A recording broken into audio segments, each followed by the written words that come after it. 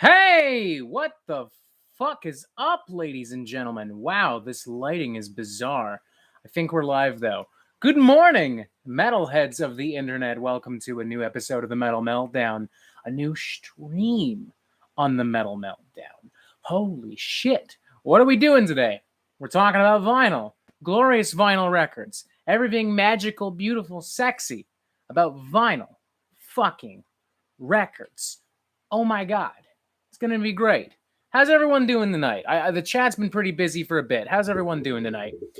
Strong Boys 19. What's up, Robert? Nothing much. Happy to be here. Entity of Darkness. Yo, everyone talking about Judas Priest and Iron Maiden. That's pretty rad. So, disappointment right off the bat. No Jack Daniels. C'est la vie. I'm going to see if I can do something about this lighting. I turned on all the lights because I thought that would be helpful, but now it kind of looks like I'm in a medicine cabinet, so maybe we'll change that. Sydney Eubanks, what up, Robert? Nothing much, man. Entity of Darkness. I'm a bit exhausted. Came from a workout stream. Hey, I just did a workout myself, and now here I am sitting on my ass drinking beer. So, what are you gonna do? Astolfo, the Rider of Black, doing good. Just got some pizza and beer ready before jumping right into the Jack Daniels. Smart. Strong Boys, any alcohol in your system works fine for me. Gazit Galili. Sorry if I pronounced that incorrectly. What's good, man? Cheers from Germany. Cheers from Toronto. I post garbage. Hello. Do you by chance post garbage? What kind of garbage? I would like details, please, and thank you. Pair of jeans. Suh, dude. Look at all these cool people. Look at all these cool, fun, handsome people. This is fucking rad. I'm going to do something real quick about the lights here, and then we're going to start talking about some fucking vinyl. Also, yes, before someone says it, I am straight up in my fucking pajamas. Why? Because this is my fucking apartment. That's why. Is that a little better? Does the place look less like a medicine cabinet now? This might be the best we can get. I don't know. That's not so bad. This is probably the best I'm going to get, honestly. Easy Bake Coven. Sup, beaches? It's Chad Warden here. Nice to see you, Easy Bake Coven. Ryan Goya, I have around 160, 170 vinyl records. Most of them are classic rock and metal. I've probably got a little itty-bitty bit more. Not to brag or nothing, but just a little itty-bitty bit more. Just Joshin. Hey, man. Feta Noctavius. Noctavegas. Salutations, Mr. Meltdown. Sir Spooky Bones, living in your PJs is metal as fuck. Hell yeah. I can't pronounce your name. I'm going to call you Alex. Is that a Mustaine poster in the back? So, yes and no. That's like a little flyer pamphlet I got the first time I went to Philadelphia at the Decibel Beer and Metal Festival. I kind of managed to get like backstage passes, talked to the right people, found the right places. Dave Mustaine was hosting a very special Q&A about Megadeth and about the beer that he was promoting there at Tout Le Monde. So, yeah, that's an autographed little Dave Mustaine flyer pamphlet. They only made a couple of them to begin with, and mine happens to be autographed by the man himself. There's also an enslaved one there from the same festival. There's one from Scott Ian that I got at one of his solo shows. And that, as you can see there, is Holy Diver on motherfucking vinyl. So, yeah. Adam Giordano, any vinyl pre-orders you excited for? I just ordered a bunch of Lantlos stuff, so I'm pumped for that. I just ordered the Carcass box set, so I'm pumped for that. I don't know. We'll see. It all depends on what comes out and what I enjoy. Jonathan Vastis, looking forward to seeing Sacred Reich with Violence late November in Melbourne. Cheers from the land down under. Cheers from the land down under. Cheers, good sir. Yeah, I think Sacred Reich is supposed to tour with Sepultura up here next year. We'll see. Ontario's kind of a weird spot for concerts right now. Astolfo, speaking of vinyl, do you plan to get Black Veil Bride's new vinyl? Because in my opinion, it looks beautiful to me, and especially since it's in tricolor, I'd have to hear the full record first. I've never been a gigantic fan of Black Veil Brides. I fucking hate Wretched and Divine. I think that's one of the worst records ever made. But I will admit that I didn't hate the self-titled album. I hated Veil at first, but it's grown on me a little bit. If it had a better sound mix, it would probably be a stronger record. And I actually genuinely kind of liked Restitch These Wounds from last year, which is funny because the Black Veil Bride fan base was so angry with me for some reason because I dared to give it like a 2.5 out of 5. because I was like, yeah, it's okay. I wasn't like, oh, it's okay, whatever. I was like, no, it's genuinely okay. Give it a shot. But whatever, you can't please everyone. Adam Giordano, I'm excited for Rivers of Nile. Just got my Nessa Media of Dark Tranquility latest album. Cool. I was a fan of Black Veil Brides back in high school. Same with Bullet for My Valentine. I was aware of them, but I wouldn't say I was a fan. I knew a lot of people that were into them, though. Wheels of Mercury. Andy's a handsome guy, though. I guess. I don't know. He kind of looks like a Hot Topic Ken doll to me, but hey, if that works for you, more power to you.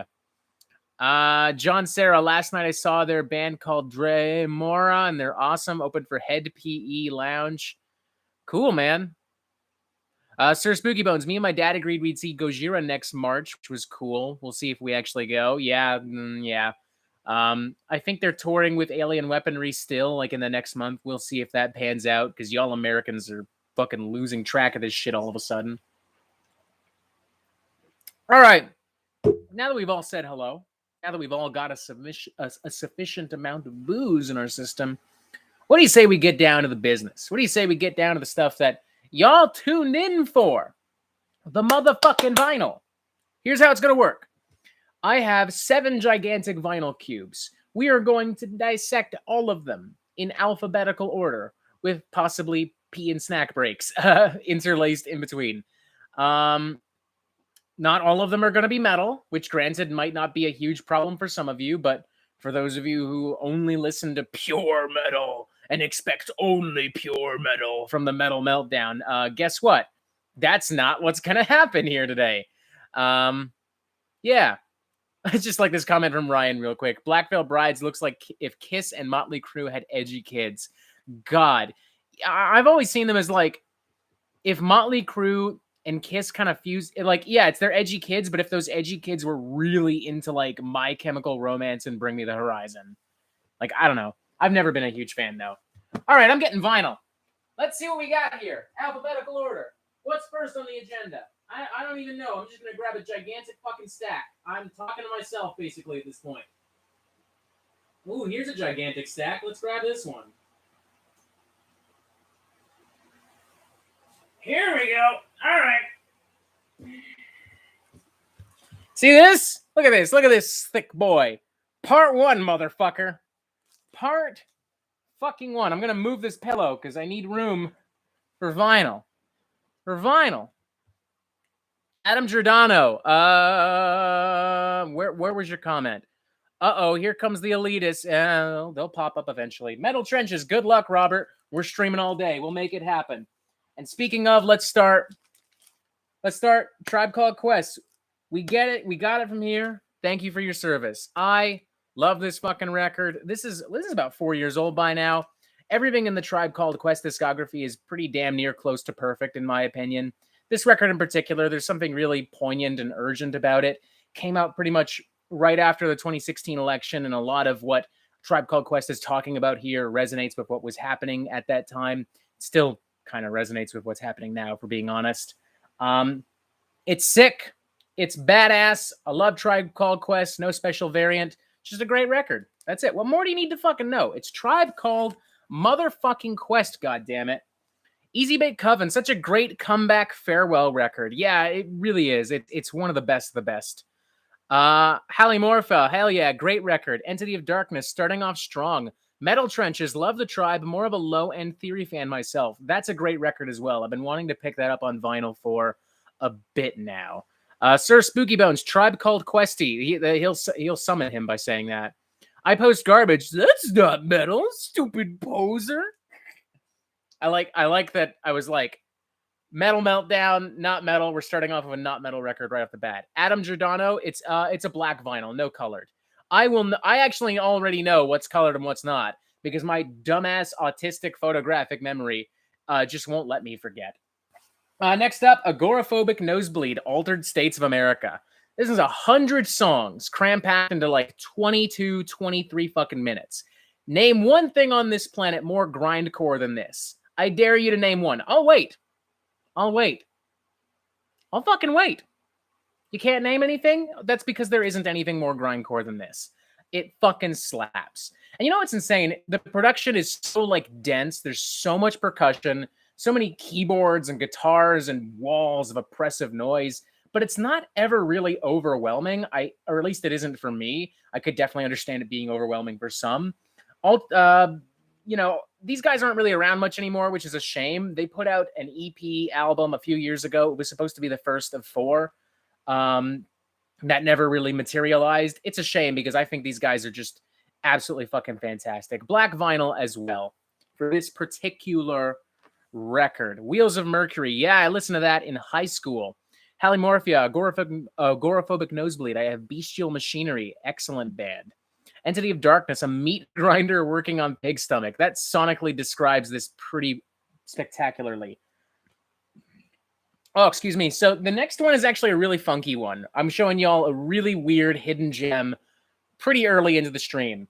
So if y'all remember the Scott Pilgrim movie, there was a Scott Pilgrim video game. And if you played the video game, you'll know that the soundtrack was actually kind of badass. The whole thing was done by this chiptune band called Anamanaguchi. And it was just a fantastic love letter to like a lot of like soundtracks from like the late 80s into the early 90s with like EDM and EBM and industrial influences. And you may even remember that for Record Store Day, Anamanaguchi and the studio behind the Scott Pilgrim game went ahead and put it on fucking vinyl. And it's fucking awesome, man. This is fucking great. Juniper Dallas, I love that game. I do too. It's great. It's a fantastic kind of beat 'em up. It's arguably better than some of the beat 'em up games that it was inspired by, in my opinion. That might be a semi-controversial take. And we do have some funky vinyl here. It's pressed on like, it might not show up too well because my camera is fucking dog shit, but it's pressed on like a transparent yellow and green here. It is very, very fucking pretty. So yeah, throwing some weird curveballs at y'all right off the bat. Adam Giordano, love that game and soundtrack. I think I read that comment. I don't actually know. I think I did. Only we'll find out. The Entity of Darkness. I'd love to have the Spyro soundtracks on vinyl. You know what? I think I would too, man. That music was done by the guy from The Police, if I'm not mistaken. This is some good shit. Easy Bake Coven. Yeah, I see it. Okay, good to know. Very good to know. Some more non-metal stuff coming at you. We got Malibu from Anderson .Paak. I love everything that Anderson's been doing these last couple of years. And we also have Oxnard from Anderson .Paak. Just 2 really great records back to back. This guy's been consistently responsible for some of my favorite hip hop and R&B and pop music of like the last couple of years. Just really, really fucking good shit. If you're looking for a great entry into like more mainstream contemporary R&B, I think this stuff is really great. Because, you know, it's not metal. Metal Trenches. I almost picked up Silent Hill on vinyl a few weeks ago. My buddy Moose has both the Silent Hill 1 and 2 on vinyl. We got really high one night and listened to both, and it is the most horrifying experience I've ever had listening to any album ever.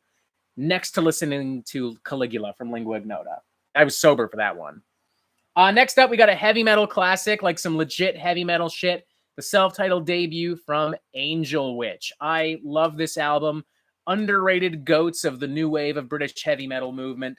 The title track's amazing. Atlantis, White Witch, Gorgon, Devil's Tower. It's all amazing. And this one's also on a cool vinyl.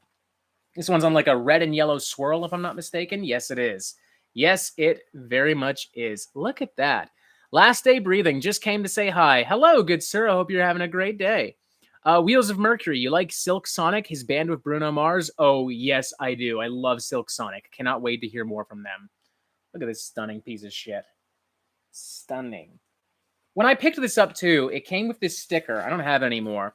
Where it was like an underrated gem of black metal. And I'm like, no. I mean, I'm not the type to get hung up on subgenres, but this is most certainly not black metal. Like, come on, dude. Come on, dude. You should know better. Come on, dude. Just Joshing. That looks amazing. Hell yeah, it does. What's this one? Oh, cool. We're getting to Anthrax. Fuck yeah. This is Anthrax. Fucking the title's escaping me. Spreading the Disease. Y'all see this right here? That is Scott Ian's autograph. Scott Ian, the guitarist from Anthrax. I've actually got a few Anthrax vinyls autographed, so get ready for that. This remains a fantastic record. I talked about a bunch of Anthrax stuff with Pair of Jeans, who's in the comments in the chat of this video right now. Check that video if you like. This one's on a special white vinyl. Hell yeah, I was right. White vinyl. It's going to look more like gray or a weird light blue probably in the stream. Or at least that's what it looks like here. Entity of Darkness, the man who is in every music documentary. Oh my god, yeah, no kidding. He just lives for that shit, man. He loves it. It's like, we're making a documentary. Who do we call? Oh, fucking no. Call Scott, I guess. He's got nothing better to do. I guess. So I gotta stick this back in the fucking paper now. Come on. There we go. Slides in like butter. Heavy Therapy. I'm a pair of jeans stan, understandably. Metal Trenches. Scott Ian should sign his goatee exclusively. With his goatee exclusively. That'd be pretty great. State of Euphoria. I got a lot of shit for saying this is my favorite Anthrax album or one of my favorite Anthrax albums. I don't care. I love it. It's not autographed. It's not colored. It's just a banging fucking record. That's all. What more needs to be said, honestly? What fucking more needs to be said? The I'm the Man EP. This one is also autographed. Scott Ian as well right there. I don't think this is colored. I don't actually remember. This is one of the few I don't remember. It is not. It is just a plain old black vinyl, but doesn't matter. Great EP. This would have been one of the first metal EPs I bought, actually. Come to think of it. I'll have to double check on that one, but it definitely seems like something that's right near the beginning. Pair of Jeans. Last record store I went to only had Stomp 442, so didn't cop that. Yeah, I don't blame you. That record fucking sucks. We also have Worship Music. This one, it's a grower on me. I didn't care for it the first time I heard it years ago. Love it now. Autographed as well. God bless you, Scott Ian.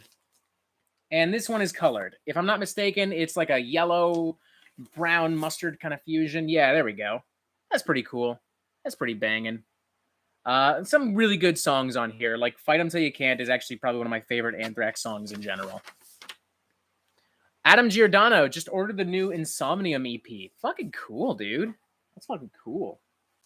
I don't think I've heard the full EP because I didn't get a promo copy, but I know I've heard a couple of the singles. Schnizzo 5. That looks nice. Hell yeah, man. Oh, excuse me. And some more Anthrax, the last studio album for All Kings, which is clearly not going to show up all that well in the fucking thing. Maybe if I take off... Yeah, there we go. It's got like a holographic cover or whatever the fuck. Great record as well. I honestly think this is one of their best. Of all the big four, Anthrax have aged the best. This is better than Repentless, Hardwired, and Dystopia combined. I fucking legit love this record. And this one's pressed on a transparent blue, and it's also got like a deep blue little yolk in the center. Kind of like a radioactive egg, shall we say. Gal says, are you planning to review the new Alexis Marshall? I'm really not familiar with that artist, so can't comment.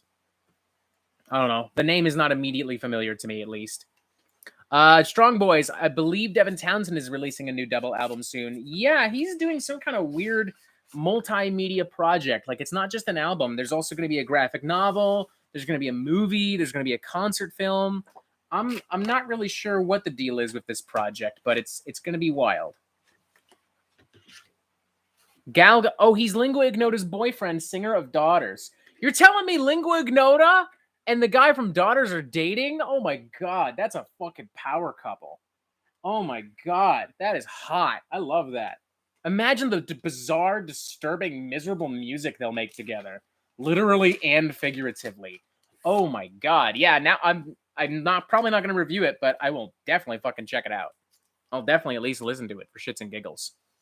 The Strong Boys 19. Is it just me, or does Carcass's album cover remind me of Rammstein's latest album? The new one?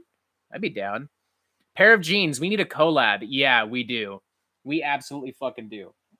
Next one, Amun-Ra.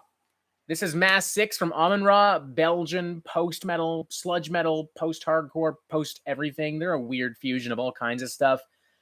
I like this record, but I will say, I said it in an Albums I Missed video as well. I think Amun-Ra is a much better live band. Listening to this in the context of a studio album, like just sitting here, hanging out, listening to this thing, it's pretty fucking aggravating. In a good way and in a bad way. Amun-Ra was meant to be seen live. Everything about them just translates better live.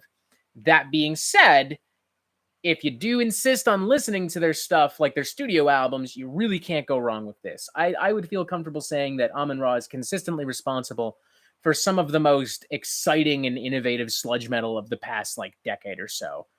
They're just a remarkable band. This is just black vinyl here. I should have gotten this autograph because they were all there, and I just didn't because I'm a lazy motherfucker. So, whatever. That's on me, I guess. Heavy Therapy. I recently picked up all but 2 of Amon Ra's LPs lately. Ooh, fucking cool, dude. Adam Giordano saw them with Yob, as did I. Voivod was at that show as well. I got a bunch of Voivod vinyl, but we'll cross that bridge when we get there. Grant Goodkin, have you heard of the band Anatomia there? This Japanese doom band. They released an album this year called Corporal Torment. Yes, I know the one you're talking about. I think I reviewed it in a previous Albums I Missed video. I just can't remember which one off the top of my head. Sorry. Next up, Metal on Metal from Anvil. Canadian speed, thrash metal, heavy metal icons and pioneers. They've been a huge influence on everyone from Metallica to Anthrax to Slayer to Guns N' Roses, but unfortunately, despite that, they never quite got off the ground the way that those bands did. It's a shame because this album in particular is fucking fantastic. It's just great. March the Crabs, Metal on Metal, Mothra, so many great songs. Unfortunately, Anvil, in my opinion, goes way downhill after this. But credit where it's due, this record slaps. Sir Spooky Bones, of course, Canadian. Yeah, there's going to be lots of Canadian shit, guys. You should just know that by now. You should just know that. You don't even need to tell jokes. Adam Canvaner, Metal on Metal is a classic. Absolutely. Haley Morpha, I'll have to add Anvil to my list. Absolutely. Pair of Jeans Reviews, never really dug Anvil, but the movie was phenomenal. Phenomenal. Yeah, that's probably one of the best like rock documentaries ever. That's a great movie. It's like 10 years old by now. Maybe older. Ugh, it's weird to think about. Meltdown is in love with everything Canada because I'm Canadian. I'm from fucking Toronto, where most of the greatest Canadian rock and metal bands are from. I love them. I fucking love them. Next up, we got Arcspire with their debut studio album, The Lucid Collective. This is signed by a few members of the band. If I'm not mistaken, the singer wrote Also Piss in the corner here, because of course he did, because he's an edgy fuck, honestly. I dig this album. I didn't dig it at first because there was something about the sound mix that just really bugged me. I gotta stick this back in. Jesus Christ. But looking back, this is one of the more unique tech death records to come out in the 2010s. You know, they're very self-aware. Ollie kind of brings like a little bit of a gangster rap style to his vocals, which I think is really cool. The technicality is unfucking matched. It's fucking great. And this is on a transparent blue vinyl as well. The Strong Boys 19. Who doesn't love Canadians? Hell yeah. Hunter Fitzsimmons, what up? I just got here. Join the party, Hunter. Happy to have you here. Just call me Omega. I never dogged Arcspire. I'm going to assume you mean dig. And that's cool, man. It's not for everyone. Arcspire is definitely one of those either love them or hate them kind of bands. Quest for Metal, waiting for that psychosexual vinyl. No, definitely not. I don't even think psychosexual vinyl exists. Not officially, at least. Although, if it did, I would buy it just to fuck with Jeremy Spencer. I would do it just for that. Jonathan, I'm just going to say Jonathan. I can't pronounce your last name. Since we're getting nationally involved, are there any Aussie bands that catch your attention besides AC/DC? I'm not really familiar with a lot of Australian rock or metal, so I can't really comment. So, apologies. Feel free to tell me about some cool bands, though. Feel free. Next up, we got Artificial Brain, their debut album, Labyrinth Constellation. This is like if Gorguts never left us in the early 2000s and just got weirder and crazier and more technical and more obscure and more everything. This is such a bizarre clusterfuck of dissonant, technical, avant-garde death metal. I love it, and I especially love the follow-up album, Infrared Horizon. Labyrinth Constellation is on plain old black, but this one, if I'm not mistaken, is on more of a purple-brown kind of merge thing. So, it's like purple and black, actually. Yeah, kinda. Yeah, it might be a little hard to see. Great shit, man. Logan Bickerstaff. How about Portal? They're Australian. Oh, yeah, come to think of it. Whoops. So, yeah, there's Portal. Metal Trenches. Artificial Brain rules honestly better than Gorguts, in my opinion. Ooh. I can't say that. I can't. But they definitely rule. Pair of Jeans, Thy Art is Murder, and Camp Cops are probably my favorite newer Australian bands, although they're super different. Die Hard is Murder is never a band I really got into. I've tried so hard. I've listened to every album as it's come out. I've seen them live twice. I saw them on the Mayhem Fest in 2015, and then again opening for Cannibal Corpse last year.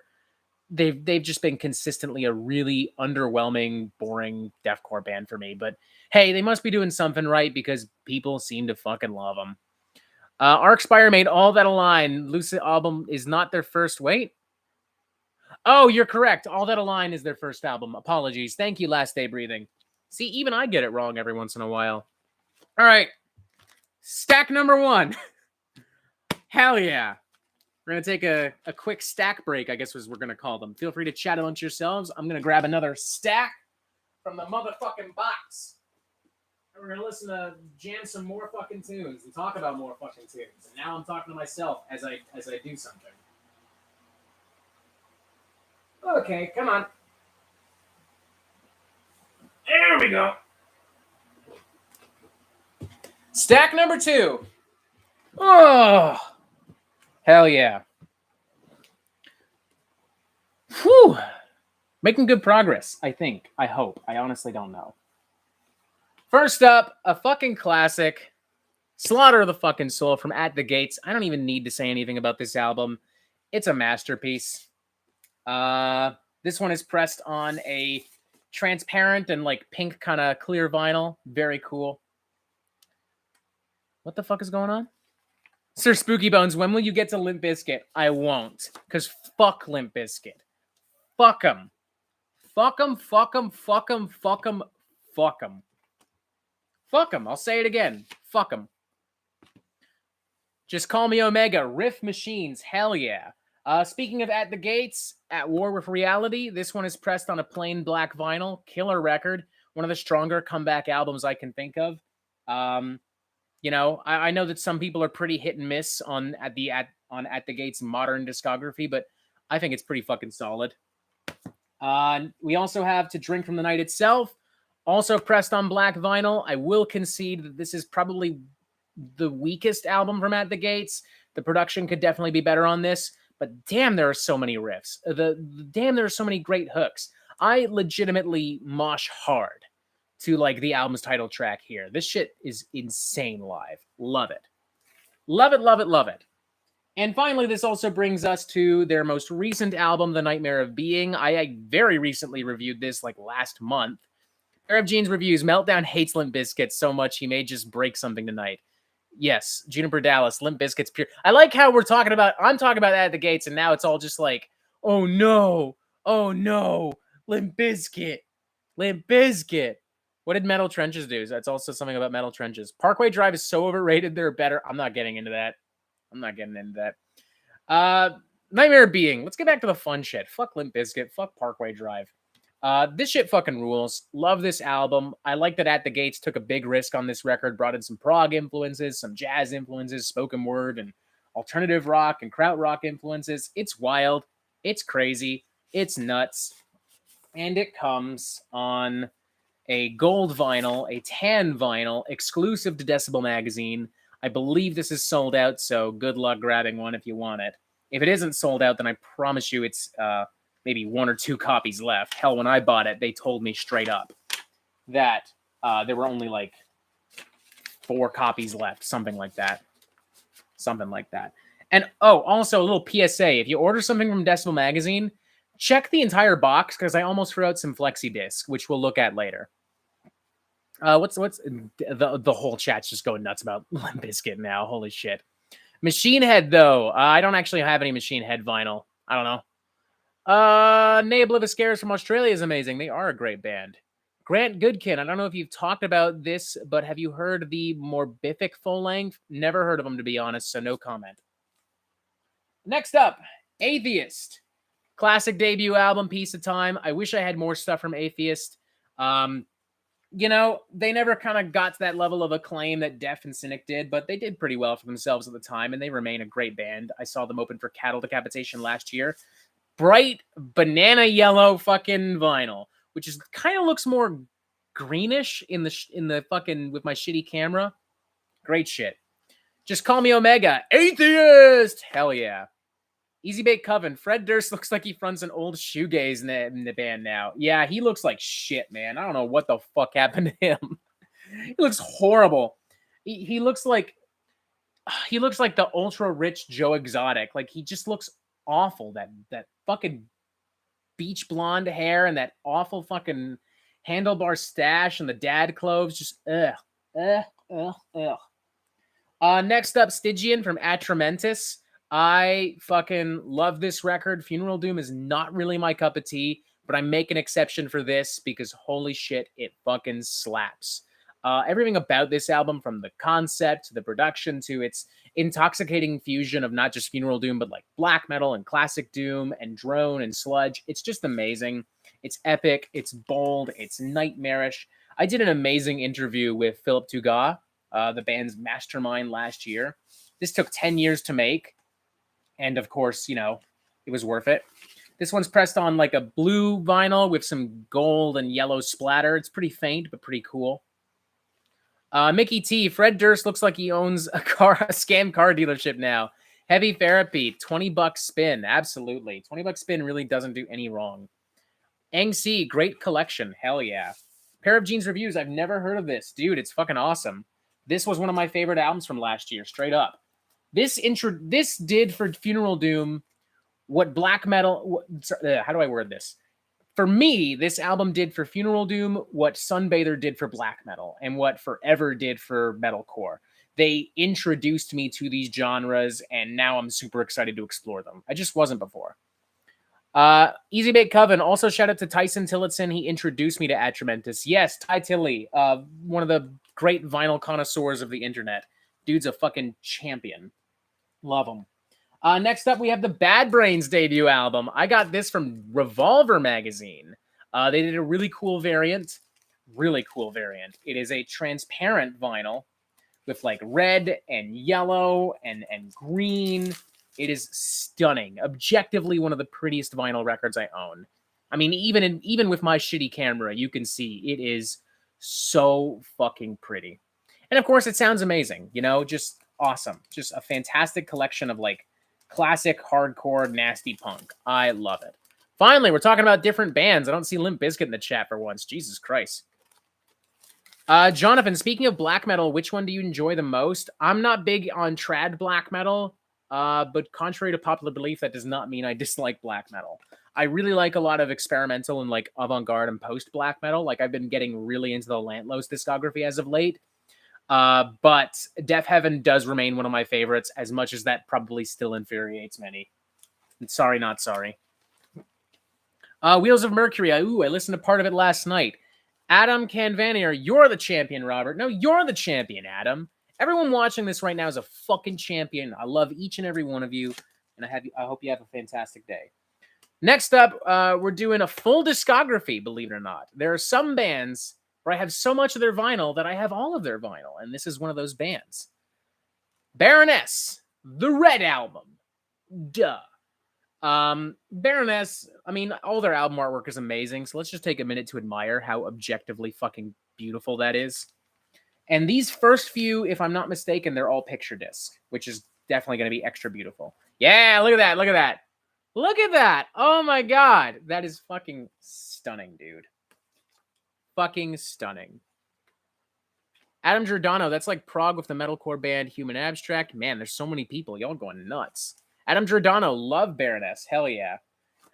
Pair of Jeans, almost as good as Weezer's Red Album. No, not even joking. No. Don't fucking even. Don't fucking even. And also, don't fucking even. This vinyl's not cooperating. There we go. The Blue Album. Booyah. More beautiful art. More beautiful everything. Beautiful music, beautiful art, beautiful people. What more could you possibly want? Just Call Me Omega. MOD equals Music of Destruction for those who don't know. Don't say his name. You'll end up summoning him like fucking Voldemort. Booyah. Look at that beautiful shit. Never actually heard a note of Baroness. Should I check them out? Yes, you should. They're like a more accessible version of like Mastodon. You know, like very proggy, sludgy kind of like heavy metal. John Baisley, I might be mispronouncing his name. Great lyrics, great voice, great unique voice. Everything they've done is fantastic.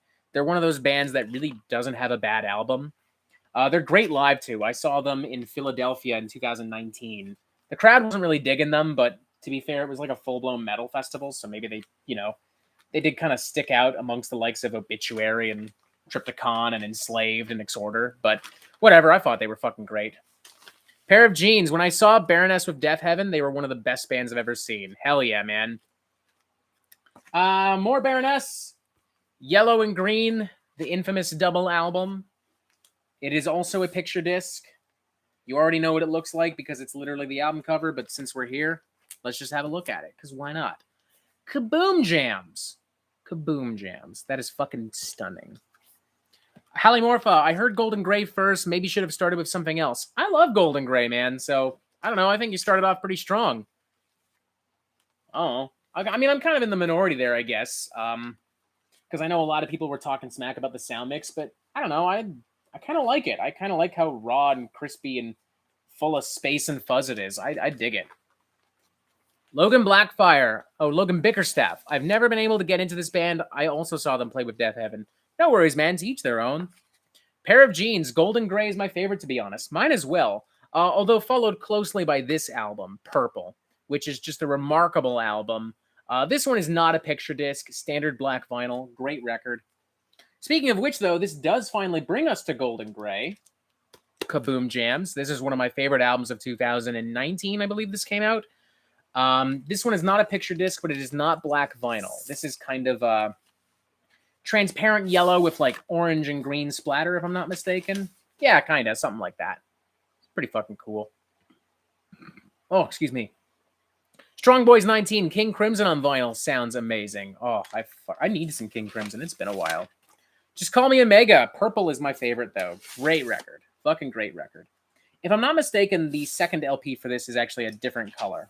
Yes, it is. Okay, so now we got like a transparent yellow with like straight up white and black. Very fucking pretty here. And yeah, that's the entire Baroness discography. There are a couple other bands where I have their full discography.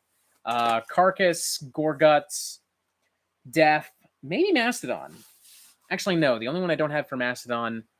No, I don't have Once More Around the Sun, and I don't have Emperor of Sand, but I guess we'll have to address that when we get there, won't we? Wheels of Mercury. Anyone like Black Midi? Oh, no, I'm not going to answer that. It might be a spoiler if I answer that. It might be a spoiler. Next up, Hypnagogic Hallucinations from Bedsore. This was an honorable mention of mine on my best of list last year. A fantastic slice of modern and old school progressive and melodic death metal. This is pressed on a really cool vinyl as well, because of course it is. It's $20 spin. It's like a red, white, and blue splatter merge thing. It's so fucking pretty. Page for Music Chads briefly roasted me for this. I can't remember the exact context, but it was pretty cool. Logan Bickerstaff, Black Midi is great in my opinion. I just found out who Black Midi is. They're cool. Everyone wants to talk about Black Midi. Don't worry, we will soon. We got other bands to get to first. Come on. There we fucking go. Bungle Shit Dumpster Ass. You just won the award for the best fucking name here. Carcass, you actually own Swan Song with all the hate you give it. We'll cross that bridge when we get there. We'll cross that bridge when we get there. That's all I'm going to say. That's all I'm going to fucking say. That's all I'm going to fucking say. That's it. That's all. Nothing else. Next up, an album that everyone loves to hate nowadays because I guess it's the cool thing to do. The Satanist from Behemoth.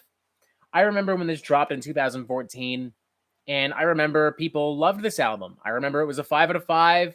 I remember it was like album of the year. I remember people ranted and raved about this thing for days on end, and then suddenly within the past year or so, people just kind of hate on this thing because I guess it's the cool hip thing to do because now Behemoth is more popular and therefore we have to shit on them.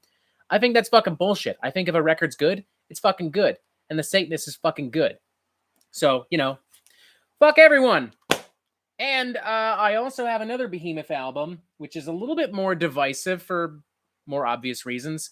I Loved You at Your Darkest. I know a lot of people who hate this thing. I know a lot of people who are indifferent. I personally love it. This was one of my favorite albums the year it came out. This particular variant is really cool. I got the deluxe edition years ago. It's autographed on the inside by members of the band. There's lots of artwork, lyrics painted in Nurgle's blood, which actually that's the Satanist I'm thinking of. But there is some great artwork in here nonetheless. And it's also pressed on some really cool exclusive vinyl that you won't get anywhere else. And I mean literally anywhere else. It's like a transparent with like black pinwheels and some gold splatter. Really good shit. The pendant that I'm wearing actually came from the same box set. It also came with some other pieces of artwork. It came with a candle, which is long gone by now for obvious I used them reasons. Yeah, I love it, man. I think it's Behemoth at their most expansive, their most progressive, their most I don't know, I love it. I just love it. And here's Metal Trenches, among their worst, in my opinion. The lyrics and delivery are so cringe. I extremely disagree. The song Bardzabel in particular is just amazing. One of their best fucking tracks. So, I don't know. All right, more vinyl. Hell yeah, we're making progress. Oh man, this is heavy. Okay, there we go. Oh, good thing I work out, or else this would suck.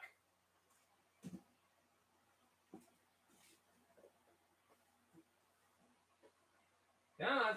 I'm just going to take out the third stack, I guess. Make life easy.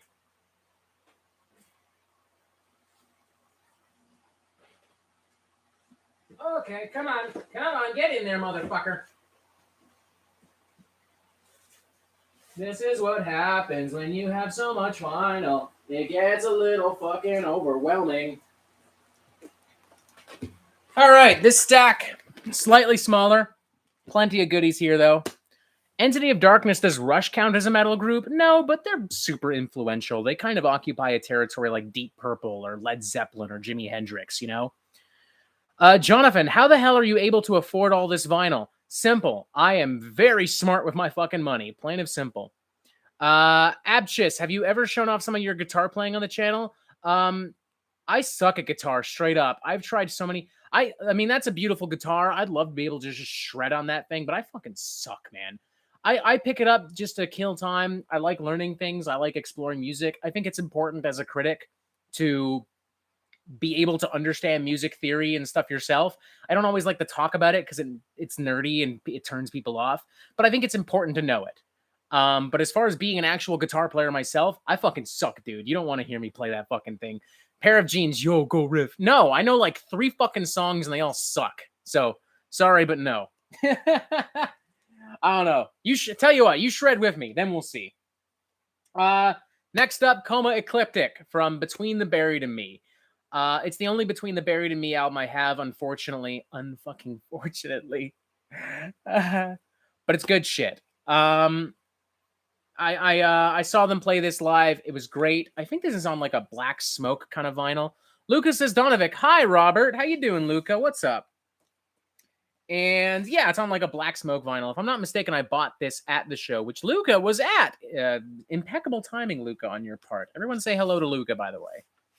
Sir Spooky Bones, yo, Coma Ecliptic is hella good. Hell yeah, it is, man. Oh, excuse me. Getting gassy from beer. Next up, Bewitcher, Under the Witching Cross. Love this fucking thing, man. Oh, I'm gassy as shit all of a sudden. Fucking hell. Just badass fucking like black thrash speed metal fury. Their new album is definitely stronger, but this is pretty great too. Metal Trenches, you need more BT Bam. I agree, man. Trust me, I'm not in disagreement at all with you there. We see eye to eye 100%. Flat Fangs, such a fun album. Strong Boys 19, The Gassy Meltdown. Yeah, well, that's what happens when you work in a restaurant. You drink nothing but beer and cider. We got like some silver vinyl, some blue with like black splatter. It's pretty fun. I dig it, man. I fucking dig it, man. Finally, I found another person that sucks on guitar. I know like a few like old school heavy metal songs. I can play some riffs and shit, but yeah, I would not consider myself an expert on guitar. I'm a much better singer than I am a guitarist. I also used to play jazz trumpet like back in high school and college, but then, you know, life took over. And then, I don't know, shit happens. Wheels of Mercury, is your bandana a dead cross one? No. There's actually, it's a bunch of skeletons and they're fucking each other. That's what it is. I just wear it a lot because I like it. I don't know. I just like it. I wear what I like. I don't care that I'm indoors. I don't care. I like it. Next up, the Aura from Beyond Creation. This is, in my opinion, one of the greatest tech deaf, prog deaf albums, not just of the 2010s, but ever. Like, we're talking top 10 motherfucking nonsense. The musicianship, the production, the songwriting, the technicality, unfucking touched, man. I love this album. It remains the most insane fucking nonsense on the planet. Robert, Cindered Pope, do you not remember? I do remember, yes. There was a brief period where I was in a band called Walking Sex Monster, and we played a song called Cindered Pope, and in that song, we all switched instruments, and I played the shittiest black metal riffs ever. But it was amazing, 10 out of 10. T. Baggins, Shoobity Bop Beans and Cornbread. Same. I don't know what to say to that. Just fucking same, I guess. Next up, we got a lot of Black Dahlia Murder stuff. Not the full discography, but a lot. We have Ritual, great record. This is pressed on a transparent vinyl. Adam Giordano saw them with Arcspire and Inferi, along with Obscura. This is great. I believe you're referring to Beyond Creation. I saw them on the Decibel Magazine tour in 2013 with Cannibal Corpse, Napalm Death, and Immolation. What a fucking night that was. Holy shit.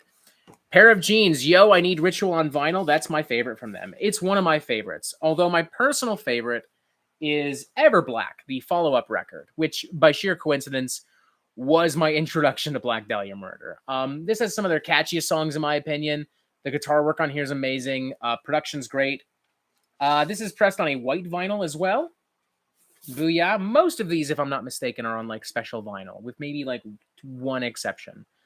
Carbonized and Cruciform is a killer track from Ritual. Absolutely it is. Unhollowed is still one of their best too, though, if you ask me. Great stuff. I think the only stuff from Black Dahlia Murder I don't like is maybe like some of the super early stuff, but even that's pretty good. It's just not for me, really. Come on, get the fuck in there. Get in there. Do it. Thank you. I'm sorry I yelled at you. That was very rude, but I have shit to do. Abysmal, nuts, bonkers. Black Dahlia Murder from here on just get crazier. They get more metal, more technical, more melodic, more everything. The album cover here, this is a pretty normal black variant, but the album cover does happen to do this, which is wild. And it's just like, look at that. Look at that landscape of absolute fucking hell. Fucking awesome, dude. Fucking badass. Adam Giordano. No, Grant Goodkin. That's the comment I was reading. No disrespect, Adam. Have you heard of Anthropophagus? They're like thrashy death metal. I have not, good sir, unfortunately. Come on. Black Dahlia Murder just gonna fidget with me. He's just gonna fuck with me.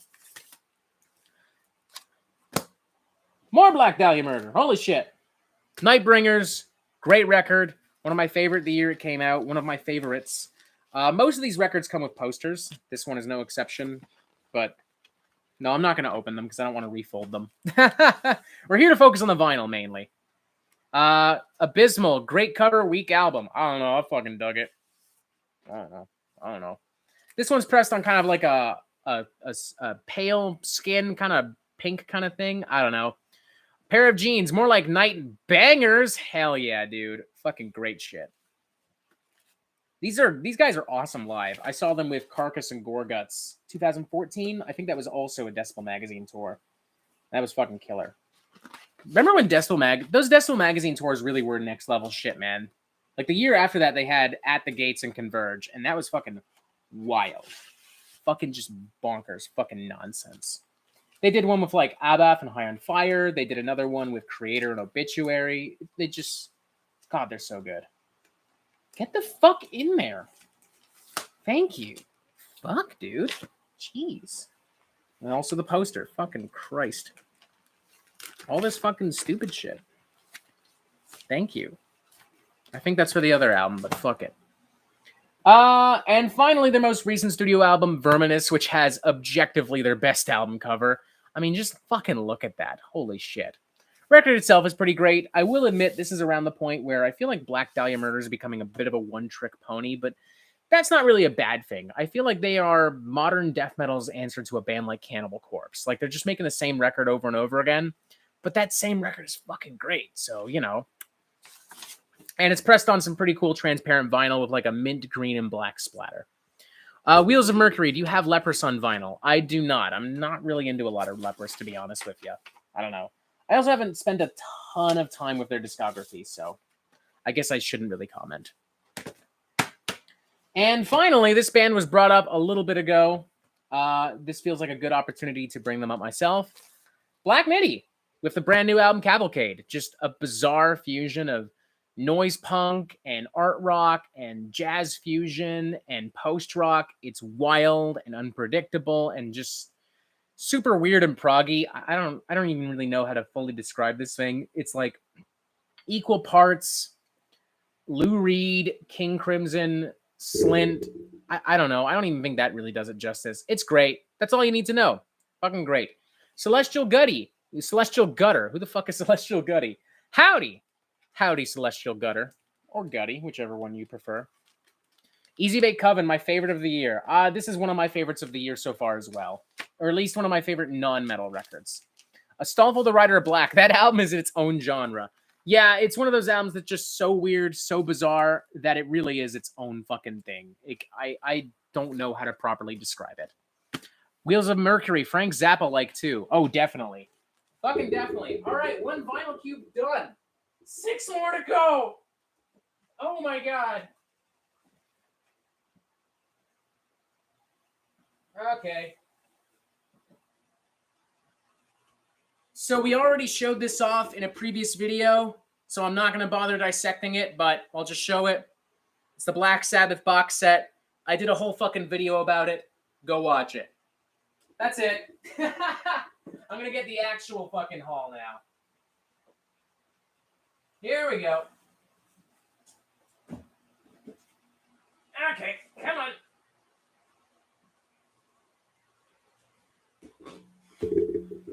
Whew! All right. Hell yeah. Strong Boys 19. I have the Sabotage box set. Cool. That's not my favorite Sabbath record, but, you know, the Sabbath box sets are consistently really cool. Speaking of Black Sabbath, Master of Reality. This is a fantastic fucking record. One of the most iconic, kind of classic heavy metal records ever. T. Baggins. Oh, you like music? Review every album. You got me there, T. Baggins. You got me there. Next up, Follow the Blind from Blind Guardian. I am not a power metal fan at all. Y'all know this, but there are a few bands and a few records I make an exception for. Follow the Blind from Blind Guardian is one of them. This thing's fucking fantastic, and it is pressed on a very bright blue vinyl, if I'm not mistaken. Halo Morpha, are you interested in getting any Annihilator record? Not really. Jeff Waters is a great guitarist, but a shitty songwriter. Booyah. Classic blue. Sir Spooky Bones, I just listened to Follow the Blind today. It's really great. Yeah, if I were ever to do like a top 10 power metal albums video, this would be on there. As well as like a couple others from Sabotage, Halloween, Crimson Glory. I don't know. There's probably more, but those are the first ones that are like immediately coming to mind. It would probably be a lot of the classic albums because they're classic for a fucking reason. They're the only power metal albums I give a fuck about.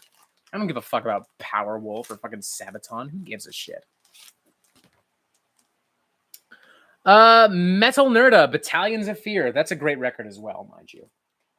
Next up, Hidden History of the Human Race from Blood Incantation.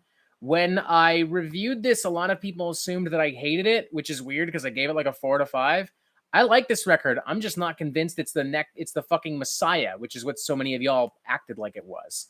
It's a fucking great record, though. One of the best death metal albums of the past decade. Again, just not the fucking Messiah. Y'all need to chill.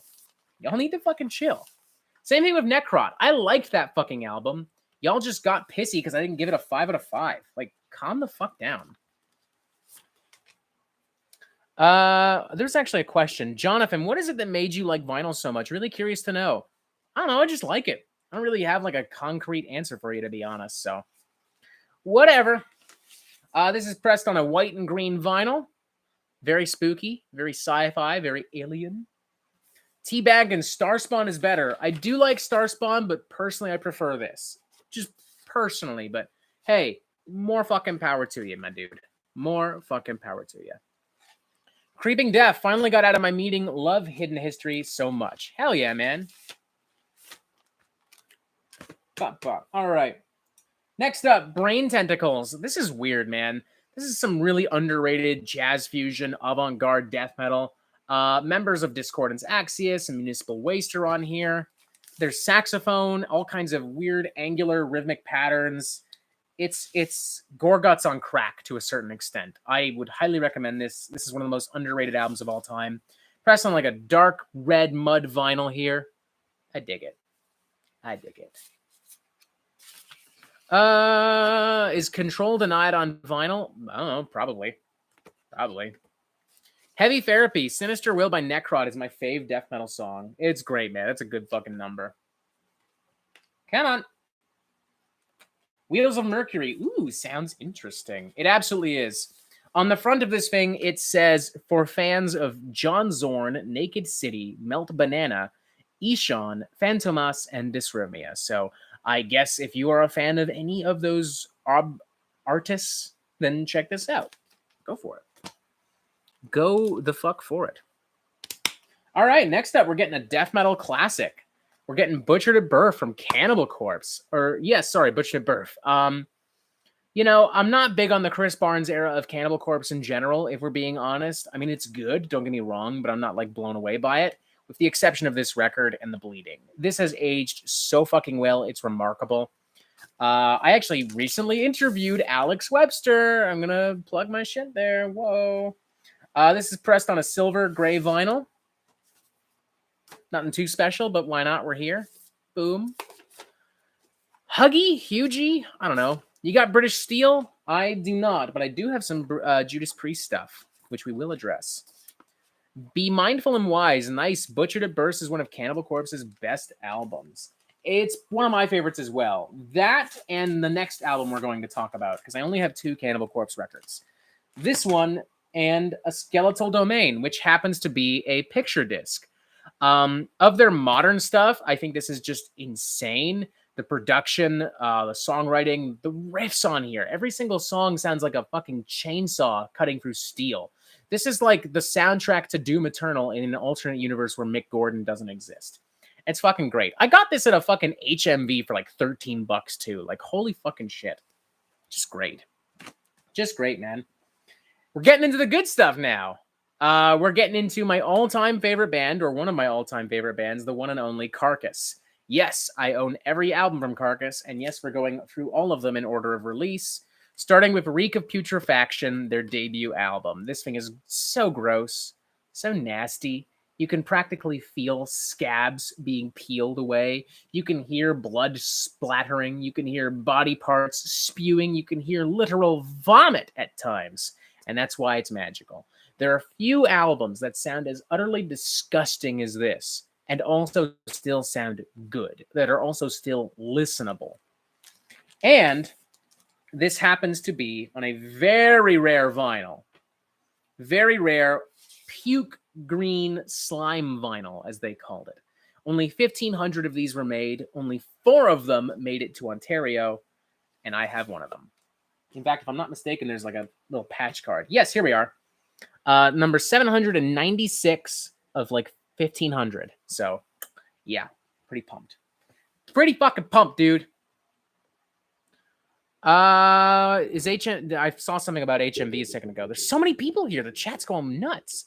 Is HMV still operating in Ontario? Unfortunately, no. I don't think they're operating anywhere in Ontario anymore, or anywhere in Canada, I should say. Not to my knowledge, at least.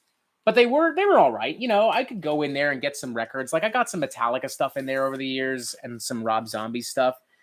I don't know. They were fine. A good alternative to, like, a local record store. Next up, Symphonies of Sickness.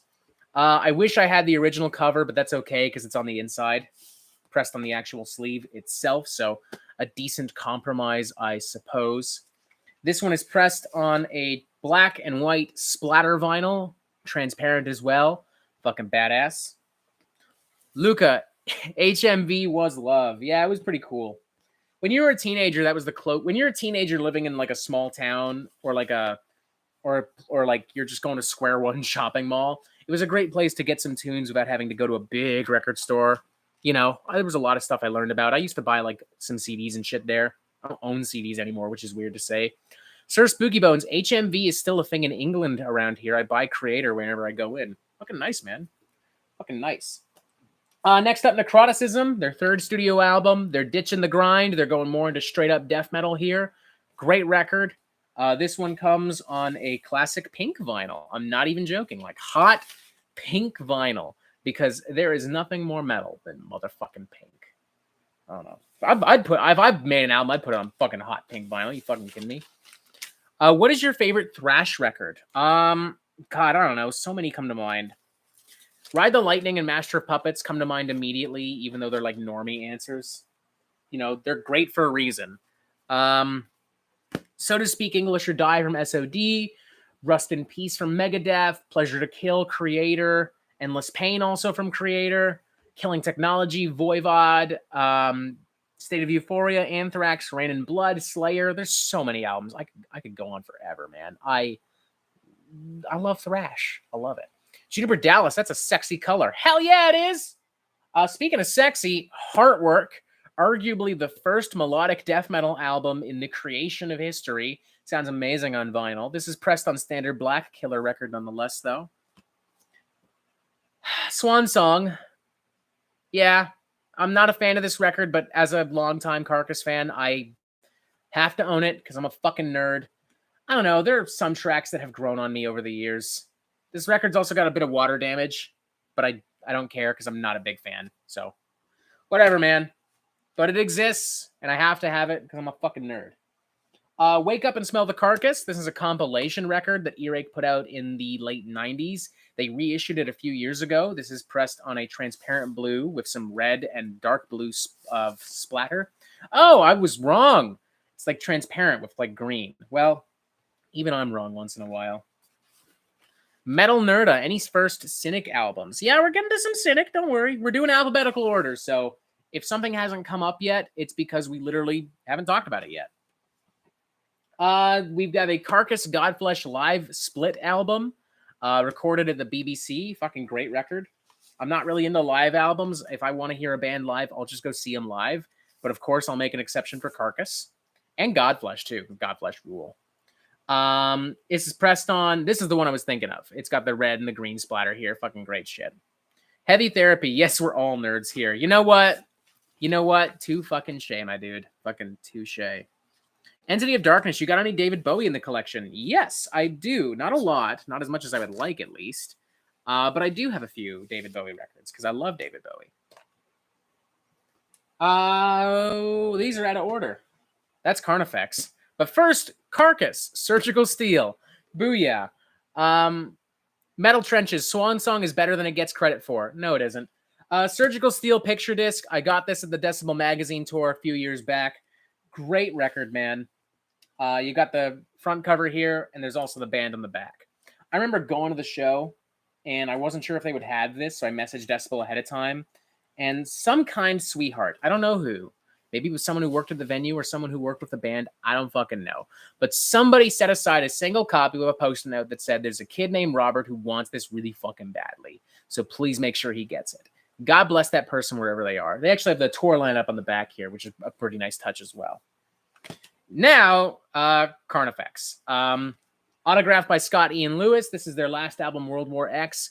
I'm not usually big on deathcore, but Carnifex is one of those bands that just consistently puts out some really good fucking shit. Pressed on an orange and black splatter vinyl. Great shit. Bungle Shit Dumpster ass, do you have a copy of the live Carcass album at St. George's Hall? I'm not so sure I do. I wasn't aware there was one. I'll have to grab it now, won't I? Low is my favorite record with Bowie. Yeah, that's a great record. I think I actually do have that one. It's in like a box. I've got like a box of old records that I've been wanting to donate to like a record store for a while, so we won't be looking through that, but I believe it is somewhere in there. Astolfo, the Rider of Black. Honestly, live albums rarely work for me. Unless your name is Bring Me the Horizon, that live album is arguably the best live album. Yeah, man, I live albums just aren't, they don't do it for me. If I want to see a band alive, I'll just see them live, plain and simple. But hey, not everyone has that option, and for those people, these work fine. All right, another fat stack. Whew. Ah. Cool. Jeremy Leal, can you name the most expensive record you've ever bought? I don't fucking know, dude.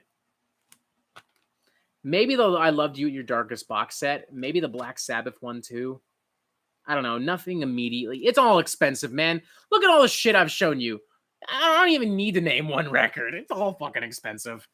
All right. More vinyl time. Oh, God. Da-da-da-da-da-da-da. Da-da-da-da-da-da. Let's stick this back here. Bear with me, because this particular vinyl cube is in a somewhat awkward spot. Not too awkward, but just awkward enough. Which, of course, is perfect. Because, of course.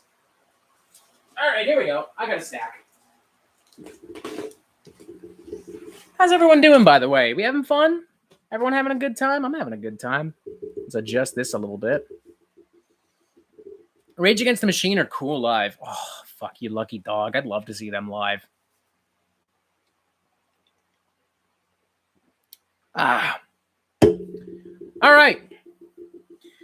Ooh, more vinyl. First up, Humanure. Cattle Decapitation. Easy Bake Coven. Yeah, doing all right. Yeah, that's what I like to hear. After Ash, good vibes. Hell yeah, I love this, man. Oh, this is great. This is great. This is great. Humanure. Cattle Decapitation. Nasty ass early 2000s gore grind and death grind shit. I'm not big on the early era of Cattle Decapitation, but this record, man, something about it just really hits just right. Come on. It won't come out of the fucking thing, though. It's being very tricky with me. I'm trying to be delicate because, you know, they're vinyl, but at the same time, gotta fucking... There we go. First live stream I've watched and haven't gotten bored. I hope you mean, like, in general and not mine specifically. I mean, even if you do, great. I'll take a compliment. Just, like, shit brown vinyl. Like, these motherfuckers said, yeah, just, it's called Humanure, so make the vinyl look like Humanure. Great record, man. I remember... Ooh, we've got to be a little more delicate. There we go. I hear a police siren in the background. Typical day in Toronto. I don't know if it'll show up on the stream I get. Flat Fangs. That cover's one of the nastiest album covers I've seen. It actually hurts. Yeah, it's pretty fucking gross, man. Cattle Decapitation is... They've got a knack for just making really gross fucking albums. Like, every single thing they do is fucking nasty. Grant Goodkin. In general, your channel's awesome. Dude. Thank you. That's so kind of you. Jamie S., that Smash Bros. Was the one that didn't bore. That was a great stream, too. I was very happy with that. We might do another fucking Smash Bros. Thing. Metal Nerda, can you elaborate the equipment you have to play them awesome vinyl? Yeah, sure. I've got Fluence record player. I've got some... I don't remember the name of the speakers themselves, but they're two just regular small speakers. One for the left, one for the right side. Nothing fancy. You know, it just works. You don't need anything fancy. A lot of people shit on people who buy those Crosley players, but you know what? Honestly, it's whatever works for you, man. Because not a lot of people have the money that I have to invest in vinyl like this. So, you know, whatever works for you. But that's what I got. Hammer Band, what's up, man? What's up, Hammer? How y'all doing? Yes, we already showed the Sabbath vinyls, but you're more than welcome to rewind. More than welcome to. Next up, we have Monolith of Inhumanity from Cattle Decapitation. This was out of stock for so fucking long. The moment this was repressed last year, I jumped the fuck on it. Thank you to Sarah Lutz from Metal Blade and Looters PR for giving me a heads up. One of the greatest death metal records of the 2010s. This one is pressed on a red and white vinyl. Fucking stunning. Adam Giordano, Be Kind and Rewind. Hammer, that's a badass album. Wheels of Mercury, not a hockey fan. I'm not you a hockey fan. I am not a hockey fan. I don't give a shit. I'm probably the one Canadian that does not like hockey or just doesn't care. I like basketball. I watch a lot of basketball. Be Mindful and Wise. Here it is, the iconic Monolith of Inhumanity. Hell yeah. The Anthropocene Extinction as well. I do prefer Monolith, but this is great as well. This one is pressed on a blue and gold splatter, or blue and gold merge. I was always really jealous that I didn't get like the garbage splatter, you know, with like rainbow and shit, but it's still pretty cool. This was another record I got at HMV of all fucking places. Objectively the heaviest album I ever got at a fucking HMV. Hughie, I feel like I missed out on much. We'll rewatch it later. Yeah, man, we're going through. Remember, folks, we're going alphabetically, and I have a massive collection. So we're gonna be here for a bit. We're gonna be talking about a lot of records. So you know, Wyatt XM having a Crosley is basically the same as punching your records with a fun tack. I mean, you're not wrong, but not everyone just has the money. So whatever. I had a Crosley for a bit. They're objectively the worst, but I'm not going to sit here and berate anyone, but I don't know. I don't feel like getting into that. Hello, Wyatt XM, by the way. Pleasure to have you here. More cattle decapitation. Def Atlas. Cattle decapitation in the 2010s was just on a fucking roll consistently. This album in particular, it might even be better than Monolith. There's a part of me that wants to say that. I love it. This is pressed on like a volcanic splatter, as they call it. I think that's what they called it. Yeah, it's got like transparent with like some red and yellow and gold specks. It's fucking great, man. Hairband, did you take out Alphaville already too? No, because that is the letter I, and we are on the letter C. I don't know. Come on.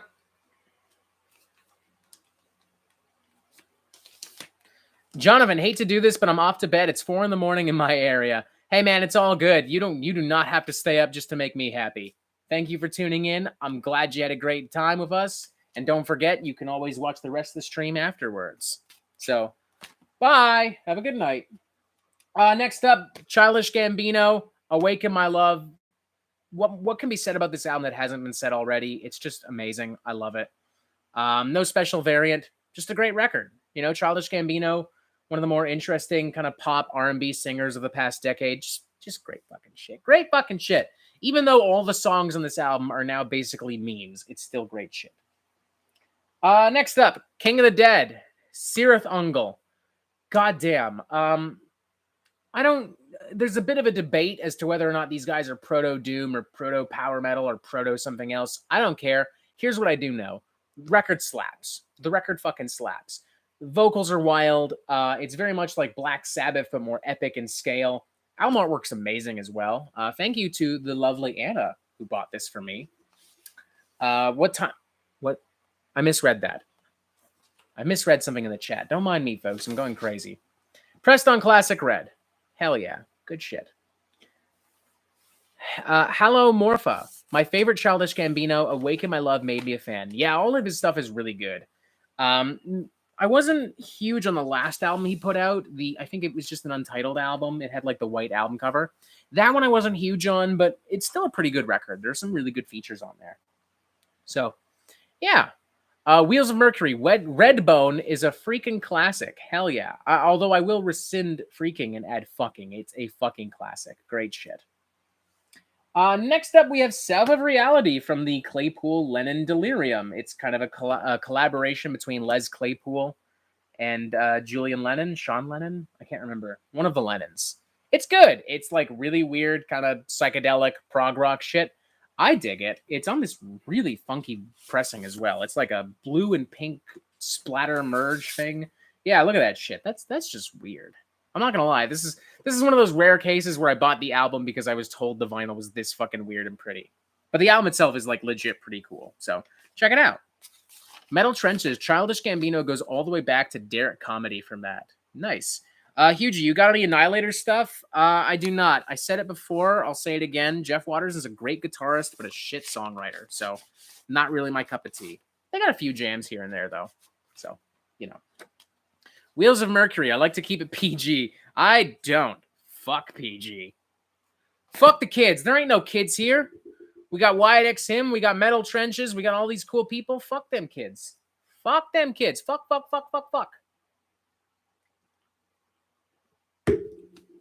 Next up, we're going into my fucking brain.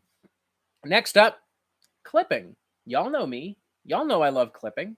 I have 2 of their records. This bad boy here, There Existed an Addiction to Blood, and its counterpart, Visions of Bodies Being Burned, both of which are super fucking bulky. They're kind of, it's kind of like a double album, kind of, not really. One deals more with the horrors of reality, one deals with the horrors of fiction. They're both wild. Davy Diggs is one of the most underrated MCs and lyricists of the past decade. And I came to know him through fucking Hamilton, for God's sakes. Thomas Jefferson got fucking bars. Great records, great shit. I want to dig into Clipping's older stuff, but I've never really seen it in any record stores around here. So, yeah. Good shit, man. Say the Name from Visions of Bodies Being Burned in particular. That song was the hardest shit of 2020. Nothing from the realm of black metal, death metal, or anything in the world of metal went as hard as Say the Fucking Name. Nothing. Anyone who argues otherwise has not heard that song. Next up, we're getting into one of my favorite bands, Code Orange. This album, if it wasn't for this, I would not give a shit about metalcore, straight up. Like, this album finally, I didn't give a shit about Killswitch Engage and fucking As They Lay Dying and Unearth and all these fucking bands. I didn't give a shit about metalcore until this fucking record. It is wild, heavy as holy hell. It's got almost like a Typo Negative kind of vibe to it with some of the really sludgy lit riffs and some of the ethereal vocal layers and harmonies. The title track remains every bit as thunderous and powerful now as it was the first time I heard it. I remember seeing these guys at the Mayhem Fest 2015, and they played at 1:30 in the afternoon, and they just fucking killed it. Like, easily the best fucking band I saw that day. And this is pressed on like a green and white merge kind of vinyl thing. Just fucking fantastic. Oh, excuse me. Jamie, yes, I can guarantee it's heavier than Holy Hell by Architects. Most things are heavier than Holy Hell by Architects. Or just Architects in general. Not into Architects. That last album in particular they did was just fucking trash, man. That was fucking garbage. It's overproduced, overblown tripe. I'm just going to stick this in the sleeve. Metal Nerda, your music knowledge is extensive. You have high IQ. You have no limitations in taste. Waiting to see if you have any Fates Warning. Or do you still have a fan? Thank you, man. Thank you. I mean, I don't think I'm a smart guy, but I'm happy that you think I'm a smart guy. I don't know. Other metal YouTubers and fans, feel free to tell me if you think I'm a smart guy. It's okay if the answer is no, for the record. God, this fucking thing. Jesus Christ. Come on. This is why I didn't take the clipping stuff out of the sleeves, because I always have trouble getting them back in. Which is a shame, because one of them was on a really cool pressing. Entity of Darkness. Gotta go. Brunch. No worries, man. No worries, man. Do you think? Do you think? We also have Forever by Code Orange. Sorry, the previous album was I Am King. This is Forever from Code Orange. My brain got fucked up for a second. Both are great. That's the important fucking part. That's the important fucking part. They just got heavier, weirder, crazier with this fucking thing. It's an amazing album. It was my favorite album the year it came out. And it is pressed on a dark red fucking vinyl. Hell yeah. And it shouldn't be a shocker what album is coming next. It really shouldn't. I have raved about this album since literally the moment it dropped. It was one of my favorite albums of 2020 altogether. And in my opinion, one of the best metalcore and industrial records, not just of the 2020s, I guess now. Jesus. I guess to be more specific, just one of the best metalcore fucking industrial records maybe ever. Underneath from Code Orange. Every single song amazing. Production's amazing. Riff's amazing. Songwriting's amazing. It's amazing, man. Like, I don't... I could go on forever about this record, and I have, so I won't, because we have so many records to talk about. But since we're here, I'll show you the cool holographic cover, which may not show up too well, but you can kind of see, like, the flames and the face moving. It's fucking badass. And I will also show you the actual picture disc itself, which is the album's horrifying cover, coupled with some more bizarre, gross, weird imagery. Great shit. Gnarly shit.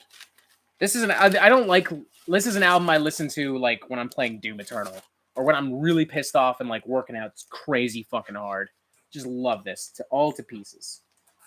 Someone's breaking into my apartment. Who is it? It's Anna. Hi, Anna. Huh? No, I don't want to do that. No, I'm not giving you my money. I'm on a stream. I ain't giving you shit. No. Okay, I'll ask nicely. Thank you for being respectful of my belongings. Wheels of Mercury. I'm a bit of a butt rock apologist. Hey man, some butt rock is fun every now and then. It's not good, but it's fucking fun. Say hi, Anna. Hi. We're talking about vinyl. We're only on the letter C, which I guess is not terrible. Could be worse. And I just unplugged the fucking charger. Did you show everyone Chompy? No. Why not? He's so Because special. I'm talking about vinyl, not Chompy. Yeah, but he's a buddy. You want to show Chompy? We have a buddy. Anna wants to show Chompy. Chompy's a good friend. It's okay, give me Chompy. It's okay. So this is Chompy. He's a fat fucking alligator thing. And Anna loves him. And he's adorable and soft. Everyone says hello, by the way. Or at least Hammerband does. Everyone say hi to Anna. All of you, no exceptions. Look, This is Chompy. He's just a sleepy idiot. What's up? What'd you I get? got myself a Godzilla shirt. A Godzilla shirt? That's fucking cool. It's cute. Yeah. Where'd you end up going? I actually went into the mall. I went into the hot tub. You went into Hot Topic? I wanted to stuff. We're sitting here talking about like... That's fucking great. Oh, you want to see my Gretzko mask? You're what? A Gretzko. That's kind of related. Sure, I guess. It's a Gretzko. Yeah. I'm gonna cut it off. Everyone loves Chompy, by the way. You know what? We're gonna leave Chompy right here at the side. He's gonna stay right here. He's phenomenal. He's gonna stay right here. I wanted to name him Loki. Minor spoiler alert, but Chompy's fine. There you go. Wow, look at that. Hi. Hi, this is Anna. Hi. You don't have to wear a face mask. Yeah, but it's the Gretzko one. It's Yeah, really you just cool. want to show it off because it's cute. Is that it? Yes. That's good. Chompy is the best skater, best boy. Thank you, Flat Fangs. Strong Boys 19, the Chompy Meltdown. Juniper Dallas, Chompy is Chad. Everyone loves Chompy. Is he going to be the new Metal Meltdown mascot? I think he is. Don't worry, folks. Chompy's still here. He's just off to the side a little bit. Since he's apparently so important. Y'all just love him. Alrighty. More vinyl, more fun. Let's do this. Converge. The Dusk and Us. I wish I had more Converge stuff. I do not, unfortunately. But that's okay, because this record is fucking fantastic. The cover is giving off some weird rainbow vibes, which is pretty cool, though.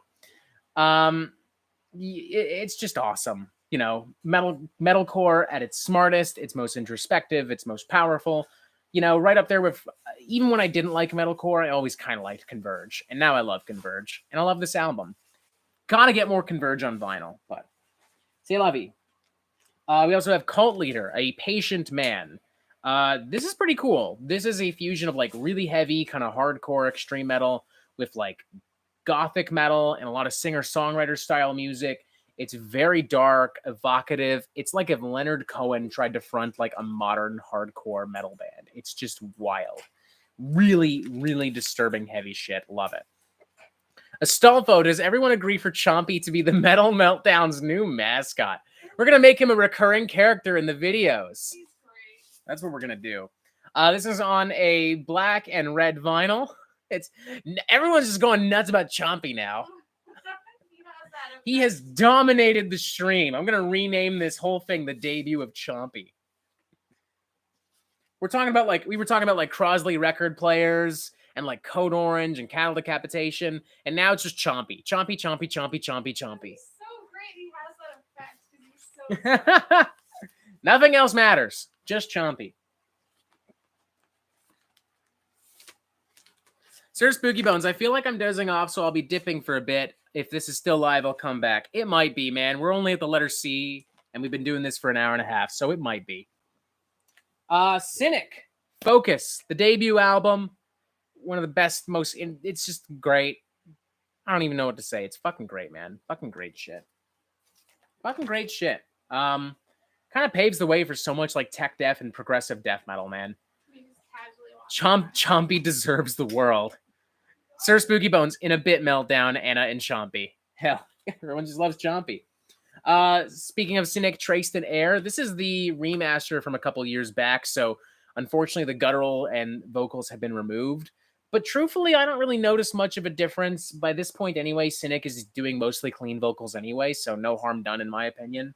Great record, more importantly. This one's also pressed on a silver vinyl. That's it. Cynic, the Focus is pressed on a regular black. Portal Tapes is kind of interesting. This is a record that members of Cynic were working on with a couple other people. It was supposed to be for a new band called Portal, which never came to be. So they were re-released, all the demos, under the Cynic name, hence the Portal Tapes. And it's kind of in the vein of what we would hear from Cynic in their later years. But I don't know, it's a little bit more mysterious. There's a little bit more of like an alt-rock kind of edge to it. It's funky. It's different. It's kind of cool. Yeah, it's pretty rare. There's only like a couple thousand units of this, if I'm not mistaken. Actually, it says right here, speak of the devil, 1,000 units worldwide. So, oh yeah. T. Baggins, no Cathelis? No, unfortunately, no Cathelis. Not for lack of trying, mind you. Some more hip-hop. Every Hero Needs a Villain from Czarface. One of my favorite rap records. I just love this thing. Everything about this album is fucking awesome. Nightcrawler is such a fucking badass song. Red Alert, When the Gods Go Mad. God, it's just awesome. I love the comic book aesthetic too. Czarface, much like MF Doom, brings in a lot of samples from like old superhero TV shows, and he references a lot of comic books in his music, which I like. I mean, it's kind of corny, but it's fun corny. I also have his record, his collaboration with Ghostface, which is fucking great as well. I don't have much to say about this that I didn't say about Every Hero Needs a Villain. And finally, we're getting to some David Bowie, namely the Rise and Fall of Ziggy Stardust. This was, for many years, my favorite record, and to be honest, still stands as one of my favorite records. It's just fucking fantastic. A one-of-a-kind concept album about an alien who comes down to Earth and learns the ways of human life and becomes a superstar, and he falls in love, and he becomes a rock star. It's fucking great. Love this album, you know? Well, I thought you said something. Oh, no, My mind's going crazy. I don't have a lot of David Bowie just because he has so many fucking albums. But if I only had one, I'd make it this one. I love this record. Although I do have two. The other one being Black Star, the last album he released while he was alive. He died literally a few days later. As a result, this album kind of acts as like his last will and testament, which I think is amazing. Aladdin Sane, better than Ziggy Stardust. Ooh, I do love Aladdin Sane, but I do prefer Ziggy Stardust. Be Mindful and Wise, nice to see David Bowie, Ziggy Stardust. Just a classic album. Oh, absolutely. Going back to this one, what's fascinating about this is David Bowie straight up said he was far more influenced in like Def Grips and Kendrick Lamar than he was by a lot of rock at the time. And you can kind of hear that. There are a lot of weird percussion parts. The production is kind of funky at times.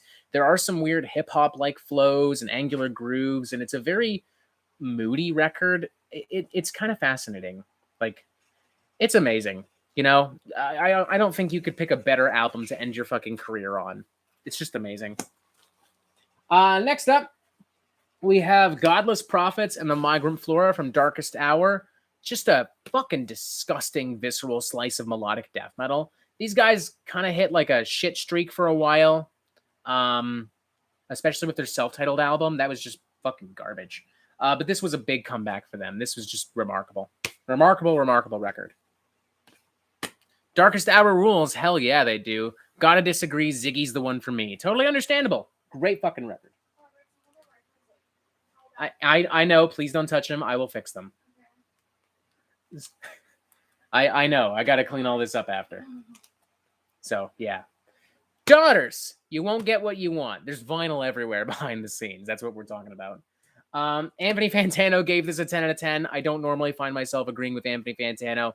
He was right on the money with this. This is a wild record. I don't know. Just watch his review. He nailed it. It's just fucking disgusting. This is pressed on like a foggy white and black kind of pressing with like a bit of silver. Here we go. Yeah, there we go. Just awesome. This wasn't in stock here in Toronto for a while, so I'm really happy to have it. Astolfo, I'm going to be a bit curious if there's any new metal in their vinyl collection. There's not, because I'm not a new metal fan. I respect the genre for what it did for metal in the 90s and early 2000s, but I missed the boat on that shit. You know, I do like Slipknot, but as far as Korn and especially Limp Bizkit, I fucking hate Limp Bizkit. But as far as Korn, Papa Roach, and Coal Chamber, and all that other stuff is concerned, I just don't care. I got nothing against them. I just don't like them. Not my thing. And Dead Cross, their self-titled and so far only album, which is fucking so sad because holy shit, this band fucking rules. You got members of the Locust, and you've got Dave Lombardo, and you've got fucking Mike Patton playing like hardcore punk and crossover thrash. Holy shit. Holy shit. Why isn't there more Dead Cross? This album is cocaine. This album is adrenaline. It is speed. I love it. I love it. I love it. I love it. Oh, yeah. So much vinyl. Oh, wow. Heavy Therapy. I like Fantano's words, but usually disagree with his numbers, if that makes sense. I can kind of see that. Totally fair. Metal Nerda. Got Any Grip Inc. Was that the Dave Lombardo groove metal project in the 90s? I don't think I do. I don't know. Sorry. I don't know. I don't think I do. I've never really heard much of their stuff anyway. Hylomorpha. Guest House is one of the best album ending songs ever. Absolutely. Mothers used to be mathcore. Sorry, I meant daughters. Yeah, they kind of had like those early records that were more mathcore. There are elements of that still on that album, I would argue, but it's definitely more in the vein of like straight up avant-garde and alternative rock and metal. Grant Goodkin, do you like Dayside? Yes and no. Their singer's a bit of a fucking prick, but their music's pretty good now and then, you know. I don't know. That's about it. All right, putting this stack away, and we're gonna fucking get more records. Because holy shit, this is what I signed up for. This is what we're doing today. How you doing, Hannah? I'm good. Just relaxing. You're just relaxing? Yeah. Just chillaxing? I was up for a couple hours. I guess so. I'm gonna come on that side and have a look. Yeah, just I see what you mean. Okay, excuse me.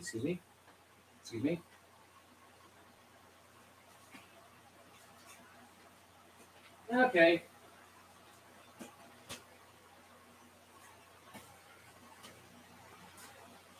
It's easier to go.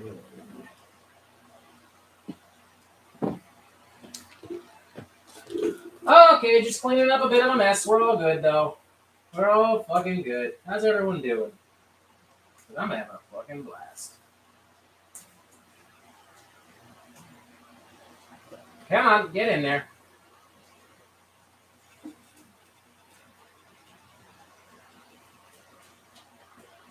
Something came out the other end, didn't it? No, that's fine. For real? Yeah, it's fine. Okay. Good to know then. Alrighty, let's do this.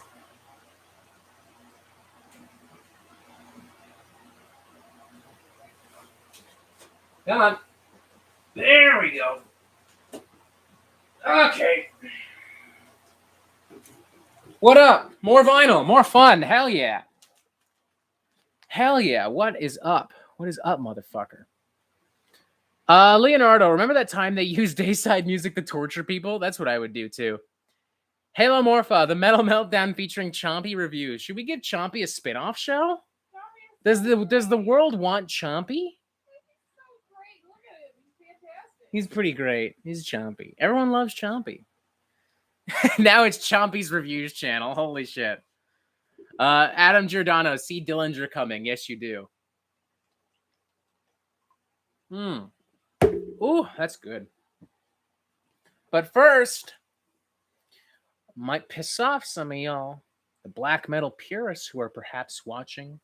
Perhaps someone by the name of Music of Destruction, if he is quietly watching and has yet to introduce himself. One of the most polarizing and unfortunately controversial records of the past decade. For reasons that I fully don't understand, if we're being honest. But hey, c'est la vie.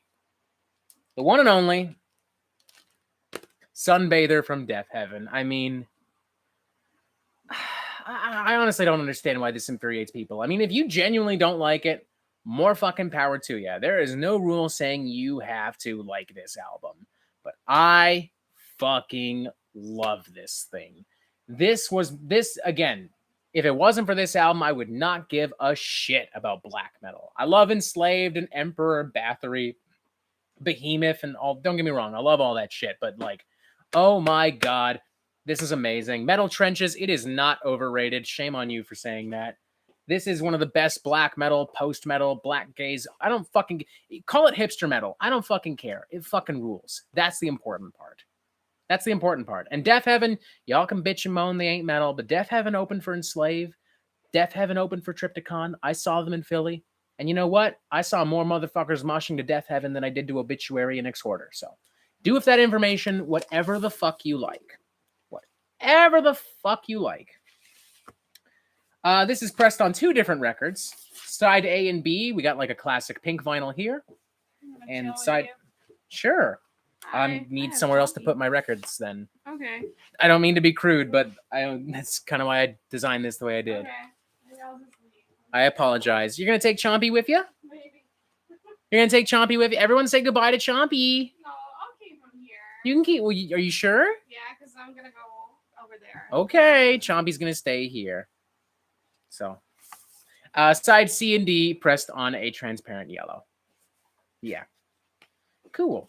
Metal Trenches, there are better examples of it is all. Honestly, I don't know if I agree with that. I mean, I love this record. Maybe I'm a bit biased, but I just don't think there is. There's plenty of great black gaze and blackened post metal, whatever the fuck we want to call it, but few have reached the level of passion and infamy as Sunbather. Or skill, in my opinion. I mean, this does far more for me than Alcest, at the very least, or a lot of other black post metal. The only thing that comes close is maybe Lantlos.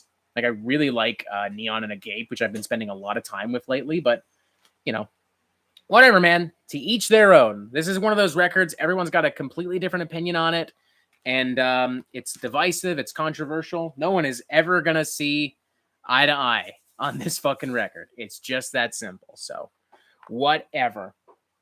Speaking of Death Heaven, New Bermuda, a little bit more metal influence, like straight up. There's even like some thrash riffs on here. Great record, way heavier if that's what you're looking for. Standard black. And Ordinary Corrupt Human Love, which took a bit of time to grow on me, but now I really like it. It's funny that people are really upset with Death Heaven becoming more of a straight up shoegaze post-rock band because those elements were super prevalent on here. Like, this record is to some extent like a straight up post-rock shoegaze record with black metal elements. And I love it for that reason, you know? Great record. Pressed on standard black as well. Heavy Therapy. Mole is a... What was that? Okay. Just making all kinds of noise. I don't fucking know. Okay, no worries. T. Baggins, do you like Harakiri for the Sky? I wasn't huge on the last album, but in general, yes, I do really like Harakiri for the Sky. Heliomorpha, not sure if it compares. Would Agalok be similar to Death Heaven? In some ways, yes, but in general, I'd say no. I don't know. 2 sides of the same coin? I don't know. I don't even think that's a fitting analogy. I don't fucking know. They are a great band, though. We're getting into Death. The band of Death. We just talked about them on the Metal Meltdown. Talked about all these albums. Reviewing every Death album. Check it out. Or don't. Your fucking call. This is Scream Bloody Gore, their debut album. It is pressed. All of these are pressed on pretty cool stuff, except for Leprosy. That's standard black. This is pressed on like blood red, yellow, black splatter vinyl. Fucking wild, man. Fucking sexy as shit. Fucking good shit. Probably my least favorite in the Death discography, but some good tunes on here nonetheless. Strong Boys 19, Sound of Perseverance is perfection. Indeed. It's my personal favorite, at least. But Death is one of those bands where all the albums are so good, everyone kind of has a different favorite, and no one really argues or objects too much, you know, which I think is really fucking cool. There aren't a lot of bands, you know, that have that same effect. Like, if you ask someone what their favorite Metallica album is, it's maybe like, oh, I love Kill 'Em All, or Master of Puppets, or hey, you know what? I love the Black Album. Fuck it. Fuck the haters. But no one is going to say that their favorite Metallica album is Saint Anger, or Death Magnetic, or fucking Lulu, or whatever. Nobody. YXM, yes, the 23rd pressing by Relapse, I see. Yeah, Relapse does have a bad habit for that. Like, they just put this out every year like it's a fucking FIFA or a Call of Duty game. But, you know, c'est la vie. I still dig the tunes, but Relapse, maybe they do need to stop beating that literal dead horse if they don't mind anytime soon. Leprosy as well, pressed on standard black. Great fucking record. Nothing more to say about that. If y'all want more insight on these records, you can either listen to them yourselves or you can watch my video. I don't know, your fucking call. Spiritual Healing, I picked this up in Philly a few years ago. This is pressed on like a transparent blue with like red and like yellow splatter. It's very pretty. One of the prettiest records I own. Like, look at that. That's fucking cool.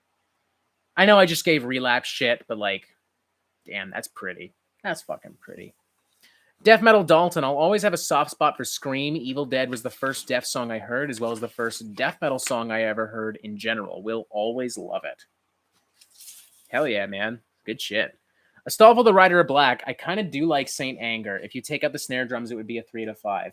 Okay, but answer me this. Would it be your favorite Metallica record? Like, this is kind of what I'm getting at.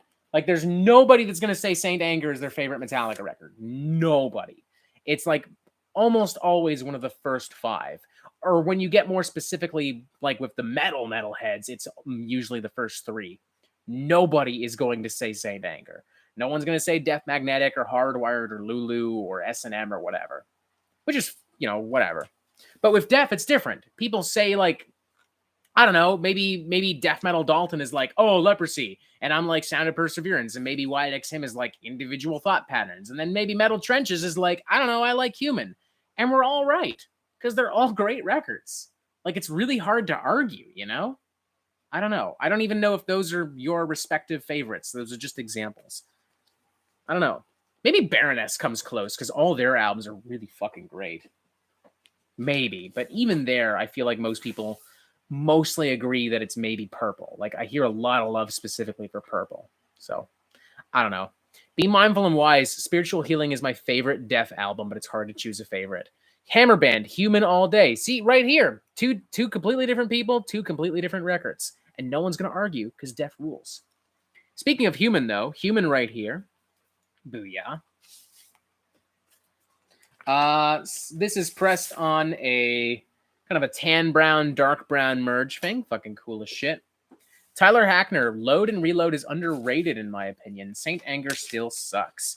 There are elements of Load and Reload that I honestly think are pretty good. A couple good songs. Production's pretty good. I actually weirdly really like the country ballad that's on there, Mama Said. It's honestly pretty good.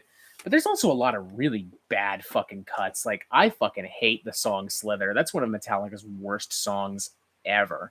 And there's also a lot of stuff that in general is just really forgettable and leaves no impact on me. I don't know. I don't fucking know, dude.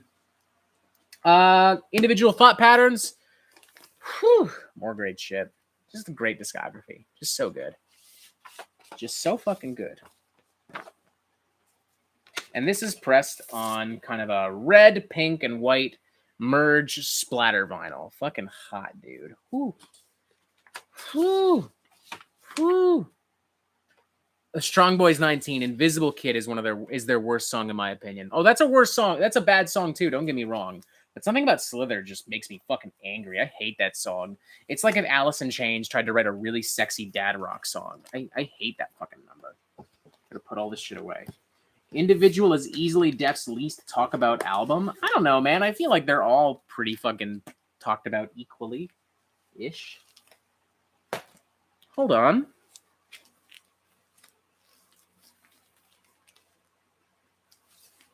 I think I'm now learning that I don't have Symbolic. Unless, did I not pick it up from the stack? Is it possible that I don't have Symbolic? Well, shit. It appears that I do not have Symbolic. I was under the assumption I had them all. I'm going to have to rectify that. Because I love Symbolic. Here's what I do have. Sound of Perseverance.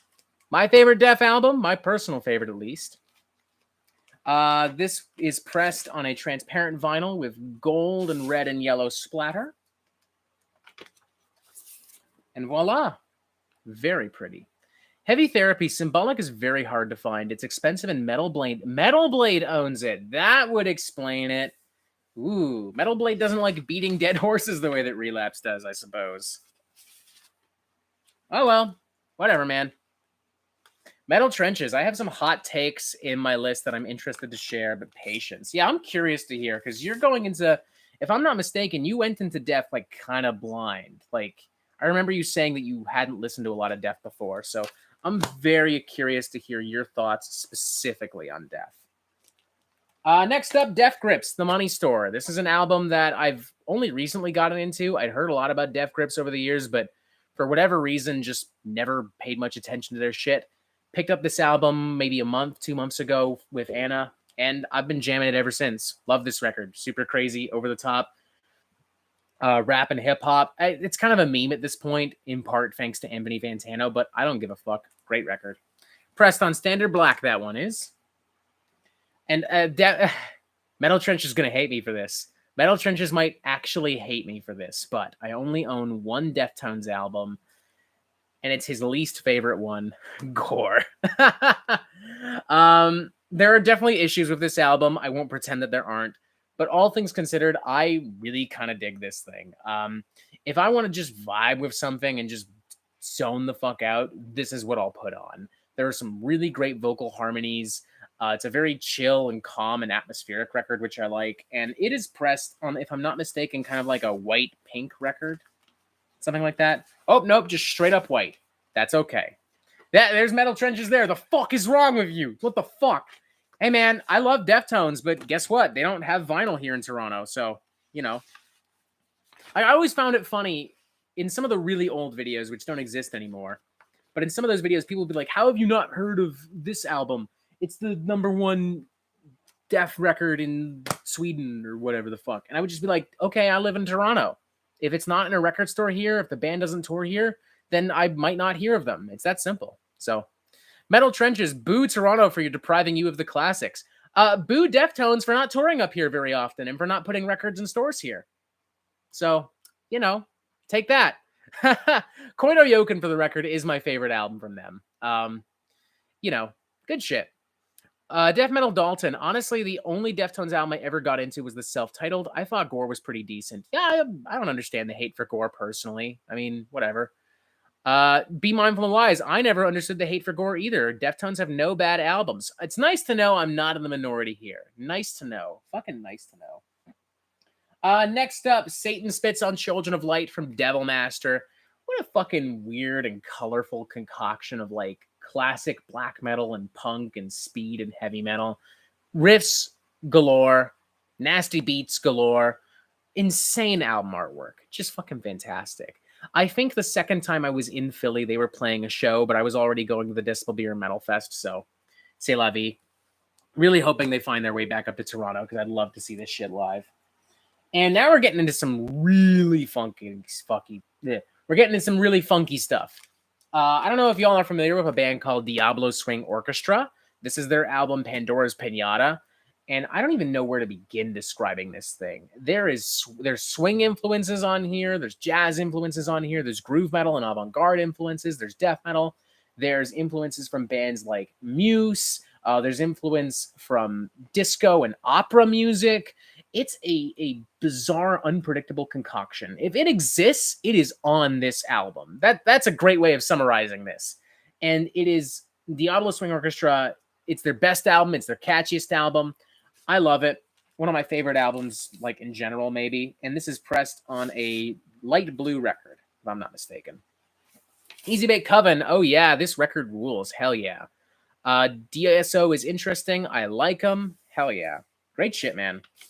They're working on a new record right now, and I am pumped to hear it. I think what we need right now is some crazy, weird, heavy shit in the vein of Diablo Swing Orchestra. Because there's been lots of good music in 2021, but nothing like really weird and crazy and over the top, with the closest thing being maybe that Poppy EP. But I don't know. Poppy's not quite on the same level as Diablo Swing Orchestra, to put it bluntly. So, Strong Boys 19, a Deftones reviewing reviewing every Deftones album? I'd be down. Metal Trenches, maybe? Maybe you'd be down too, if you can tolerate the fact that I do not despise gore. I'd be down. Fuck it. Next up, Pacifisticuffs from Diablo Swing Orchestra. They had a lineup change in between this and Pandora's Pinata. I'm not digging the new singer as much, but there are still plenty of great songs on here. What's it called? I'll know the song when I see it. The Age of Vulture Culture. Fuck, Jigsaw Hustle. That's the fucking song. Jigsaw Hustle fucking rules, man. It's one of the catchiest fucking songs ever written. It's like if Britney Spears wrote a James Bond theme song and then it got turned into like a rock number. That I don't that's the best way to describe it, and even that's fucking insane. Moral of the story, if you haven't checked out Diablo Swing Orchestra, do it. Do it, do it, do it. Now we're getting into lots of Dillinger Escape Plan, and I mean lots. The first one we have, Miss Machine. I picked this up. I got it for dirt cheap, even despite the fact that it says $22 here, because the guy selling it was just like, I don't fucking care, dude. I really like Dillinger Escape Plan, their fusion of like mathcore and like, it's just wild. And this particular record is pressed on like a mint green with like some rainbow splatter. Fucking nuts. Fucking nuts shit. Heavy Therapy. My biggest disagreement with you, Robert, was your Yauta review. That, for me, is close to Album of the Year. Hey, man, more power to you, man. I'm happy you dug that record. I find it really funny when people are like, oh, man, you dislike this album? You have no taste because I like this album. And I'm just kind of like, all right, good for you. You like this album. I'm not here to validate you, man. I'm here to speak my fucking mind, and I'm going to do it. So, Grant, I mean, you're being pretty kind, Heavy Therapy. I'm not trying to put words in your mouth or nothing, but that is generally the attitude when I'm like, X album is okay or whatever. Good for you, though. Legit. Yauta's pretty cool. I'd be down to hear more stuff from them in the future. So, Heavy Therapy. That's not what I said, though. I like your taste. Yeah, again, I'm not trying to put words in your mouth. I apologize if it seemed that way. Strong Boys 19, Alchemical Warfare is my album of the year so far. That was a great record, too, from Dread Sovereign. More Dillinger Escape Plan. Fireworks. This is my personal favorite from Dillinger Escape Plan, but they're all great. Actually, Dillinger, much like Def, come to think of it, is one of those bands where it's like, every album, so good. This one is pressed on like a hot pink vinyl. There's a little bit of a dark purple-red merge, but it's pretty subtle, kind of hard to see, especially with my fucking ass camera. I mean fucking ass. It's a fucking ass camera.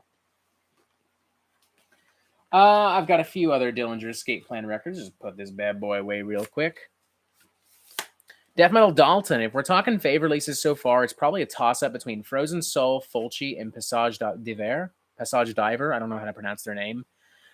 For me right now, there's a lot that come to mind. I really love that Tribulation record. Panopticon as well, The Lion's Daughter, Ad Nauseum, even that Lantlos record. I mean, I fucking love that thing. At the Gates. Fuck. It's been a really good year for music. So many great tunes. This might be the first year where we have more than one honorable mention, to put it bluntly. Heavy Therapy. Check out Greg Puciato's solo album from 2020. I did. Great record. If anyone's looking for like that classic Dillinger energy, check that out. Option Paralysis from Dillinger Escape Plan. Another great record. This one is pressed on a bright yellow kind of vinyl, like neon yellow, kind of like that Anna Monoguchi record. Great shit there. Grant Goodkin from Me, the new Cerebral Rot album is awesome. That thing was fucking disgusting, man. Holy shit. Cerebral Rot went way harder than they needed to with that fucking record. It was fucking great. Come on. Get back in there, motherfucker.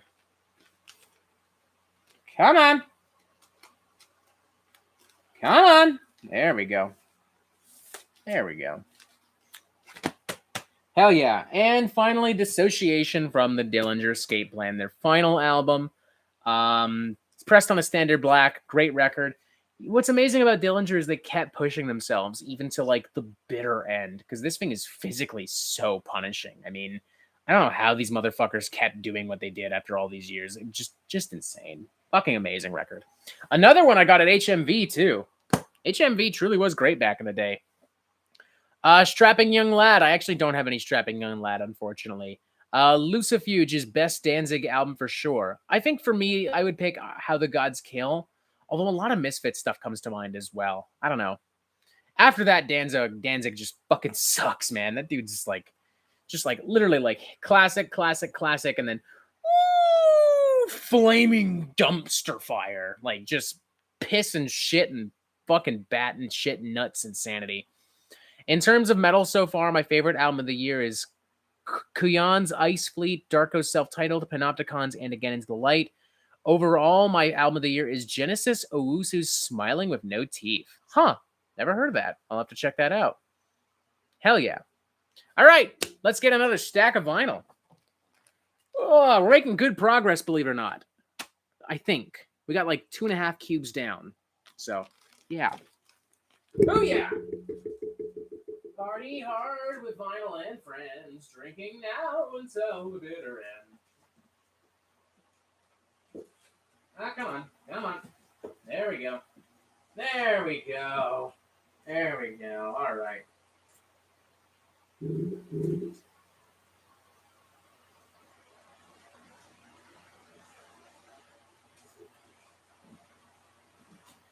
Okay, here we go. More vinyl, more fun. Whew! Hi. Hi, what'd I miss? What's up, everybody? How's everyone doing? How's everyone doing?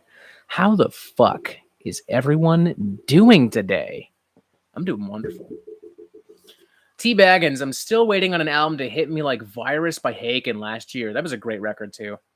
Fractal Universe definitely jumped into the top 10. Great record as well. Fucking good shit. Halo Morpha, doing fine. Great stream. Thank you. I'm glad you're having fun. Cheers, good sir. Do a little pachink right there at the screen.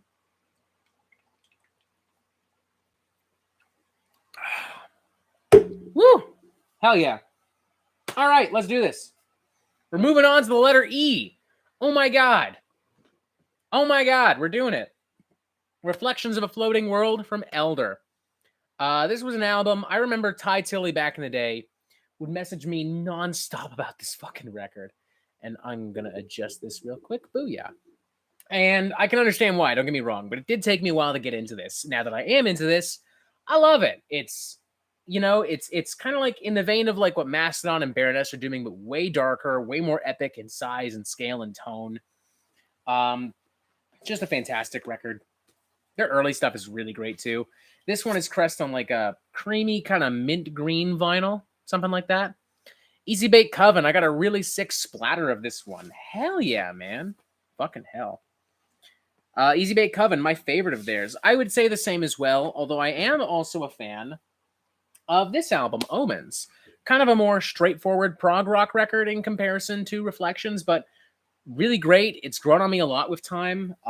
If I were actually to redo my top 10 of 2020, this might show up on the list. It may even be an honorable mention. This one's just pressed on like a dark blue vinyl. You can kind of see it here. Great shit. Feta Noctivegas, what are you drinking? I am drinking Growers Cider.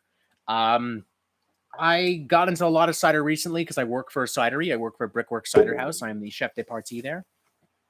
And I really like Growers specifically, though, because it's very light, very crisp, strong alcohol content, but it's not as heavy as beer. Like, beer is really heavy on my system, as much as I like beer. I'll probably switch to some harder stuff after this because I'm almost done with it.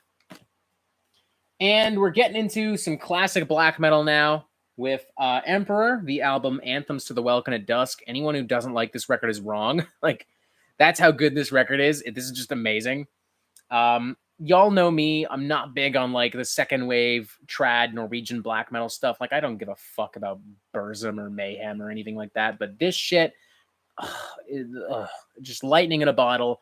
Amazing record. Everything from Emperor is pretty good, but this really is the GOAT. And this is the recent remaster they did where it's like at half speed. So it's a little bit more dynamic in sound. I don't know. I've never listened to it on vinyl before, so I don't know the difference. Maybe if someone out there by chance has both versions, I don't know. Maybe you can explain it to me. Death Metal Dalton, man, this album is so much better than In the Nightside Eclipse. Why? Yeah, YXM did say that, and he's fucking right. This album's fucking amazing. Easy Bake Coven, I'm more of a Nightside Eclipse normie. I mean, more power to you, but again, you're wrong. Whatever. Hey, man, Emperor's got lots of great shit, so no harm done. Halo Morpha, I don't think they have a bad record. I even like Prometheus. Prometheus was a good record. It was a really good record. More classic black metal. Frost from Enslaved. This is their sophomore, if I'm not mistaken. I kind of fell in love with this record after I saw Enslaved in Philly. They played this album in full, and I just really started to dig it from there on. If we're being honest, it might be my favorite Enslaved record. Um, if I were to do like a top 10 favorite black metal record video, this and Anthems would both show up there. And this is pressed on a blue and gray kind of swirl vinyl. Yeah, it's pretty cool. Hell yeah. Seeing this whole thing live just really transformed it into this mystical experience. Like, it was amazing. It was really fucking amazing. T. Baggins, Enslaved is my favorite black metal band of all time. Come to think of it, they're probably one of mine as well. Oh, excuse me. Metal Trenches, yes, Frost, the second album, my favorite of the classic old ones, but I like their progressive era more. Yeah, as they've gotten more progressive, they've released tons of great tunes, including this next album, Utgard, which parts of this were a little awkward for me at first, especially some of the more blatant old school prog influences, but with repeat listens, it's grown on me a lot, and now it's probably one of my favorites of their modern discography. Just really like this record, and shout out to L Triple on Instagram who actually helped me get this. So if you're watching, good sir, thank you. This is also pressed on like a blue vinyl, if I'm not mistaken. After Ash, no Dark Throne. I'm not really a Dark Throne guy personally. My favorite Dark Throne album is Underground Resistance, which is like a very polarizing album. So do with that information whatever you will. This is actually a green album. So yeah. Grant Goodkin, this is a very fun stream. Gave me something to watch today. Thank you, man. Gave me something to do today. I'm really happy you're enjoying this. Come on. There we go. Halo, Haliomorpha, Venom, Bathory, and Celtic Frost. I find I like it more than second wave black metal. Me too. But there's still great bands from it, like Emperor, Satyricon, and Ulver. Ulver's fucking awesome, man. Ulver's black metal stuff is insane. I wish I had some of that on vinyl. And of course, as they've gotten into more experimental kind of avant-garde art pop stuff, that's great too. Like their last album, that was fucking awesome. One of my favorite albums of last year. Next up, we're getting into Exhumed, more specifically a split record with Exhumed and Iron Regan. Pretty cool. We got Phil Landhall Phil kind of signing with a pizzagram. This is kind of weird because he also called me a nerd, like after an old video. Because I was like, oh, I said that Cannabis Corpse was a one-trick pony, and he was like, you just don't fucking get it, nerd. And then I got him to sign this. I don't think he even knew, so, amazing. It's also signed by members of Exhumed and some other members of Iron Regan, like Tony Foresta. And it is pressed on a red and black mix, if I'm not mistaken. Oh, yeah, it's like red, but it's got like a black yoke, I guess. I don't know. Great EP. Great bands. I saw both of them together opening for Napalm Death and Voivod a few years ago. And that was a wild show because it was in like February and I was in school. Like I was going to college at George Brown that same time. And I got out of class and I went straight to the Opera House on Queen Street, which ironically is around where I work right now. Not ironic, I suppose. Whatever, not important. And I just kind of stood around because I had nothing else to do for like 3 hours and it was snowing and it was super cold. And eventually got to the point where like someone came outside and was like, how long have you been here? And I was like, I'm waiting for my friend. I've been here for a while. And he's like, do you have a ticket? And I'm like, yeah. And he's like, then fucking just get inside, idiot. He was just like, I'm not going to let you sit out here in the cold. So I got to see the bands all like warm up and stuff. That was pretty cool. Hughie, you into symphonic metal? It kind of depends on the band, but in general, no. Celestial Gutter, that's a nice lineup. Travis Norton, Underground Resistance is one of my favorites too. Yeah, I think it's a fucking awesome album. Fucking great. Like weird fusion of crust punk and first wave and second wave black metal with like some classic heavy metal riffs. That's good. I've also got the name is escaping me at the moment. Gore Metal, Necrospective. So this is the remake that Exhumed did of their debut album. When bands go back and they re-record some of their classic material, it's often pretty shit. I mean, there are exceptions like Testament and Suicidal Tendencies have done pretty good. But then there's stuff like, Clayman 2020 from In Flames, where I'm just like, oh, please just shoot me in the brain. This sucks. But Exhumed, they nailed it with this thing. This thing is beefier, meaner, more muscular, more violent than the original studio album. It's better in every way. It's truly an enhancement of the original. And it's pressed on a pretty gross kind of green and red Christmas swirl slime vinyl. It's fucking nasty. Necrospective is one of the better remasters I've heard. Hell yeah, great shit. Grim, are you into Attila? How do I answer that question? I don't like their music. I think it's pretty shit. But I got mad respect for like the singer themselves because they're just like the edgiest, most controversial idiots on the planet.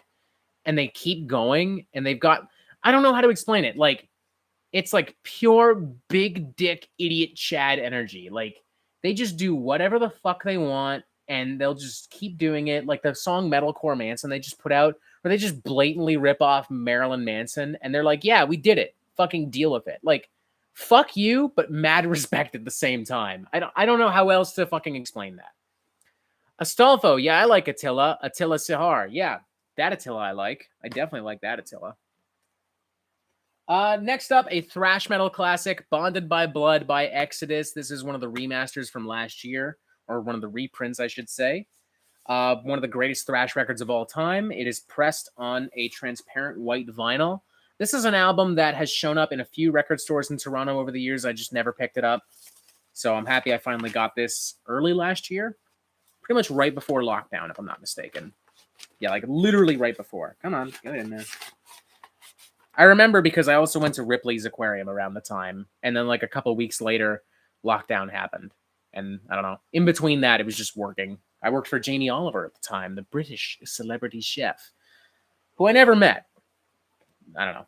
Anyway, next one, The Faceless, In Becoming a Ghost. This is the last album they did, or their most recent. Hard to say. I don't know what the status is of The Faceless right now. Who knows? This album's kind of cool because it's like their classic technical progressive death metal, but like if Cradle of Filth took over, you know, like there are a lot of symphonic interludes and some really great fucking, you know, crazy kind of walls of black metal vocals. It's good shit. And this was an expensive vinyl. I don't know why it was as expensive as it was, to be honest, but it's pressed on like a foggy kind of milk white splatter and transparent vinyl. Really fucking cool. I wish I had some of their other stuff. You know, really good. The Faceless is one of those bands that, despite all the controversy, man, they just make good fucking tunes. Just so much good shit. Logan Bickerstaff, I'm going to Toronto in August. Where should I go record shopping? I would recommend Sonic Boom at Queen and Spadina. It's the biggest record store in Toronto. It also has the most variety, and everyone who works there is a straight up fucking expert. I would also say check out Cops Records. You can go to either one on Danforth or the other one on Queen Street near Queen and University. Both locations, they specialize more in vintage stuff. Like Sonic Boom is where you go if you want new records, and Cops is where you go if you want old records. So there's a few more around the city. There's also a lot of small bookstores that sell records. But those are the two I would look at if I were you. So yeah, that goes for anyone who wants to come to Toronto. Or hell, if you're coming to Toronto, shoot me the fuck up. Shoot me a line. We'll hang the fuck out. I'm vaccinated, so no harm done.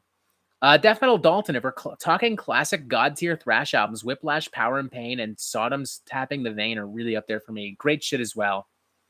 Chainsaw Guts fucker. God, that's an awesome name. Sucks to be a teen and still don't have money to buy records. I feel you, man. I'm an adult and I don't have money to buy records, and yet I do it anyway. Logan Bickerstaff. Great. Thank you. You're very welcome, Logan. You're very welcome. Next up, Fallujah, The Flesh Prevails. The production on this is shit, but man, the music is still pretty good even despite it, which says a lot about Fallujah's fucking talent here. I mean, these guys just knock it out of the park. This is plain black vinyl. I know that that's the fan favorite. That's the one everyone loves, but my personal favorite from Fallujah is actually the sophomore, Dreamless. I love this record. I think it's an improvement on Flesh Prevails in literally every single fucking way. It sounds better. The music is more clever. It's more intuitive, more ambitious. The Void Alone in particular is a stunning fucking song. And this is an awesome album to get high to. Not that I would know, because I've never done that. But it's awesome. Astolfo the Rider of Black. So since you made a review of every Motley Crue album, is there any other controversial band or a band you just don't like in general to review every album they're made? Maybe a certain Christian band. I don't know, man. We'll see. I don't know. Kind of one of those things. Crow Reviews. Hello, Crow Reviews. This is pressed on a light blue kind of transparent vinyl. Very cool, very pretty. I would go as far as to say that Dreamless is one of my favorite like prog death albums of the 2010s. I love this fucking thing. I don't know. Their last album didn't really do much for me, but I'm still pumped to hear the new Fallujah record because of the new guitarist who's performed with everyone from the Faceless to Suicidal Tendencies. So I'm pumped to hear how that'll sound. Next up is a record called Oblation from a band called Floor. I mentioned these guys in my Lantlos review for the new album, and it occurred to me there that not a lot of people have heard of this band, which I can understand. It's been a while since they put out an album. It's been a while since they toured or did anything, so I understand it. But at the same time, it's still kind of disappointing because, man, these guys made some cool shit. They just fucking like made this really weird, dreamy, evocative sludge and doom metal. This album, in my opinion, is their best, but it's all really fucking good. Review all Limp Bizkit. I will right now. Every single one is a 0 out of 5. You asked for it, so don't bitch. Both of these records are they're both pressed on something different. This is kind of a black and gray thing with some pink and purple and light blue splatter. And the second part of this is more of a light purple with some more pink and blue. It might not show up the greatest in this camera. If I ever do another one of these again, I'll get like a better camera because this fucking sucks. Adam Giordano. I just got the Harvest Womb record store variant of Fallujah. Nice, man. Grim, is there a song you love by a band you hate? Probably, but nothing immediately comes to mind. I'm not big on I don't hate the Foo Fighters, but I'm not like a fan of them either. But the song Walk is amazing. That's a fucking awesome song. God, I don't know. I don't know, man. That's the closest thing I can think of. If I don't like them, then I don't like them. You know what I mean?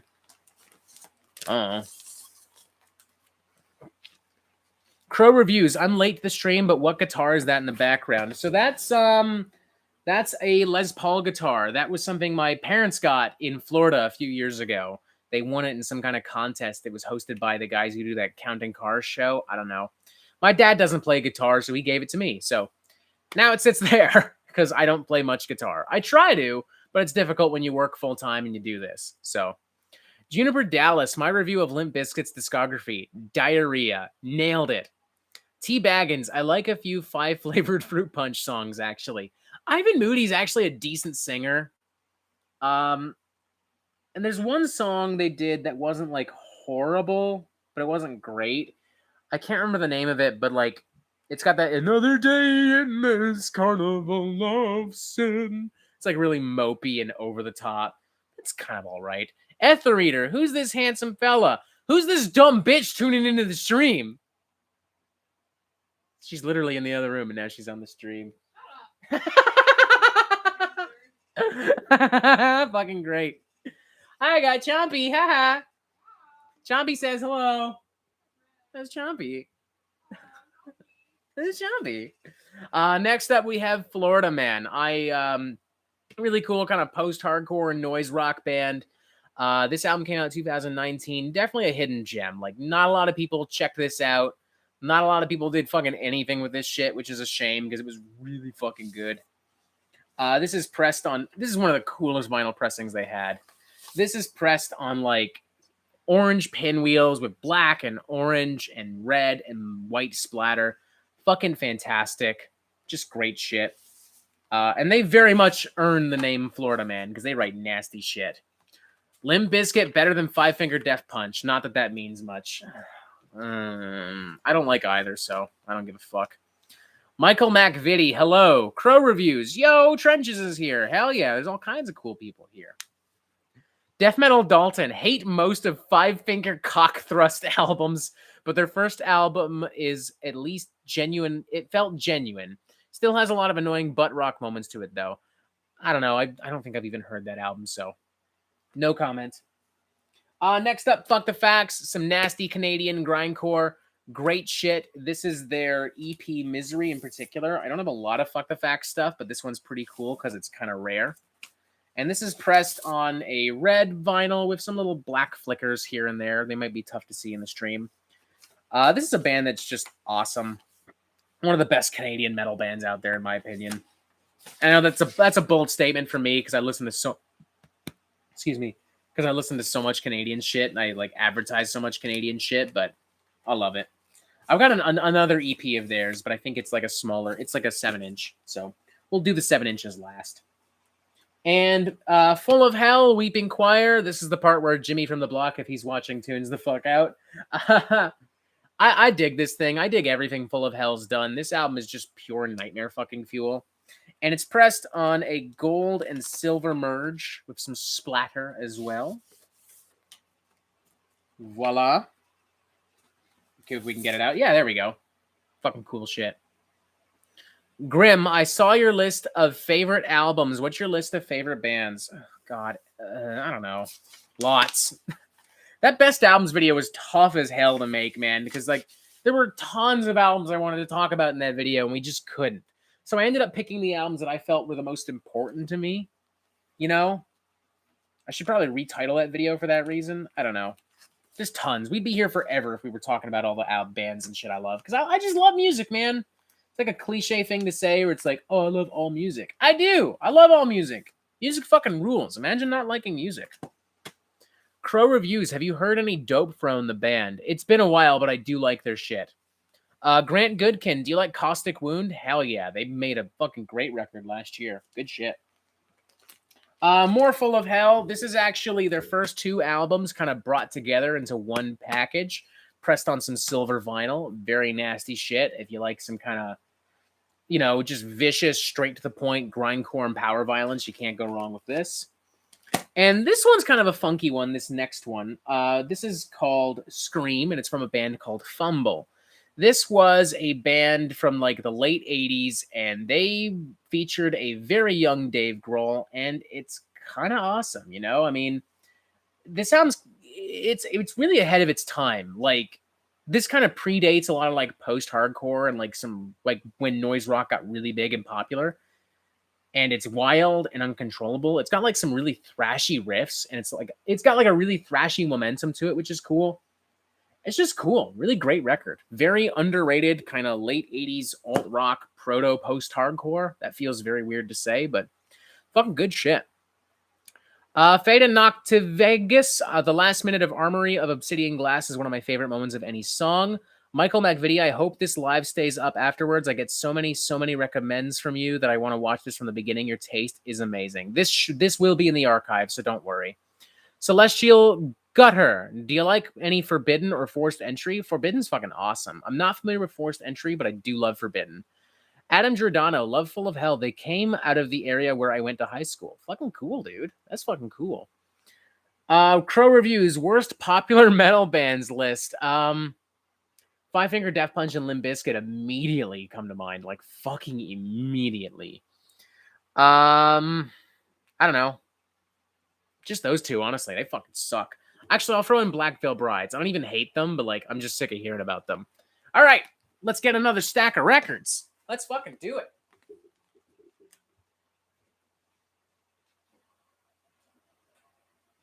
Come on. This is awkward. This is awkward.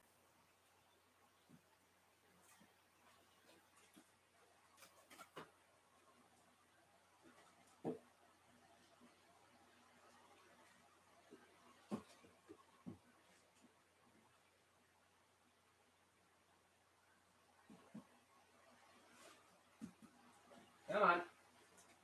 Bear with me, folks. We're getting this done.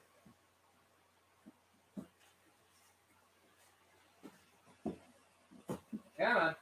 There we go. Okay, I figured it out. This is what happens when you take out a bunch of fucking records like at once. Is they get impossible to put back in. Thank God they're already organized, so I won't have to worry about this again later.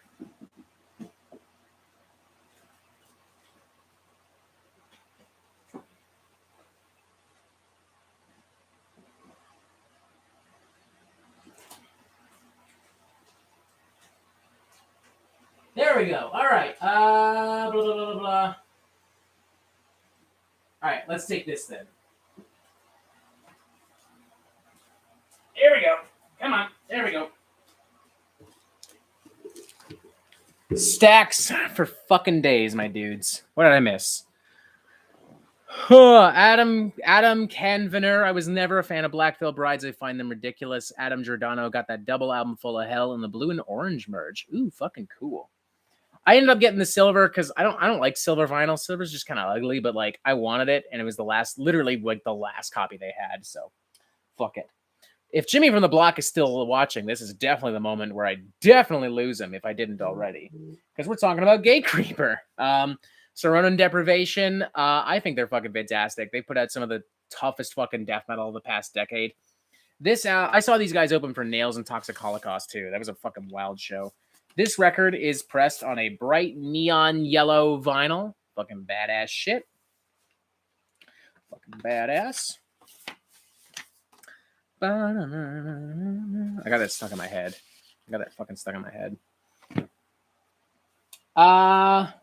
Deserted from Gate Creeper as well, the follow-up album.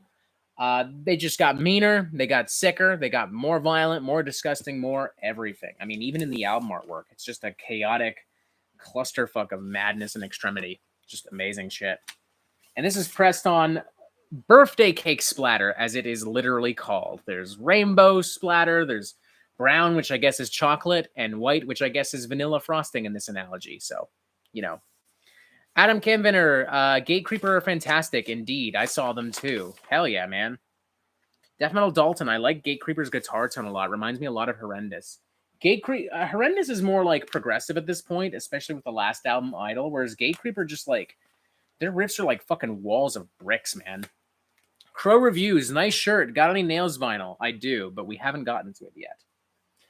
Speaking of Gate Creeper again, the most recent EP album, whatever the fuck we want to call it, it's still kind of up for debate. Unexpected Reality, fucking great shit. Pressed on an amazing splatter, like dark black with red and some brown. You know, these guys, they took a risk and they made some crazy ass grind and they made some crazy ass doom, all while sticking to that super nasty HM2 guitar tone. And it's awesome.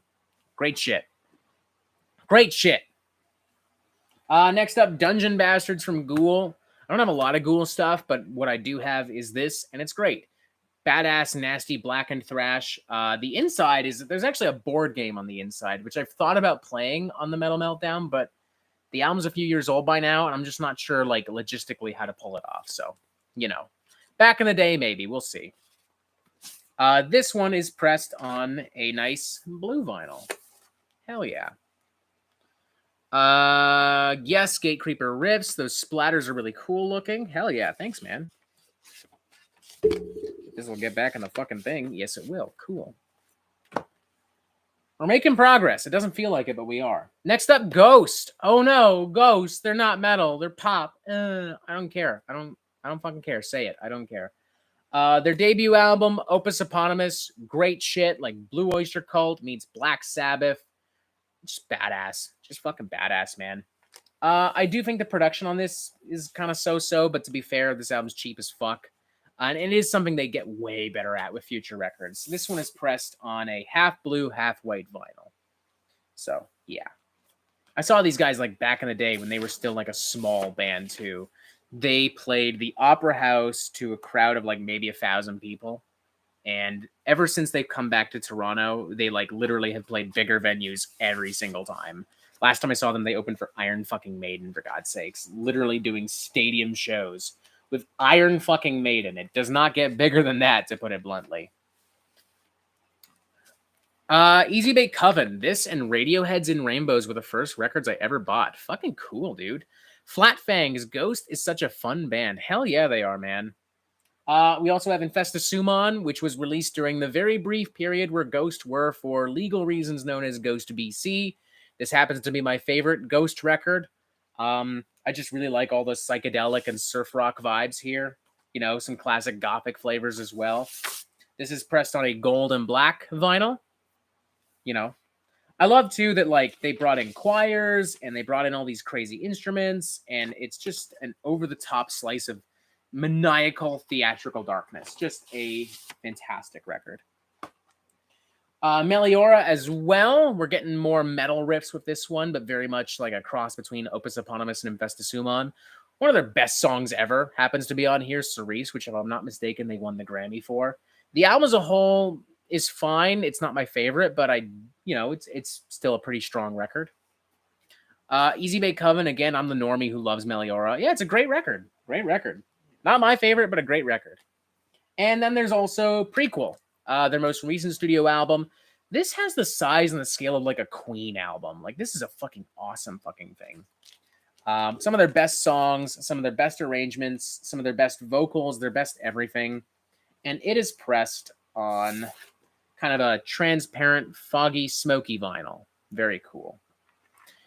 Feta Noctivegas, Meliora is a genuine masterpiece. T. Baggins, it's okay to like normie stuff. It was made to be liked.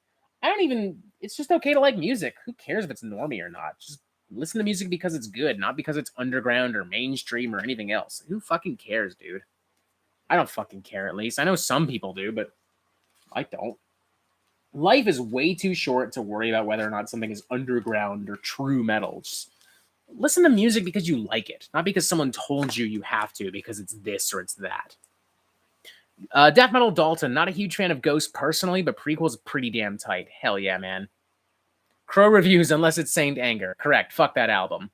Tyler Hackner, it's okay to like things. Absolutely. Next up, we have The Union from Glorious Sons. Just a great slice of honest, wholesome Canadian hard rock. One of the best rock albums of the 2010s. I love the singer on here. He's got such a raspy, soulful, genuine fucking voice. I've seen this band a few times. I saw them opening for Leonard Skinner in Lewiston, New York, and I saw them here in Toronto playing a massive fucking venue. Just they kill it. I don't know how big they are outside of Canada, but here in Canada, they're fucking giant. I also have their follow-up record, The Glorious Young Beauties and Fools. This is, I don't know, they lost a little bit of that hard rock edge, but there's still a lot of great songwriting on here. A lot of great vocals, some great songs. Like Everything's All Right's a good song. Josie's a good song. Sawed Off Shotgun's actually one of their best. I do prefer The Union, but this is a really fucking strong record. Adam, good advice, Robert. If you listen to music you dislike, that's what being a poser is. Absolutely. Don't waste your time with music you don't like. Waste your time with music you love. Have fun. Go explore. Life is too fucking short to waste time on music you don't fucking like. Or to worry about, oh, he's listening to Death Heaven. Oh, he's listening to Ghost. Oh no, he doesn't listen to Burzum or any True Black. Who cares? Just go enjoy music. Just enjoy music. Go have fun. If you're not having fun, what's the fucking point? What is the fucking point? It's late for me, so I gotta go. It was nice to finally be on your stream for a while. Nice collection in comedy. Thank you for joining us, good sir. I'm glad you had fun, and I hope to see you again on one of these in the future. Next up, Gojira from Mars to Sirius. I don't think I need to say much about this record. It's a prog metal classic for a fucking reason. This is pressed on some green vinyl, because of course it is. Of fucking course it is. This remains one of my favorites from Gojira as well. I mean, it's all great, but, Crow Reviews, emo vinyl? No, I never really got into a lot of emo stuff. Not really my thing. I don't know. There's some records here and there that are cool, but I don't like it enough to own any. Michael McVitie, don't be insecure about what you like either. If someone doesn't like what you do, this just means you hear something they don't. Absolutely. It's very important for me at the end of my reviews. That's why I say, did you like this record? Do you not like this record? I want to hear what you guys have to say. I hope you disagree with me because I want to hear what you have to say. And I hope you agree with me too, but I also hope you disagree with me. I want to create conversation. I don't want to come onto a video and just be like, oh, it has riffs, 10 out of 10. Who fucking cares, dude? There are plenty of metal channels out there who just want to rant and rave about how heavy something is and how heavy other things aren't. I don't want to do that. I want to talk about music. So if you want to tune in, you want to talk about music, you do it. Amandus, I just tuned in. Do you have any Pantera? We haven't even gotten to that letter P yet. But no, spoiler alert, I do not. Chris Bowl, good evening from England. I love your reviews, good friend. Thank you very much. Thank you very much. More Gojira. Magma, a somewhat controversial record nowadays, but I think it's fucking fantastic. I like the more honest personal songwriting from the band. I like the post-metal influences. I just really like this record. The riff on the Cell and Silvera, God, that's just fucking nasty. Those are some of the nastiest fucking riffs Gojira have ever fucking made. Love them. Monster Victor, message removed. So nice to see you too. Michael McVitie, Saint Anger has riffs 10 out of 10. It does objectively have them, I suppose. It does, I suppose. We also have Fortitude, the most recent from Gojira, a more refined record in comparison to Magma, more accessible, more cohesive. I think they lost a little bit of the emotional honesty, but there's still songs for days here. Amazonia in particular is awesome. And this is on a black ice vinyl, as they call it. I don't know. It's kind of transparent, but kind of not. I don't know. Whatever. Astolfo, well, there are some things I do disagree with. How dare you give Aggression Continuum a 1.5 out of 5? It's easily a 1 billion out of 5 for me. If it makes you feel better, fucking Dino from Fear Factory was wondering the same thing too. I'm literally going to put like that comment where he called me an asshole. I'm going to put that on a t-shirt and sell it for charity one day. You can fucking quote me on that. Matt Davis, 1+ to Fortitude. Hell yeah. Hell yeah. Cool. I'm going to get another stack because my God. Because my fucking God.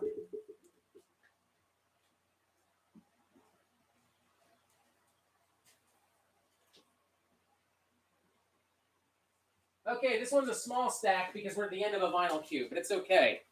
Because now we're dissecting another full discography. Fun. Love it. Love it. Crow Reviews, Pestilence Review. Mad Mike already did it, and he nailed it. We have Gorguts, The Erosion of Sanity. Their debut album. Fantastic slice of old school Canadian death metal. I do prefer their more progressive stuff, but I love this early shit as well. This is pressed on a dark blue vinyl. Sold out pretty much everywhere, not to brag. Reinhard Marx, Ghost is a total work of art. Forge knows who to write anthems. I'm assuming you meant how. Not that I'm judging. And yes, he does. We also have...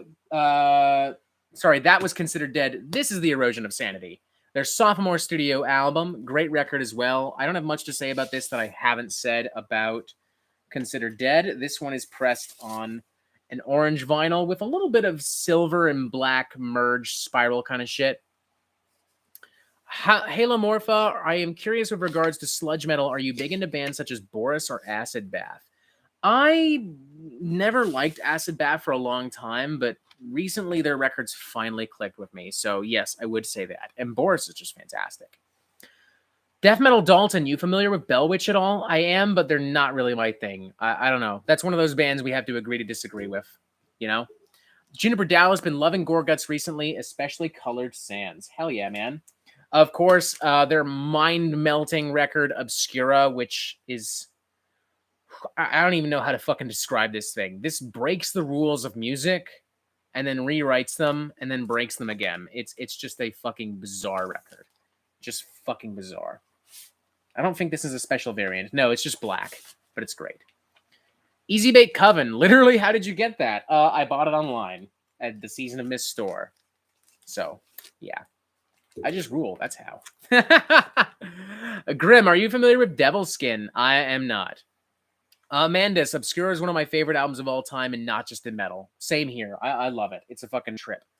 We also have From Wisdom to Hate, which maybe my least favorite Gorguts record, if we're being honest, but it's still a pretty great record. I feel like it kind of just has a bit of sequelitis, if you catch my meaning.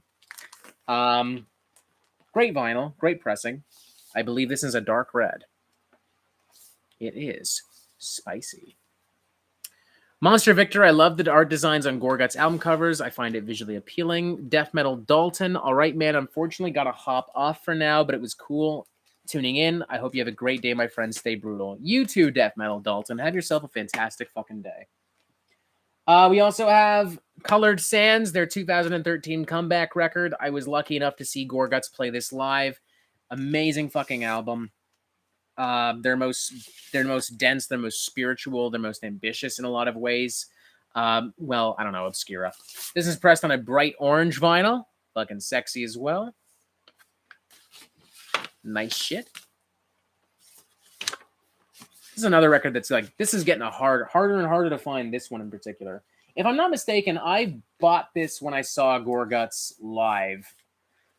I saw them twice. I saw them once with Origin. That was when they played this album in full. And then another time they were opening for Carcass and Black Dahlia Murder. And I think I bought this album one of those times. I don't know. I can't remember. Whatever. And we also have Ladies Dust, their EP. I don't know. It's pretty fucking dense for an EP, if you ask me. But it's good shit. 33 minutes of just some of the nastiest shit they've written. Some of the best shit they've written since Obscura, in my opinion. Love this fucking thing. Standard black vinyl. I just hit my microphone. That's that stack. We are 3 vinyl cubes down, 4 more to go. Oh my god, we're 2.5 hours into this. This is going to be a long day. But it's okay. I said I would do this, and I'm going to do it. Albert Maddie, who do you think is the new Megadeth bassist? Don't know, don't care. The rumor says that it's Steve DiGiorgio. And if that's the truth, then holy shit, that's awesome. You got Kiko Loureiro, Steve DiGiorgio, and Dirk Verburen. I mean, between the 3 of them, you've got a group of guys who have played collectively with Soilwork, Aborted, Death, Autopsy. Like, holy shit. I don't know. The big outlier is still Dave Mustaine, though. I mean, he just doesn't sound that good anymore, honestly. I mean, I love Megadeth, don't get me wrong, but he just kind of sounds like an out-of-control, coke-addled goblin. Like, he just does not sound very good anymore. And I know a lot of people love Dystopia, but I thought it was fucking shit, man. So, I don't know. We'll see. I'll still approach it with an open mind and an open heart, but I don't have high hopes, regardless of who the bassist is. Opinion on Baby Metal. Lol, I missed B. So I actually dig Baby Metal. I don't have any vinyl from them, but I really enjoy Baby Metal. Like, they are just so fucking bizarre. Like, just a chaotic fusion of J-pop and power metal with like a little bit of prog and some metalcore at times. They're just so fucking weird. The actual backing band behind them is so fucking talented, it's unreal. Like, there are some really technical arrangements that are really exciting. And I actually, years ago, Baby Metal actually came to Toronto once. They played at the Danforth Music Hall, and I went to that show. It was one of the most bizarre shows I've ever been to. There were like straight up metalheads there. There were a bunch of like anime nerds who were dressed up in cosplay, like maid outfits and shit. There were like regular people there, like dressed up like they were going to go see the fucking Foo Fighters or Dave Matthews or whatever. It was a really bizarre and eclectic concert. One of the most amazing memories I had from any concert. It was really exciting. So yeah, not my favorite band, but there's a lot to admire about Baby Metal for sure. All right, I'm going to get an actual stack. We are about halfway through this whole thing. Holy shit. I'm also going to get another drink in a second. So yeah, let's do this. Let's fucking do this. All right.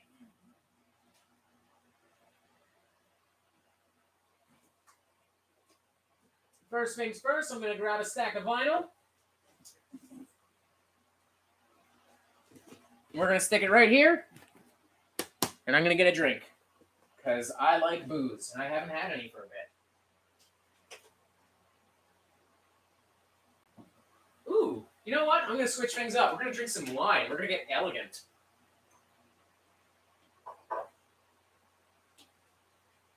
We're going to get fucking fancy.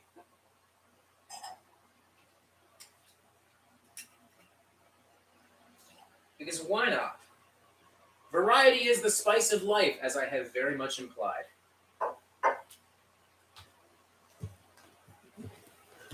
Okay, yeah.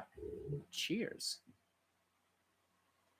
This is a rosé cider from a brewery called Don't Poke the Bear. Weird name. Good shit. Monster Victor, what do you think of Iced Earth? I was never a fan of to begin with. So even with the January 6th thing, I just don't give a fuck about Iced Earth. Drinking wine, fancy. What kind of wine is it? I believe I just said, but just in case, it is a rosé cider from Don't Poke the Bear. Matt Davis, what's your most embarrassing to admit concert that you've attended? Probably that Baby Metal show. I don't know. Like, that's definitely something that'll get a lot of people riled up. Although I do remember seeing I remember seeing Motionless in White at Mayhem Fest. Oh, actually, no. I didn't technically see them because they didn't show up. But years ago, oh god, there's actually a few. You know what? There's a few concerts. So the first rock concert I ever went to was Evanescence and Stone Sour. So that's kind of embarrassing, I guess. I also went to a Rascal Flatts concert once, and Taylor Swift was opening, like a young Taylor Swift. Like she was days away from putting out that "Teardrops on My Guitar" song, which would be her first big single. Actually, that's kind of cool now that I say that out loud. I saw music history before it was a thing. Yeah, if I'm not mistaken, because she was an unknown artist at the time. I might even have like an old poster that she signed because she was literally a nobody, literally up until that song was released. God, what else? I saw In This Moment, but that was opening for Ozzy and Rob Zombie, so not really my fault. I also saw Motionless in White at Mayhem Fest 2013. Yeah, I don't know. Amandus, no, not rad. I don't know. I can say that I saw a piece of music history. Not a lot of people can say they saw that. Speaking of music history, do you have the time to listen to me whine? Green Day, international super hits, all their classic tunes, one record. I got a real soft spot for Green Day. They were probably one of the first rock bands I really got into, and I dig this shit. Just great. I'm not even really into a lot of greatest hits or compilation records, but this one just has literally all of the band's greatest fucking hits. And also American Idiot, which was probably the first big rock album I really got into. And it's still maybe one of my favorites, if we're being honest. Everything about this, from the concept, the production, to the guitar work, to the amazing songwriting, just amazing from start to finish. Jesus of Suburbia in particular is unironically one of the best fucking songs ever written. I love this fucking thing. And this one's actually got a couple cool pressings. There's one that's kind of like a red and black, and there's one that's more of a foggy kind of thing. Grim, what's your opinion on Marilyn Manson? I love his music because he's a huge influence on my taste, and the very first concert I've ever... one of the first albums I ever bought would have been... here's the foggy white one, by the way. One of the first albums I ever bought would have been Mechanical Animals, so I do have a soft spot for Marilyn Manson. But I don't know. Yeah, I don't know. He's kind of a weird fella, to put it bluntly. I totally put this in the wrong order. Crow Reviews, Johnny Test Kids here. I don't fucking know. What the fuck is Johnny Test? Red and Black for the second one as well. Booyah. Celestial Gutter, my first concert in a real venue was Sum 41 with Authority Zero opening. Damn, that's a fucking weird one. Holy shit. Oh, man. Damn. Fate of Nocta Vegas. Personally can't stand Green Day. Easy Bake Coven. I've tried, honestly, but this is a band I can't get into. Totally fair, man. I'll admit it's a little bit of nostalgia. Like, this is one of those bands where I'm like, the nostalgia just gets me with this fucking thing. I dig them. Book it. Can we all agree, at the very least, that both of these records are objectively better than literally everything Green Day has made, like, post 20th Century Breakdown? That record was fucking ass. But so has everything else. So, All right. This is definitely a band that might rile some people up. I've defended them a couple times. I'm going to keep defending them, I guess, till the end of time. Greta Van Fleet. Everyone's just like, oh, they're a rip-off of Led Zeppelin. So, Led Zeppelin fucking rule. I thought we liked Led Zeppelin. I like Led Zeppelin. I don't fucking care. The dude can sing. They can play. It's good shit. Plus, honestly, I think they're closer to Rush at this point. Especially with this album, The Battle at Garden's Gate. This is one of my favorite albums of the year so far. What's up? Okay, hi. You okay? You want Chompy? Well, say bye, Chompy. Go now. He's got Chompy now. I dig this fucking album. I don't fucking care if it's Diet Led Zeppelin or Diet this or Diet that. It's a fucking great record, man. It's just fucking great. This is one of the most authentic pieces of hard rock I think I've heard, not just this year, but in a long, long, long, long, long fucking time. Matt Davis, those kids have skill. They absolutely do. Strong Boys 19. Greta Van Fleet's debut was very enjoyable and deserves the credit as musicians, definitely. Monster Victor, Greta Van Fleet isn't that bad, though I don't enjoy all their songs. They're musically talented and creative in their own right. Hell yeah, man. Next up, one of my favorite albums of all time. It's Appetite for Destruction from Guns N' Roses. This is the deluxe remaster they did a couple years back. Holographic cover with the original artwork, the band artwork that's like literally banned everywhere on the inside. If you can actually find a copy of this album with this original album cover, it's worth like a couple $1,000 maybe at this point. It's a real collector's item. I would love to have it. I would probably frame that on my wall with the Holy Diver picture disc back there. But good shit. Appetite for Destruction is, in my opinion, just a time capsule of everything sexy and nasty and raunchy and disturbing about rock and roll in the 1980s. You know, it's just heavy enough for the metal guys because, you know, Guns N' Roses was touring with like Metallica and Motorhead and Iron Maiden. And it's just sexy enough for the glam and pop guys because they're touring with Motley Crue and Poison. It's just amazing, man. And of course, just riffs for fucking days. Paradise City, It's So Easy, Night Train, Rocket Queen, one of the most underrated rock songs ever. My Michelle, the iconic Welcome to the Jungle, even Sweet Child of Mine. It's overplayed as fuck, but it's overplayed for a reason. I mean, I love them. Amandus, Guns N' Roses is one of my favorite bands ever. Hell yeah, man. Out to Get Me, one of my favorite songs too. Fuck yeah. Fuck yeah. Scumdogs of the Universe next from Guar. This album just turned 30, actually, which is pretty fucking cool. This is an album I truthfully haven't spent a lot of time with, but Guar in general I haven't spent time with. This is technically Anna's record. Hello, Anna. Do you have anything to say about this record? Are you really starting dinner now? Yeah. Anna, it's 4 o'clock. Yeah. I haven't eaten any lunch. Okay. All right. I'm not eating with you then. All right. This is pressed on a smoky black vinyl. Pretty fucking cool. Hell yeah. Chris Bull, Rocket Queen, best song of Guns N' Roses. Hell yeah. Celestial Gutter, Adam, do you like Drab Majesty? That's a question for Adam, I suppose. Michael McVitie says, hi, Anna. Hi. Booyah. Juniper Dallas, Slash is a great guitar player, but then Axl has to open his mouth. He's a little better for that nowadays, to be fair. We've got Devil You Know. Yes, The Devil You Know from Heaven and Hell. This is kind of an offshoot of Black Sabbath with Ronnie James Dio, Tony Iommi, Geezer Butler. Vinyl Time, finally no more nagging wife. Boo! She doesn't nag, she's wonderful. She's also not my wife, but she's wonderful. I love her. Chompy's great too. Great record. Some of the best shit that Dio ever sang. This would end up being the last record he put out while he was alive. Standard Black, good shit. The song Bible Black in particular, that's hot. That's fucking hot, man. Fucking hot. Next up, Luminiferous from High on Fire. Great, badass, sludgy kind of thrash metal. This is pressed on kind of a smoky gray and black vinyl. Easy Bake Coven, I know, just making a meme reference. Oh, don't worry, Easy Bake Coven. I didn't expect you to be serious with that. Fucking cool shit. Hell yeah. Lou 999, Misfits. You got some context for me, Lou, or just Misfits? Shane Chapman saw Guns N' Roses in 2016 in Nashville. Chris Stapleton actually opened for them. Really? That's fucking cool, dude. I want to see Chris Stapleton with Guns N' Roses. That's awesome. Chompy versus Anna. Who would win? Well, Chompy has the advantage of being an alligator. So, but that's also in against him. So, Lou 999. Any Misfits records? I don't own any Misfits stuff or any Danzig stuff in general. Not for lack of trying, mind you. Easy Bake Coven. Tempted to get the glow in the dark pressing of Luminiferous. Do it.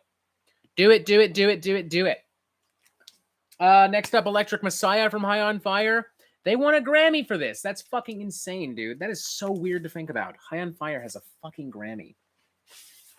This is pressed on a standard red vinyl. You know, pretty fucking cool. Monster Victor, I love High on Fire, but my favorite album by them is Death is This Communion, since that's the album that got me into them. Totally fair. For me, that would be Luminiferous, but they've got tons of great shit. Snakes for the Divine is another great one. I'd love to have that on vinyl. Come on. Come on. It's a little tight. That's what she said. Next up, And Neretta from Horrendous.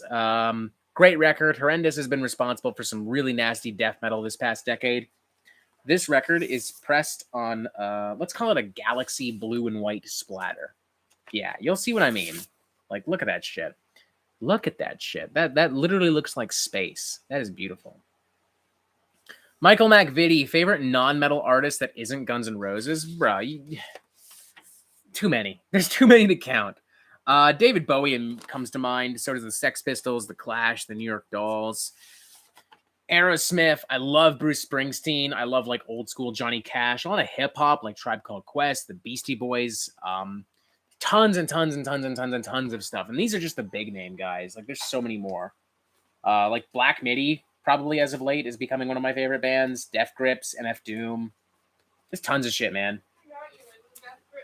That's right. We were just talking about that earlier.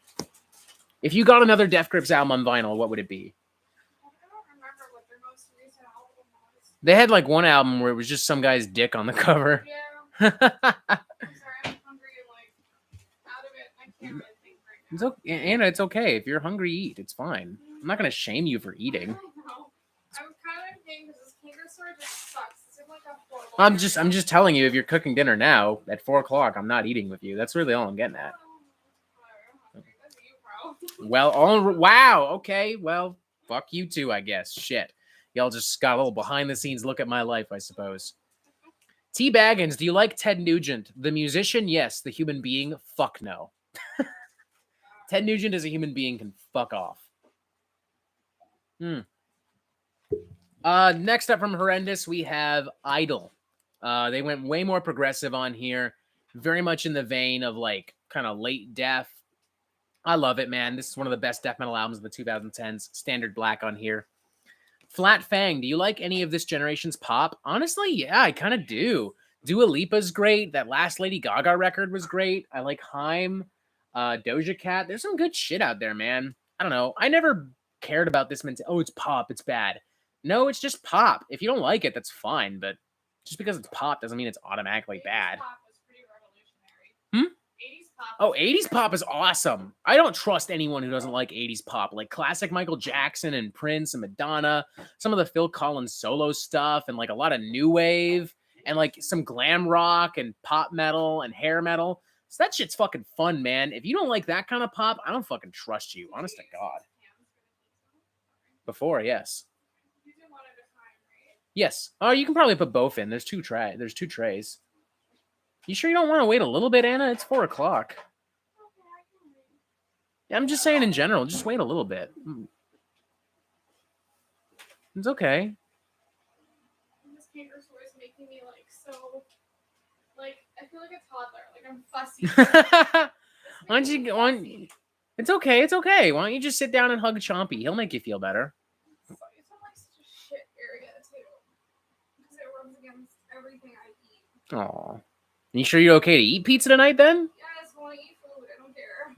I'll suffer through it. Fair enough. I Fair enough. biryani last night with this. Next up, we have United States of Horror from Horror.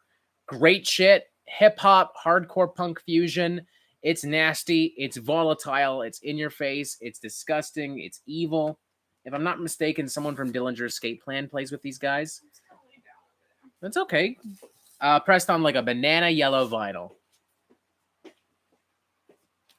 T. Baggins, Jesus, Anna, just wait a while. Hey, don't be too mean. Relax. She's just being a little fussy.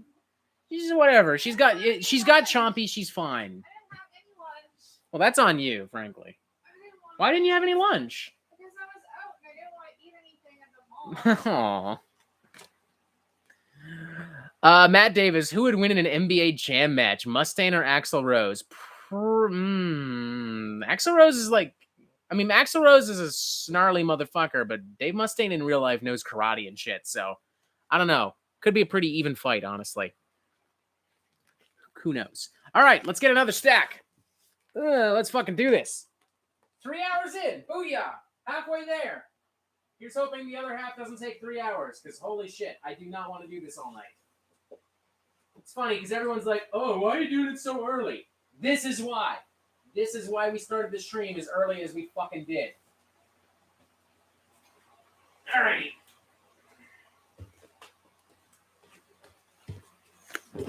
Ooh.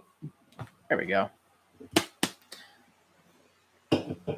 Who's that in the background? I'm here in the background. Are you talking about Anna? That's Anna. Or no, she's not in the background now. Doesn't matter. I mean, it does, but it doesn't. Next up.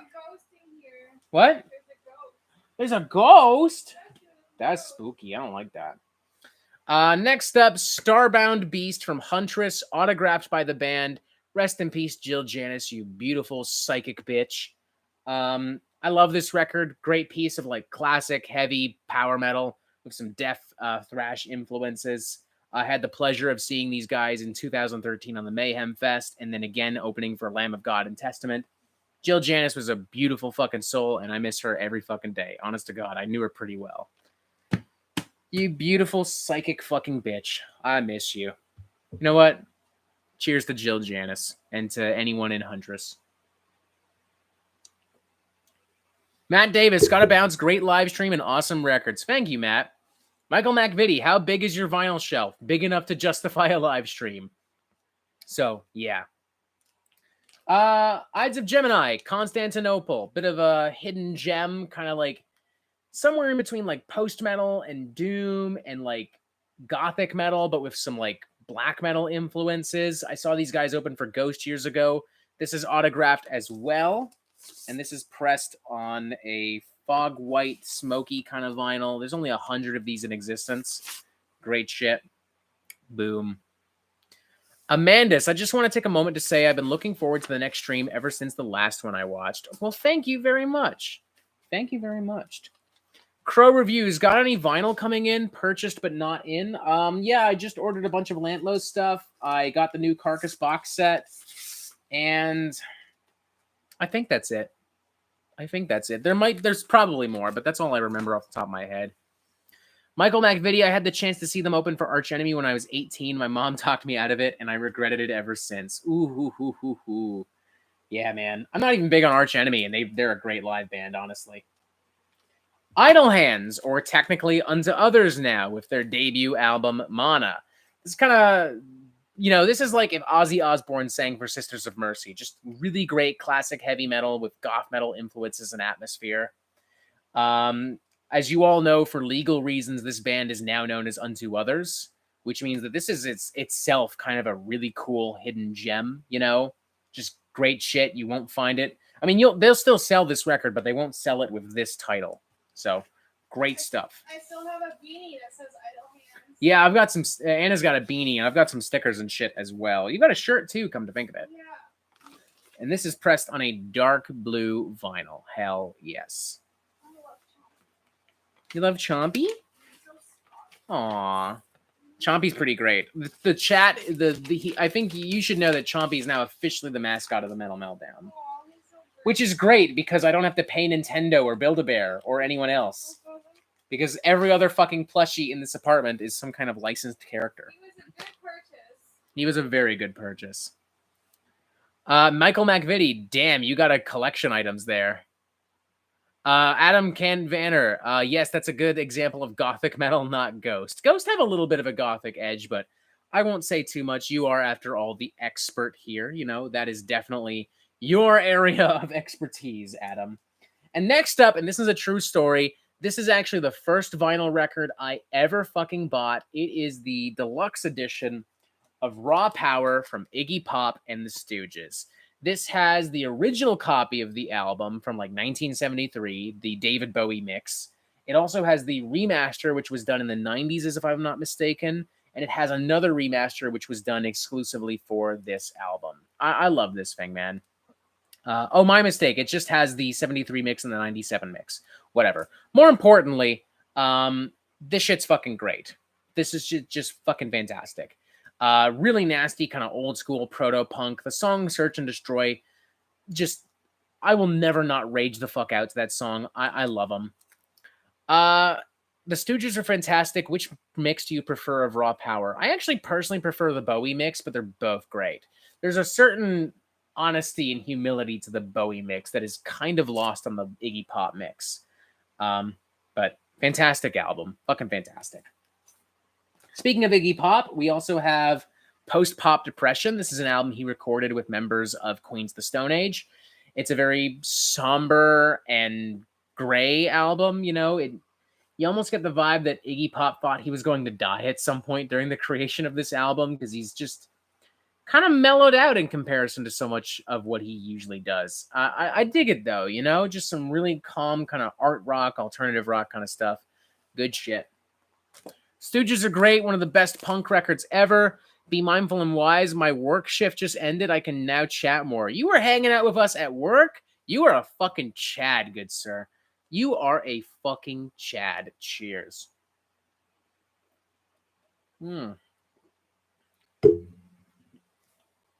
Hell yeah.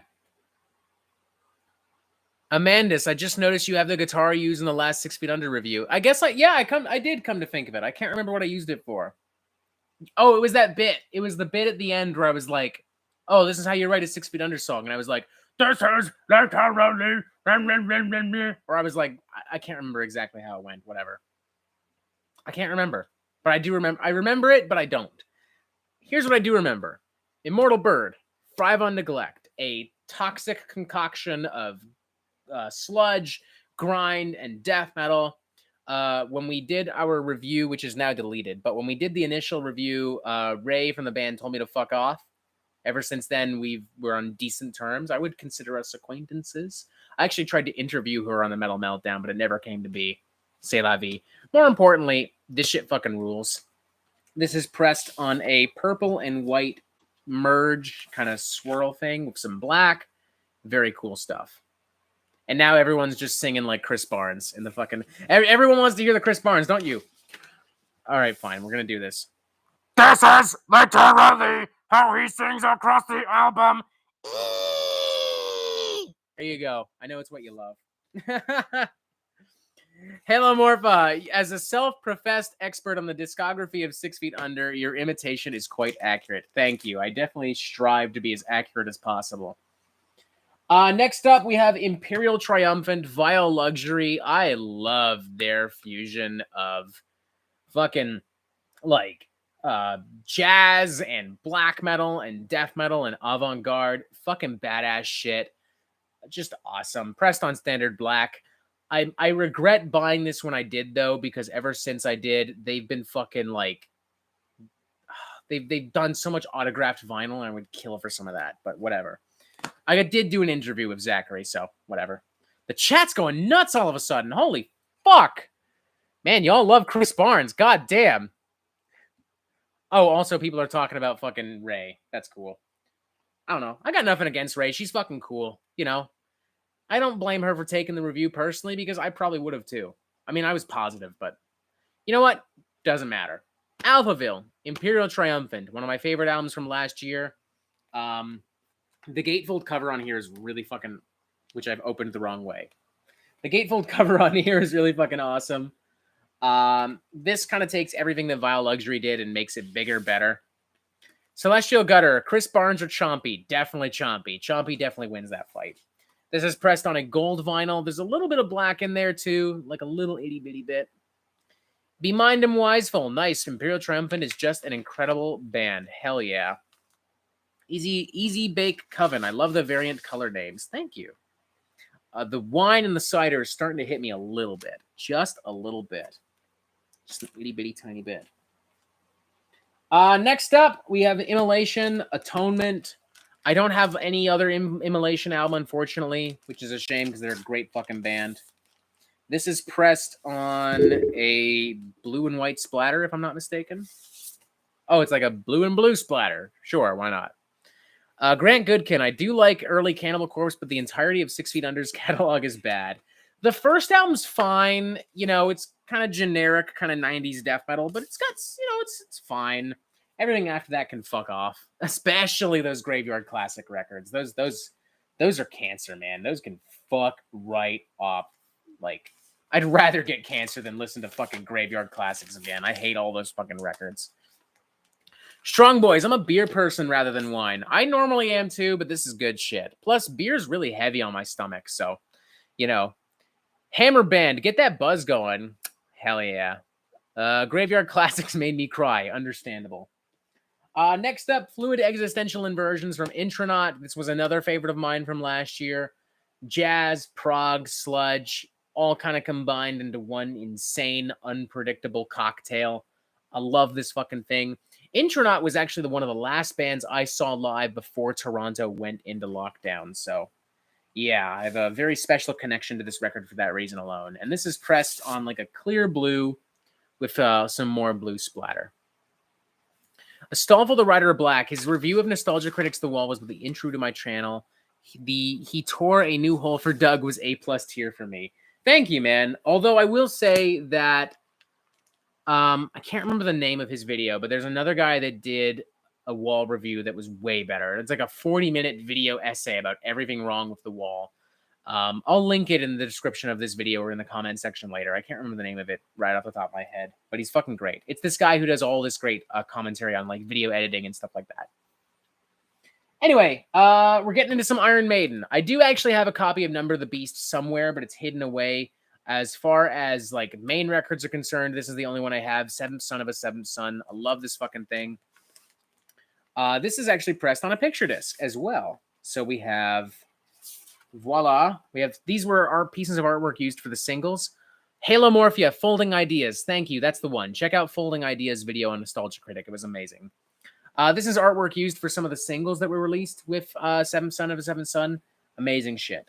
And if anyone's wondering, that Number of the Beast record is on Standard Black. It's in that aforementioned box that I'm hiding way earlier. I don't know. I'm actually shocked it's not in here. It wasn't supposed to be in the box. The box is supposed to go to like charity or something, or Cops Records.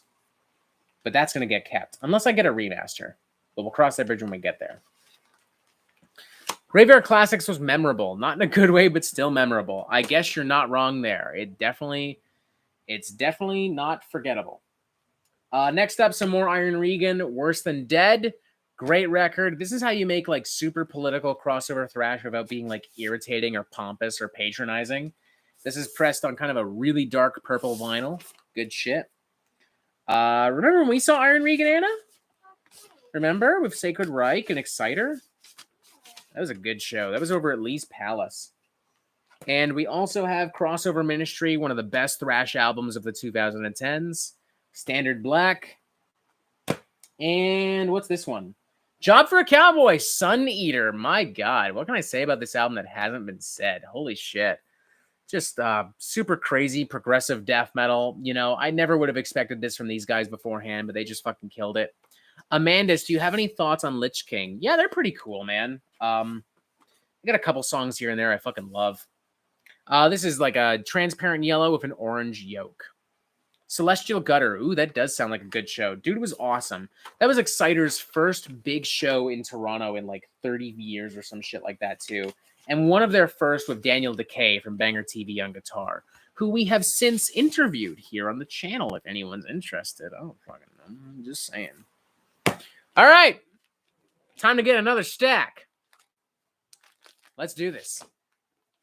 How you doing, Anna? You're good? Are you sure you're good? Yeah? Are you a little poopy? You're sleepy?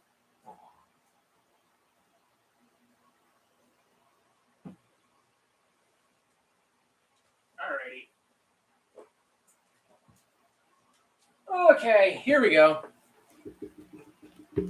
More fat stacks of records.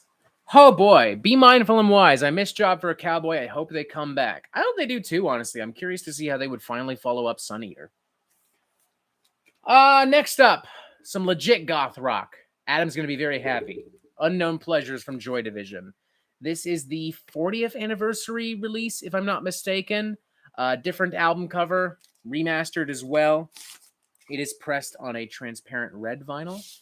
Michael McVitie, you and Anna seem like a perfect match. Thank you. I'd argue Anna and Chompy right now are a more perfect match, but, you know. There's that transparent red, by the way. I wore a Joy Division shirt in my collaboration with Adam when we did the bigotry and homophobia in metal review. That's what it was, or video. Yeah, the booze is starting to get me a little bit. It's okay though. I'm still here. Screaming for Vengeance, Judas Priest, old school heavy metal thunder. What more do I need to say? Classic black. This is the 30th anniversary edition, to be super specific. It's got updated artwork, but other than that, it's the same album that you know and that you very most likely love. I wish I had Turbo. Wide X him has Turbo. I wish I had Turbo. I don't have Turbo. But I do have Painkiller, which is one of my favorite metal albums ever fucking made. The name Metal Meltdown actually comes from this fucking album. Great shit. Strong Boys 19. Chompy and Anna together while Robert drinks and blasts metal. So, yeah, that actually sums it up. Adam, it's post-punk, but in the goth category. Great album. So I get a few points there. I get a few points. I'm aware. I'm not an expert like you, but I'm aware. Amanda's, the title track for Screaming of Vengeance is the best. The entirety of Painkiller is badass. Hell yeah. The only song on here that I don't care much for is Living Bad Dreams, but it's a bonus track, so I guess I would argue you can't let it slide, but according to some of y'all, I have to, so whatever. It's still amazing. I mean, it's just so fucking good. Every fucking song on here is amazing. Touch of Evil is actually one of my favorite Judas Priest songs in general. I love that fucking number. Next up, I don't recognize this one. Oh, now I do. It's Meditations from Cataclysm. I wish I had more Cataclysm, especially their new album, Unconquered. I thought that was fucking great. I don't understand why people don't like that album. It's just got riffs for days. This is a weaker album, in my opinion, in their discography, but still some decent songs here and there. Cataclysm's a fun live band, too. I saw them with... We saw them with Soulfly, didn't we? Yeah, it was like super slushy and snowy. Yeah, it was it was like a really bad day for weather. Like there was a really bad rain and snowstorm, and it was cold as shit. But we said, "Fuck it, we're going downtown anyway." And it's fitting that Soulfly opened because that venue was fucking humid, man. It was fucking swampy in there. I'm gonna go to Shoppers. I want to see if I can get something for Tinker Store. Okay. We need toilet paper. We need toilet paper? Yes, we do. Okay, cool. I take too many steamy shits all over these shit records. That's why. This is pressed on a gray vinyl right here. I like how y'all are also getting like a lot of behind the scenes stuff. Like we're like, oh, it's too early to eat dinner. Oh, I gotta go to the store and get stuff. Like adults, though. It's just fascinating. So much behind the scenes nonsense. What if Chompy wears a Metal Meltdown custom made hat? I'd be down, man. I'd make Chompy a hat. We'll do if you know what, if we're making Chompy a mascot, we'll make a shirt with Chompy. We'll make a Chomp. We should change his bandana and get like a little Metal Meltdown. Aw, that's cute too. I like that. Strong Boys 19. I do love some Soulfly, but Sepultura with the Cavalera brothers all the way. Absolutely, man. I'm with you there. Michael McVitie could have Chompy in the background of future Metal Meltdown videos. Yeah, why not? Sure, fuck it. Next up, Love from Ken Mode. Some super weird, sludgy, chaotic, hardcore punk. It's fucking bizarre, man. It's so fucking stupid heavy. I love this shit. These guys won the first ever Juno Award for like best metal or hardcore record. And it's easy to see why, because their discography is insane. Juniper Dallas, we gotta make Chompy a little battle vest. Oh, I love that idea. That's a great idea. This is pressed on a red and black vinyl. Great fucking shit. We could. I've got like a Gorguts patch that I have yet to sew on my jacket. I'd be willing to spare that. You gotta get like a little doggy vest. Like those doggy denim jackets. Yeah, I can probably get one like on sale or something. We can buy like some small patches and shit at Sonic Boom or even from Rockabilia online. Yeah. Maybe we'll do this. Maybe we'll do it for real. I think we have extra patches. I think we have enough extra patches. I might have a pentagram patch somewhere around here as well, if I'm not mistaken. There's that one, Cancer Bats one. A Cancer Bats patch? That's cool. Yeah. All right, we might actually do this. He's gonna rock like Cancer Bats and Gorguts and Pentagram. Oh, sludge and doom and weird shit. Fuck yeah. Chompy's a badass. This is great. Grant Goodkin, what do you think of battle jackets with sleeves? Mine doesn't have sleeves, so that should answer your... Sleeves is cool, because I really like arm patches a lot. Like, I have another jacket, that has... Shut up. I have another jacket that has like sleeves and whatever. Yeah, and I you've have got two actually, I because have, you've got like you've got one that's more like you've got one with a bunch of bands, and you've got one with like a bunch of shit, like pins and like I shit. have one with my Fork Army back patch. I have my black vest, and then I have my long denim jacket as well. That's how metal we are. We have multiple battle jackets. I'll be back. I'll see you in a bit. No worries. Next up we have we're getting into some more hip hop. Kendrick Lamar, Good Kid, Mad City, standard black vinyl, great record. Not my favorite from Kendrick. That award would go to his next studio album, To Pimp a Butterfly. I didn't give a shit about hip hop for a long time until this album came out. I love this. This remains maybe my favorite hip hop album of all time, to be totally honest with you. You know, great King Kunta, Institutionalize, These Walls. The Blacker the Berry in particular just ramps me the fuck up. How do you not get the blood pumping with that shit? Great album.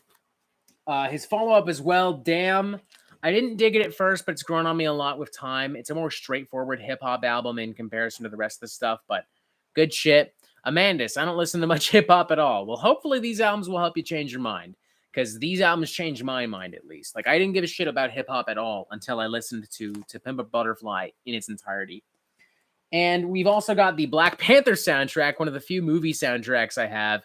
This was also done mostly by Kendrick Lamar, but there are a lot of other features on here. This is actually a great gateway album for hip hop and for a lot of contemporary urban R&B, because there's a lot of different artists on here, a lot of different vibes and sounds here. Plus, the Black Panther Association doesn't really hurt. And all those are on standard black, but this one is pressed on a green vinyl, if I'm not mistaken. Yes, good shit. Astolfo, the only hip-hop album I ever listened to was from my country, and it made me hate the genre with a passion. Understandable, man. Listen to these albums then. Maybe this will change your mind. The track All the Stars in particular is a stunning number on this album. I love it. This beautiful, beautiful, beautiful number. Is it weird that I'm most excited for Black Panther 2 because of the soundtrack? Like, that's the main reason why I'm excited for it. Rest in peace, Chadwick. Yeah, speak of the devil. Rest in peace, Chadwick Boseman. An absolute Chad of a human being. Say whatever you want about the MCU and Marvel, but Chadwick Boseman was a badass motherfucker. Dude was dying of cancer and went to see kids dressed as Black Panther who also had fucking cancer. What a beautiful soul. Next up, Kids See Ghosts. I don't have a lot of Kanye stuff, but I do love this album. I want more Kanye stuff. This album's kind of fascinating because he kind of dissects some of the things that people dislike about him, from his politics to his religious views to some of his antics. A lot of great collabs on here, a lot of great songwriting. Just great record, standard black as well. I got that at an Urban Outfitters, believe it or not. Good shit. Getting finally back into some metal. Finally, I know. With King Diamond, Abigail, great record, standard black. This was a sophomore, if I'm not mistaken. Feel free to correct me if I'm wrong. Good shit. That's what's important. King Gizzard and the Lizard Wizard, Murder of the Universe, more great shit. Very weird, proggy record. It's all over the place. It's all over the top. It's basically just one long, continuous song with all these repetitive refrains. It makes for a very intense, psychedelic listen. Love it. King Gizzard in particular just makes insane shit. Amandus, do any of you remember when Kanye got mad because that one guy at his show in a wheelchair wouldn't stand up? I do. Definitely one of his most cringeworthy moments, to put it bluntly. Speaking of King Giz, Infest the Rat's Nest. I got shit for saying it. I don't care. I'll say it again.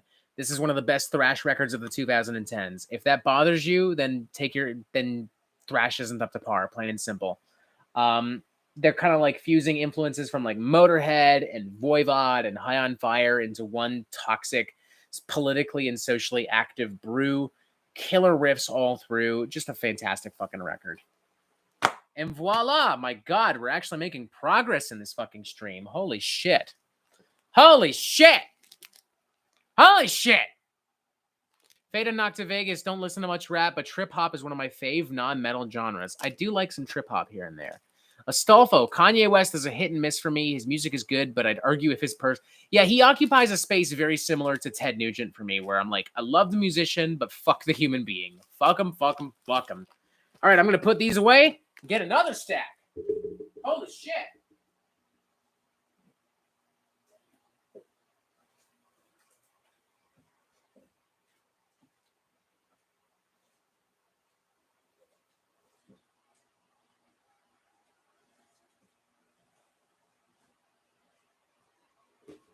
What the fuck is up? What the fuck is up? Stupid idiots. Except for you, you're wonderful. Oh boy, wow, we're actually making real I know it doesn't seem like it because we're only at the letter K, but we are actually making real progress. There's only 3 more vinyl cubes after this stack. Celestial Gutter, Run the Jewels. Great shit. Love Run the Jewels. Amandus, I hate Ted Nugent's music. His song Fredbear was decent. I don't know, Cat Scratch Fever's a jam. Weekend Warriors. The debut album especially is good shit, man. To each their own. King Tough, really great kind of modern hard rock, stoner rock, alternative rock fusion record. This is from Anna, actually. Good shit. Heavy Therapy, nice hanging with you. I'll catch the rest later. Thanks for tuning in, Heavy Therapy. I'm glad you had a good day. This is pressed on like a transparent gold with some rainbow flecks and splatter. Good shit. I don't know why it was packaged like that. Booyah. Look at that. Look how funky that is. Look how funky that is. Tyler Hackner. I never liked Ted Nugent, his music, or personality. You're going to summon Bryce Talks Metal with that attitude. You're going to piss him the fuck off. Oh, man. It's weird that Ted Nugent was like crazy big back in the day. And he kind of shot himself in the foot with all of his like super controversial takes. And look, just to be clear, the issue is not that he's conservative. I could care less. I don't give a fuck. Statistically, half of y'all are conservative because that's just the way North America works for whatever fucking reason. That's not the issue. The issue is that Ted Nugent is a fucking asshole. The issue is that he compares African Americans to monkeys and that he said he would assassinate Barack Obama and Hillary Clinton. That's the fucking problem. So before anyone goes on with this anti-conservative garble, go fuck yourself. Very political all of a sudden. Let's change that by talking about Chemists. I love Chemists. This is their debut album, Absolution. Great shit. This is when they're more of like a straightforward kind of stoner doom metal band. This is pressed on standard black. Great shit. I never really get into Chemists too much, though, until Hunted. A fantastic display of classic and modern doom. It's so catchy. It's so well written. One of the best doom records in recent memory. This is pressed on kind of a gold and blue merge, if I'm not mistaken. Boom. Hell yeah. Grant Goodkin, this is about vinyl. Let's not get political and keep the good vibes. I'm trying, but Drunk Robert does tend to get a touch more political than Sober Robert. The important thing to remember, ladies and gentlemen, is that even if we do get political, it's okay to disagree, but it's not okay to be an asshole. Plain and simple. Chemist's best album is Desolation, though, in my opinion. This is, oh, God, just an amazing album. I've gushed about this so many times over the years. Just amazing. It's just remarkable, you know? Just remarkable. Epic slice of classic doom, modern doom, badassery. Michael McVitie, I separate art from artist because I wouldn't be able to listen to music otherwise. At least it feels like that. With all due respect, there are some instances where that just isn't possible. You know, for some people, that's very difficult. I don't know. I don't want to get into a thing. You listen to what you want to listen to. Plain and simple. You're an adult. You're all responsible for what you listen to. Let's just rule it out with that. Let's just do that. Let's just do that. Let's just do that. The words are starting to blur. Good vibes, though. Good vibes. And hey, it's okay if we get political, as long as, again, we're being respectful and we're not being assholes. Desolation is pressed on a black vinyl with some orange and some white flackers and some fucking more orange splurge. Crow Reviews, Sky Daddy is awesome. Is that a band? I'm not familiar with them. I'm not familiar with that band or artist. I cannot say. So, interesting name, though. And next up, we got a bunch of creator vinyl, like a bunch. like a bunch. A lot of this we talked about in the unboxing creator video thing that I did a couple months ago, but fuck it, since we're here and since it's fun. Endless Pain, the band's debut, pressed on a yellow and purple. It's been a while since I looked at some of these, so it feels like I'm rediscovering at this point. We also have Pleasure to Kill, the band's sophomore studio album. Yeah, now the chat's like, yeah, creator, fuck yeah. I love this. One of the best thrash proto death metal records ever made. This is pressed on a red and black splatter as well. Good shit. My personal favorite again. Creator or just thrash metal records. Hammer Band, hell yeah. Creator, fuck yeah. Tyler Hackner, Grant Goodkin. Yeah, we're doing good. It's pretty chill. We've been pretty good. When we've done more political stuff in the past, we've actually handled it with genuine grace and maturity, unlike, say, Razor Fist. Anyway, Extreme Aggression from Creator. Great record. We got fucking Orange and Black here. Strong Boys 19, one of the best. Phantom Antichrist, one of the best albums of the 2010s. Hell yeah. Amy 666, totally. Amandus, who's Razor Fist? An asshole. That's who. Terrible Certainty, another great record. This is pressed on a transparent white with some pink splatter. Booyah. And finally, not finally, more. Coma of Souls, Creator. The alcohol's starting to hit me. We're going to do this, though. Gray with pink splatter. Crow Reviews, I cannot find the metal band emoji. Oh, no. There's a metal band emoji? I don't fucking know. I guess. Sure, why not? Whew! And Renewal. Great record. Not my favorite from Creator, but a solid record nonetheless. And it is pressed on a black and green vinyl. Yes, it is. These were all featured in the Under the Guillotine box set. If you want to see me dissect that in greater detail, you can check that video out here on the Metal Meltdown. Oh, excuse me, Jesus. Let's get another stack, because my life is all about showing off vinyl right now. 3 more to go. 3 more fucking cubes. We're more than halfway there. What an insane clusterfuck of a day it's been.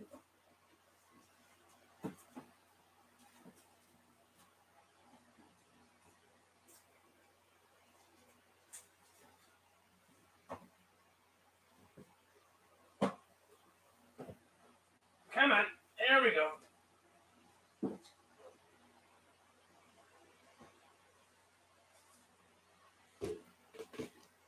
Look at this thick, juicy stack. Look at this fucking shit.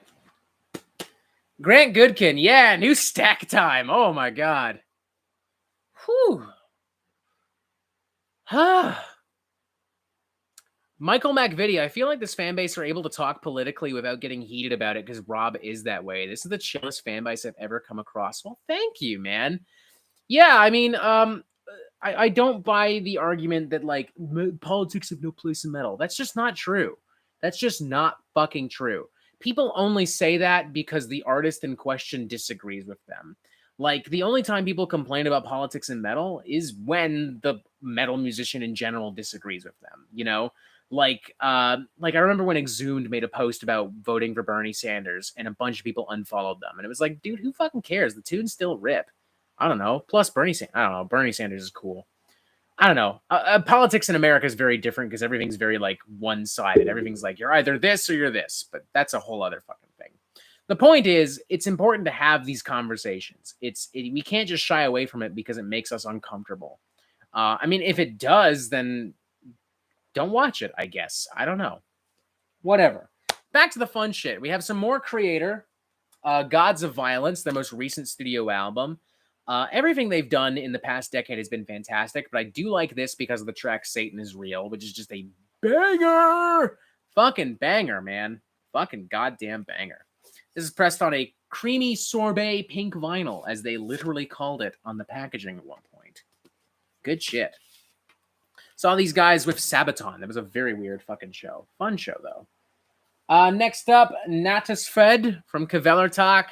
black metal, punk fusion shit. I wish I had their new album because it's so good. But this is some good shit too. This is pressed on a white and blue vinyl, if I'm not mistaken. Nope, just classic blue. Ain't nothing wrong with that. Amandus, what's it like in America? Depending on who you ask, you might get like 1,000 different answers. Let's just say that as far as Canada is concerned, America is pretty weird right now. We're getting into some more mainstream metal. Oh no. Ooh. Classic record from Lamb of God, Ashes of the Wake. This turned 15 last year, if I'm not mistaken, which is very weird because I actually remember when this album came out. This is the anniversary remaster that they did. Great record. Still sounds amazing after all these years. Pressed on standard black. And we've also got their Seven Sturm Undranged album here. I wasn't big on the self-titled, and Resolution is pretty hit and miss, but this is a really strong record. Probably their strongest in the 2010s. I like some of the clean vocals and stuff. The collaborations with Chino Moreno and Greg Puciato are great.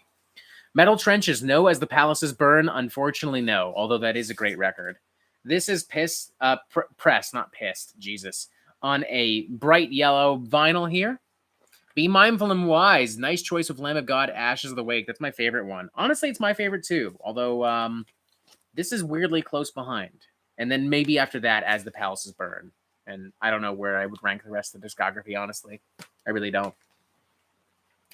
I've seen As the Palaces Burns once in Sonic Boom, but they wanted an absurd amount of money for it. So fuck that shit.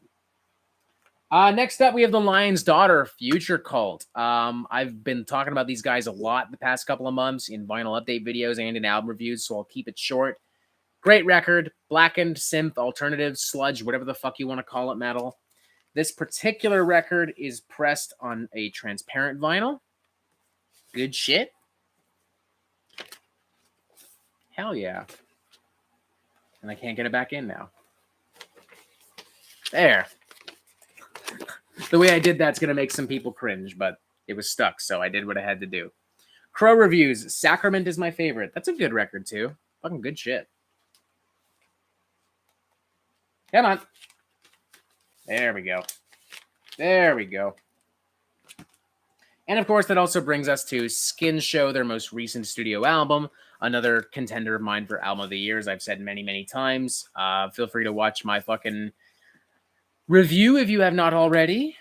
It's pressed on a white vinyl. Fucking good shit. The song Neon Teeth is legit one of my favorite songs of the year. It's so good. Like, if I were to do a top 10 songs video at the end of the year, that would probably show up. It's just so good. I also did an interview with Rick Giordano from The Lion's Daughter back in February, if anyone's interested. Next up, we're getting to one of the most emotionally devastating records I think I've ever heard in my entire fucking life. Caligula from Lingua Ignota. An insane cocktail of extreme metal and noise and classical technique.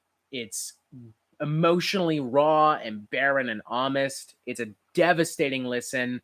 I still have trouble listening to this on any level, let alone a casual level. Just an amazing fucking album. I'm so pumped for Sinner Get Ready. This is barely a metal album to begin with. It's more adjacent to metal. Sinner Get Ready is a lot softer, but I'll probably review it anyway because there's nothing coming out first weekend of August that's really all that interesting. Easy Bake Coven. This is Mom, Pick Me Up, I'm Scared, the album. That actually sums this up fucking perfectly. This is a horrifying fucking record. This is, wow. If you haven't listened to it, please do so in the very near future. This is a very tense and disturbing record. I cried pretty hard with this fucking thing. Blue and Pink. Booyah. Booyah. So pumped for Sinner Get Ready. I would have pre-ordered that if it wasn't for the fact that I gotta wait till February. If I gotta wait till February, then I'd rather just buy the album in February. You know what I mean? It's such an absurd wait time. I don't understand that at all. Next up, some more hip-hop. Malibu Ken. Really bizarre, cool shit. A lot of 80s and 90s hip-hop vibes with modern production. The album cover is weird, I'm sure as you can tell. If I open it up... Oh my god! Whoa! It's so fucking bizarre. Just really weird. Good shit, man. Featuring Aesop Rock and Tobacco. Pressed on a blue vinyl. Good shit. Crow Reviews. What's it called again? It is Caligula from Lingua Ignota. If you want to, like, hurt yourself tonight, that's a great soundtrack for it. But also don't hurt yourself, because I love you. Next up, Mandroid Echo Star. Citadels. This is an EP they put out. This is a cool Canadian kind of band in the vein of Protest the Hero for anyone who's interested. Also, wow, we're at M. I told y'all we were making progress. We won't have to do 20 parts, unlike Wide XM. This is some good shit. I saw these guys open for Protest the Hero years ago. They ended up winning a Juno Award 2-3 years ago, if I'm not mistaken, which nobody saw coming. They're super great. The singer described them as, and I quote directly, Celine Dion singing for Mastodon. And honestly, that's kind of a perfect description. Great shit. This is pressed on... Oh, it's autographed as well, come to think of it. Booyah. This is pressed on an orange and rainbow splatter, if I'm not mistaken. Nope, just bright orange. Not sure where I got the rainbow splatter description from. Hi, Anna. How are you? Did you have fun? Did you have fun buying drugs? Which is definitely what you did and nothing else. I'm going to take that as a yes. Okay. We have Maruda, Remain Dystopian, badass underground grindcore. Thomas Lindbergh from At the Gates does a couple guest tracks on here. Nasty fucking shit. Standard Black, definitely check this out. Michael McVitie, Celine Dion singing for Mastodon. I need to check them out. That's how he described them, the singer. Don't quote me per se. But regardless, they're good shit. Speaking of Mastodon, we have made it to the point of the video where we're playing around with some Mastodon. Starting with their debut album, Remission. I don't think I need to explain Mastodon too well. I feel like y'all will know who Mastodon is. You know, they're not exactly an underground band, to put things bluntly. This is a transparent vinyl with some blue and some pink and gold splatter. Crazy shit. This is another band similar to Def, where Relapse Records is like, we got to re-release this every fucking year. But hey, people keep buying it, so it's hard to really be too upset with them. And I guess if it weren't for that, I wouldn't have this either. Amandus, what's the one with Blood and Thunder on it? What was that the one with Blood and Thunder on it? No, that is Leviathan. Though Speak of the Devil, Leviathan. Great record. The alternate cover as well, which I like. I prefer this over the original cover, actually. This is pressed on a standard blue, if I'm not mistaken. Strong Boys 19, Crack the Sky is my favorite Mastodon album and a top 10 of all time. Yeah, same here, man. The definition of prog metal to me, absolutely. Michael McVitie, Mastodon is totally underground, unlike Iron Maiden. Yeah, two of the most underground metal bands of all time, absolutely. Easy Bake Coven got a badass pressing of this record last month. Fucking hell yeah, man, that's cool. Blood Mountain, not my favorite in their discography, but a great record. It grows on me with every listen. I think that this is black. Yes, it's standard black. Good shit, though. And Crack the Fucking Sky, one of my favorite albums of all time. Probably my favorite prog metal album of all time. This is pressed on a light blue.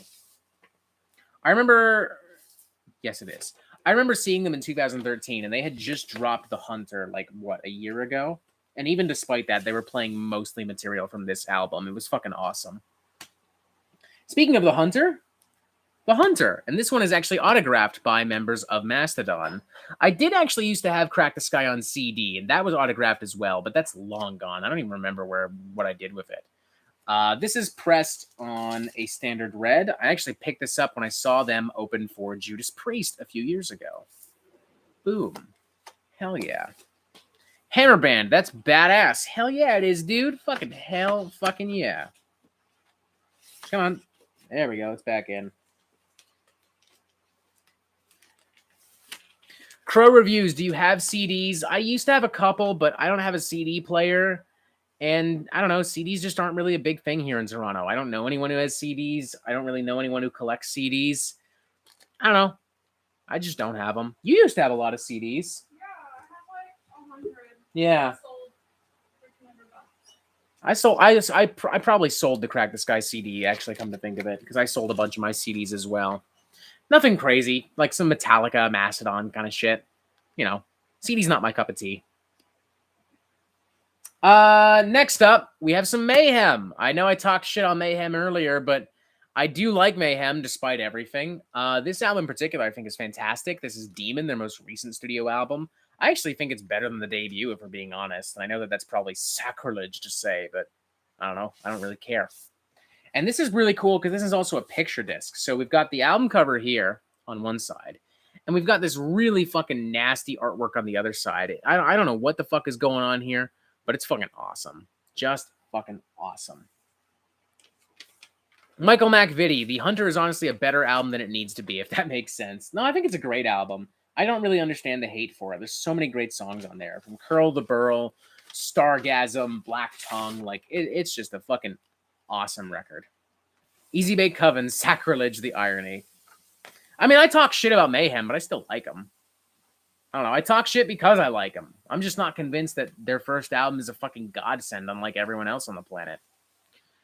Astolfo, the Mayhem's a pretty good band, but the early controversies completely ruined their image for most people. I think that's definitely a part of it. I think a lot of people are just turned away from them, which is a shame, because when you get past those early years, there is some great shit. Demon, Grand Declaration of War, I think, is a super underrated album. They went like really proggy and avant-garde with that thing, and I love it. Good shit. Time for another stack. Holy fucking shit, motherfucker. Okay.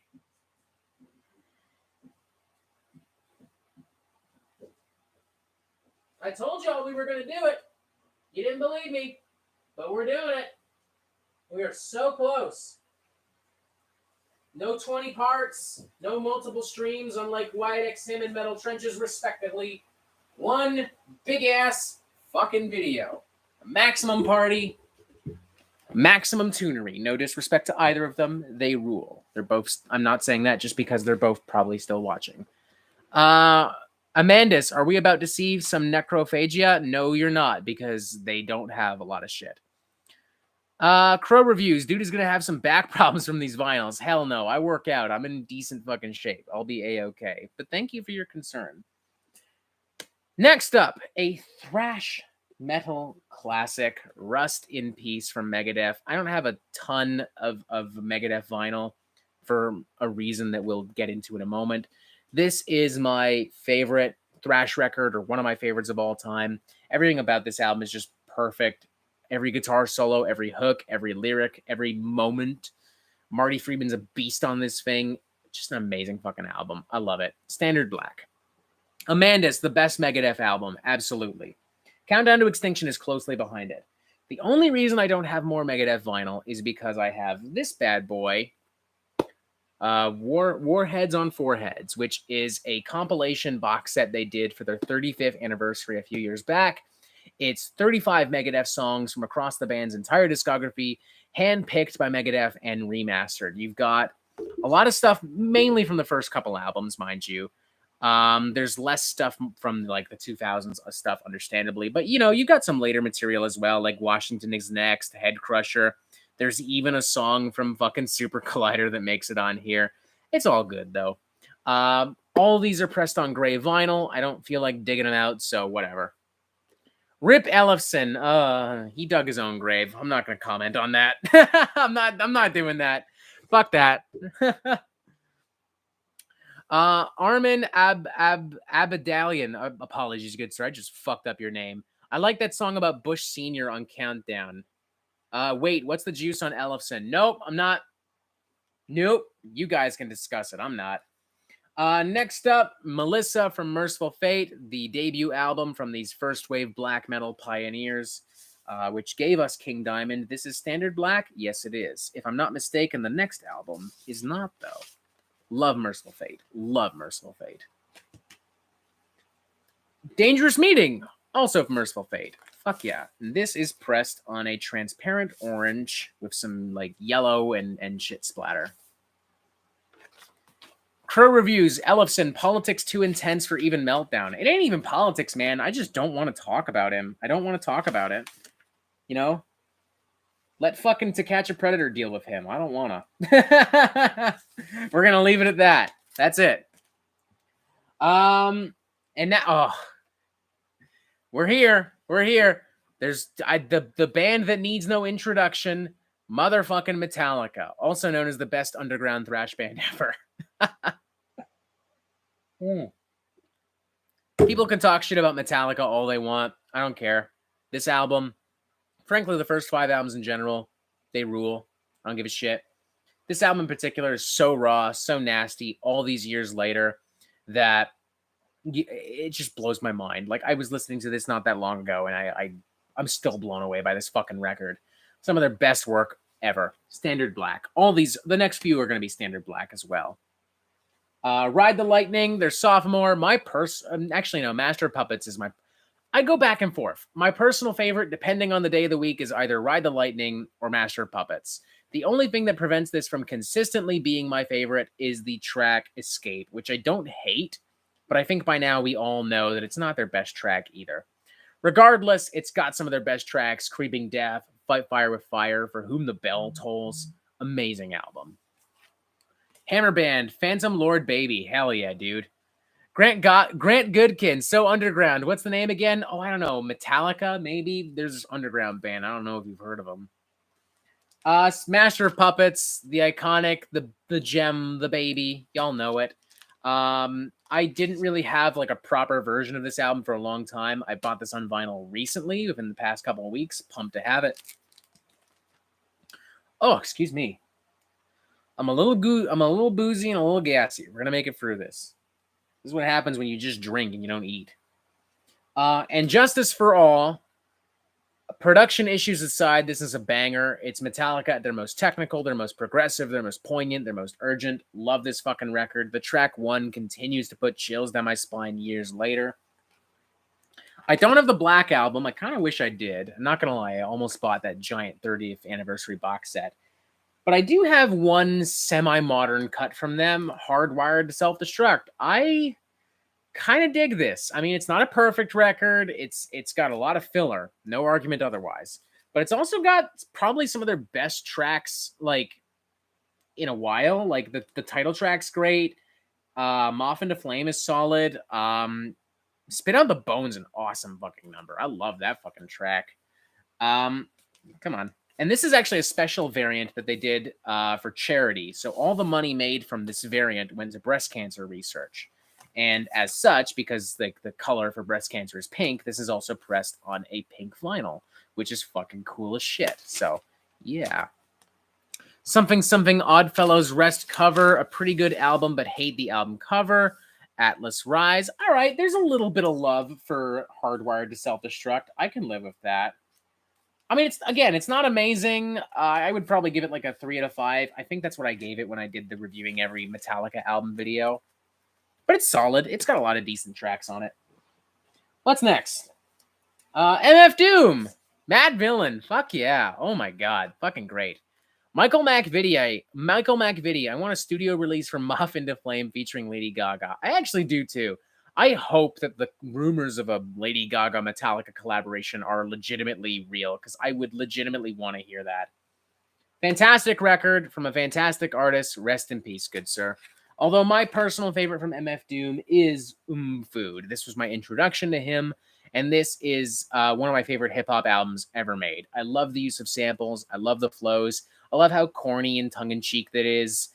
Production's amazing. Just a fantastic record altogether. You really can't go wrong with any MF Doom. Crow Reviews. Ed Sheeran makes a death metal album. You know what? Fuck it. I hope he does. Why not? It'll be better. It'll probably be better than the usual tripe he makes. Fuck it. I hope he does. I hope Cradle of Filth is on it, since he responded to it directly. We also have the Czarface MF Doom collab here. They did another collaborative album earlier this year, which I wasn't really into, despite my love of both MF Doom and Czarface, but this record is fucking fantastic. I was actually working out to this album, I should say, before we launched this stream.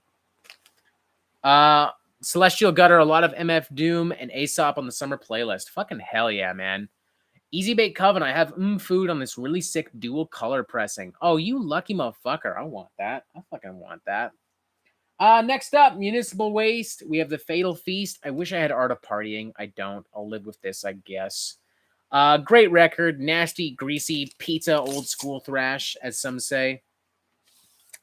This is pressed on a orange splatter. Yes, it is. Look at that. Cosmic orange. Are you into the Victor Vaughn albums? I'm not familiar with Victor Vaughn, so no comment.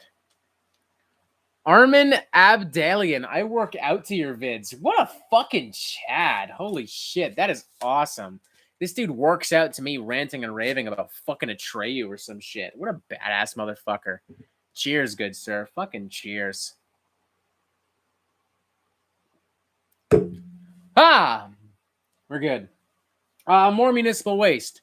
Slime and Punishment, their most recent studio album. I hope to God they do more in the future. Holy shit. Michael Activity, I have to go. Hope I catch more before the end of the stream. We might be here for a little bit. I don't know. We're making good progress, so we'll see. But thank you for tuning in nonetheless. This is pressed on some green and white splatter. Nice shit. Hell yeah. Not their strongest record, but a good album nonetheless. I think it's a little underrated. One of the stronger thrash records the year it was released. 2017, if I'm not mistaken. And now we bring that. Now that brings us, there we go, to War Moans from Mutoid Man. I love this album. This is like if a pop punk album was released during the Nawabum era. It's just full of riffs and hooks for fucking days. I love this thing. Ben Kohler's a fucking beast on this thing. Oh god, some of the best songwriting of the 2010s. Kiss of Death, Microaggression, Bone Chain, title track. Bandages, Melt Your Mind. I love that fucking song. Just a great album. Fucking fantastic shit. Standard Black as well. Sponge Bitch Bobface just got home from work. It's Irish whiskey time. Hey, fuck yeah, dude. Fuck yeah. A death metal classic now. Altars of Madness from Morbid Angel, pressed on Standard Black. I don't feel like I need to explain this all too much. And this is a bit of a weird one, but it's the soundtrack to The Dirt, the Motley Crue biopic. The original tracks on here are fucking ass. But as far as the greatest hits stuff is concerned, it really does have their greatest hits. I mean, Livewire, PC Reaction, Kickstart My Heart, Dr. Feelgood, lots of good shit on here. If it wasn't for like the original material, like The Dirt and that fucking awful Madonna cover, I would legit recommend this to a lot of people, but I bought it regardless because I dig Motley Crue. I don't fucking know, man. I got a soft spot for them. You know, I kind of grew up listening to like Motley Crue and Guns N' Roses and Metallica, so I got a real soft spot for those bands. Covenant or Illid? Definitely Covenant. That's not even up for fucking debate. Jesus fucking Christ. Alfie665, You Need Gateways to Annihilation, my fave Morbid Angel record. A good record for sure. I'm not big on the Steve Tucker stuff, though, to be honest. But that is still a pretty solid record. Amandus, it's hard to believe a band as good as Morbid Angel could put out something as bad as Illa Divinum Insanus. Yeah, honestly.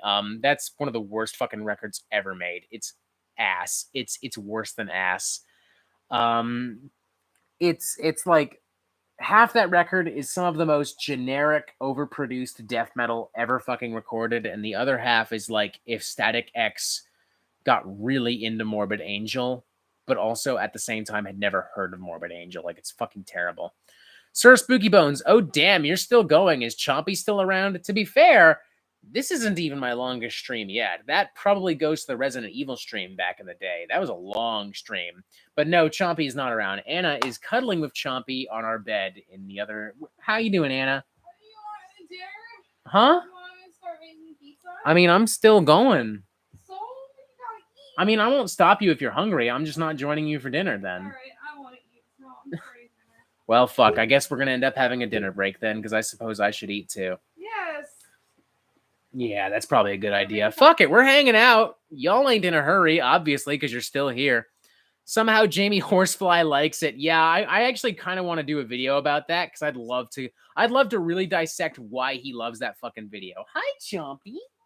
Hi, Chompy. This is Chompy. This is great. Oh, fucking friend. Oh my god. I know, isn't he great? Anna the Chompy thief. That's okay. She paid for him. It's fine. I bought it. It's mine. What was it? Oh, it's a paper. Okay. SpongeBob Bitchface. Y'all need to check out an underrated technical progressive melodic death metal band. Jesus, a lot of words there. Called Martyr. Half of Voivod is in it. Ooh, I will have to check that out. Metal's Trenches. Eat on stream. Your lady sounds hungry. That's probably exactly what's gonna happen. Never neglect a hungry lady. I didn't neglect her. I was just making the argument that hey, it's 4 o'clock in the afternoon. Maybe it's a little early for dinner, but you know she's been patient. Go nuts. Celestial Gutter. Nah, don't let your lady down alone. I won't, but I'm also not ending the stream, so we're straight up gonna eat on the stream. Fuck it. Fuck it. People do that shit all the time. Whatever, man. Metal Meltdown, eating vinyl stream. Adam Canvander. The two of you are so cute together. Aw. Mukbang. Alfie66. No. Alfie665. It's 10 p.m. here. Lol.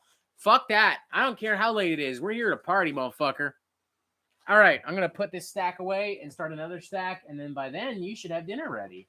Like, I'm making Anna make dinner while I'm fucking like, and this is why this Morbid Angel album is blah, blah, blah, blah, blah.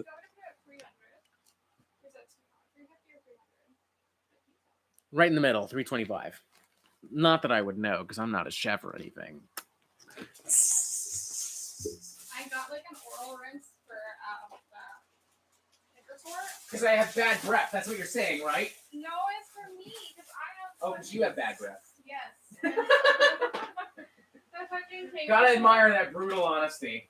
It's the fucking canker sore, man. And it tastes. It's supposed to be like mint flavored, but I don't know how to explain it. It tastes like sweet bleach. Like What? Yeah, it just has. That's such the worst description for anything Yeah, ever. I hate it. It's awful. It's Why would you awful. fucking describe something like that Because to it's me? awful and I hate it. I don't fucking care. Don't ever say that to me again. Sweet bleach. Fucking maniac. We're live, Anna. You want a salami? Fuck it, we'll do it live. Do I want a single piece of salami? Yes. No, I'm okay. Suit yourself. So this is a big boy and kind of awkward to toy out. Standard black, Ace of Spades, Motorhead, 40th Anniversary Edition. I don't think I need to explain what this album is or why it's important. It's kind of a big chunky boy, kind of like the Paranoid box set, so we're going to leave it there. All right. Oh my god, we're done. We got 2 more cubes to go. Can you open the jar of sauce? Can I what? Open the jar of sauce. Oh, come on. You're a big girl. You can No, do it. I can't open it. Yeah, all right, fine. You fucking little baby. Baby, that's you, baby. I know. I don't deny it. When do I ever deny it? You know what? Touche. Too fucking shay. Hey, hi, you baby. I'm like, yeah. Haha, baby. Yeah, and? What are you going to do about it? Cry? Oh, boy. Hello. Hey, Halo Morpha, Metal Mukbang is a good second channel name. God, look at what you've started. Fucking hell. This is gross, though. I would never do a mukbang. I would never either. Adam Canvander, I like your Batman trouser. Thanks, man. Sponge Bitch Bobface, Vinyl Mukbang. I mean, that's kind of what this stream is to some extent. Well, mukbang started off like pretty innocent. It was like having dinner with someone, even though we were like alone. It like But then- spiraled into then nonsense. Americans turned it into this like disgusting thing where you just eat like the worst food. Yeah, I don't Violent. want to do that, man. I hate that shit. It's disgusting. I'm a pretty healthy guy nowadays. Like I eat a lot of red meat and rice and veggies. I don't want to fucking sit down and just gorge on fucking cheeseburgers and shit. That's Mjolnir 29. Vinyls taste good, but it's Mjolnir? I mean, in theory, yes, but his name is literally pronounced Mjolnir. Like Parmesan. I'm not trying to make like this isn't like that fucking what's her name from Ant-Man and the Wasp, That fucking bitch. where she's like Mjolnir, and then Paul Rudd is just Jonathan. Chad Paul Rudd. Flat Fangs, Nick Ocado avocado style. Fuck that. No. Oh, that man is a fucking menace. He's I don't know how he does it. No, he's Back- mentally ill. Needs to be off the fucking YouTube. That too. Back to the vinyl. I'm gonna lose people probably for a bit, but I don't care. Mirker. What's the name of this album? M. I forgot for a second. This is a great record. Just great slice of melodic, atmospheric black metal with some great kind of a little bit of a gothic flavor to it. Just a little itty bitty bit. She's a great songwriter. She's a great performer. I don't fucking care if she's a poser according to some of y'all. She's great. And it's pressed on a... Fresh basil smells so good. Yes, it does. Pressed on a transparent clear with some pink vinyl splatter. Little bits and pieces. Strong Boys 19, the metal chomp down. Amanda's, who just disliked the stream? Did someone? I can't tell. I don't know. I mentioned Mirkur and we immediately got a dislike. Metalheads be like Inevitable. metalhead moments. Yeah, honestly. I'm not even mad. I should have seen that coming in retrospect. No, I'm good. Okay. I also have her follow-up album, which I don't know how to pronounce, so don't fucking ask me to. I definitely prefer M over this, but, you know, good shit. It is pressed on gold vinyl. Booyah. Strong Boys 19 wasn't me. If you have to say it wasn't you, then maybe it was you. Just throwing that out there. Kind of sus, my dude. Fada Nocta Vegas, hipster black metal, is seething right now. Good, I hope he is. Fuck hipster black metal. Fucker's just a racist, transphobic, homophobic piece of shit and doesn't even have the fucking gall, the fucking guts to show his face on fucking camera. He uses a fucking computer voice. Fuck, that's a fucking poser coward move right there. Fuck that dude. What a beta male. Honestly, what did you just say? I said, what a beta male. Oh god, don't fucking start with that neither. Oh god. Look at the pieces. Look good. Sure. Wow. Yes, it does. Yeah, there we go. Anyway, Nails, Unsilent Death, their debut album. I mean, I'm wearing the shirt. It had to come up eventually. I don't have any more Nails albums, unfortunately. This is the 10th anniversary video. The 10th anniversary album, version of this album. Standard black, but it comes with a bunch of extra bonus numbers. Great shit. The first concert you and I ever went to was Nails, Toxic Holocaust, and Gate Creeper at Lee's Palace. Yes, I remember that. What a romantic evening. We ate cheeseburgers, and then Joel Grind walked on stage and threw a guitar into the audience. I remember he was just like sitting off to the side, and I was like, oh. What is It was the same thing when we saw Iron Regan, because Tony Foresta we went to We're this... at the same restaurant. We went to this restaurant called, I can't remember, it's one of the warehouse locations. Like, it's like a chain of bars owned here. And Tony Foresta was straight up sitting in the bar with a bunch of girls, just chatting it up, if you catch my meaning. And I was like, yo, Anna, go over and say fucking hi. Because you were like, you kept looking over. You kept doing it. Yeah, but I was like, okay. At a certain point, it's weird if you don't say hello because you keep looking over. Call me. Would it not? Just go over, say hello. I like your tunes. Can I buy you a drink? If not, have a nice evening. I'm socially awkward, okay? You definitely are. He was like busy with like girls, and I'm like, I don't want to bother him. Yeah, he was with a couple of girls that night. Cool shit. A Stall for the Rider of Black. I have a feeling I'm missing some context about the buy you just talked about earlier, Robert. The buy? Do you mean Unsilent Death? The guy? Joel Grind? Or Tony? Both are Chads. Both are great dudes. Joel threw a guitar into the audience. Tony was at the bar. Joel has that band Yellow Goat, doesn't he? Yes, that's his other band. Yes, he does, and he produces and mixes and masters a bunch of stuff.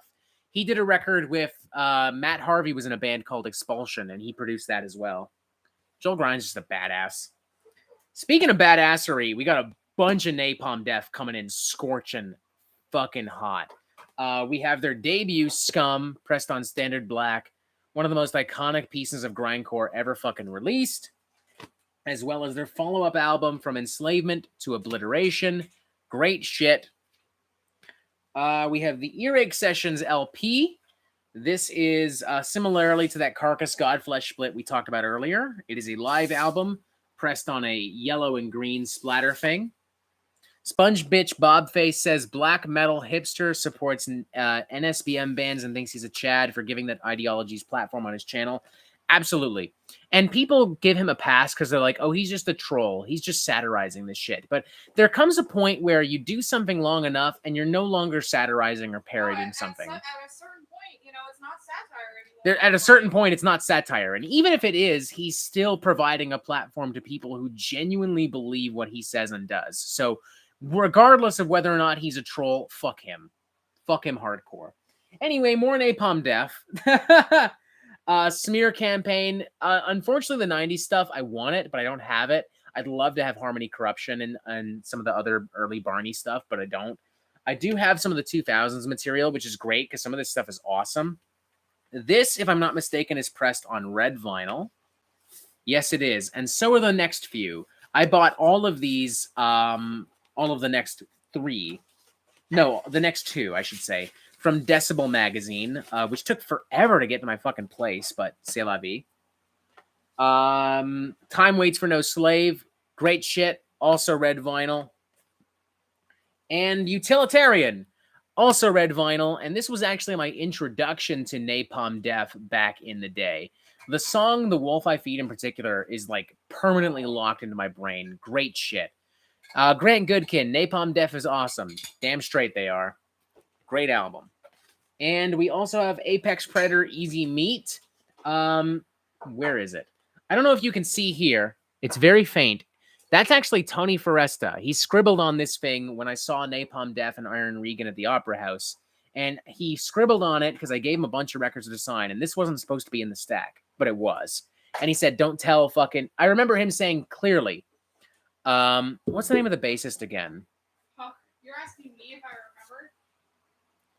Fuck, I don't know. Let's just look it up. Fuck it, we have the records here. Let's look it up. But I remember he was like, don't tell so-and-so, and then so-and-so yelled out, what? So it was great. Shane Embury, that's it. Thank you, Amandus, for that, by the way. I remember he said, don't tell Shane. And then Shane literally yelled out, what? Don't tell me what? And that's when he came over, literally, this stumpy troll of a man. I mean, I love him, but he's objectively a pretty unattractive human being. No disrespect to the guy. He makes killer tunes. And then he was like, yeah, I'll sign it for realsies. And he signed it there.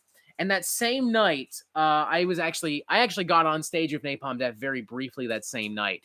And Barney Greenway pulled me up on stage and we took some photos and he gave me a set list, which I've since lost, unfortunately. Barney Greenway's a fucking chat of a human being. Love that guy. A lot of stories behind this album. Wow. I also have Coded Smears and Uncommon Slurs, which is a compilation of like B-sides and unreleased tracks they did. Hell yeah. Theta Nocta Vegas, first beer of the night. Cheers, lads. Hell yeah. Fuck yeah.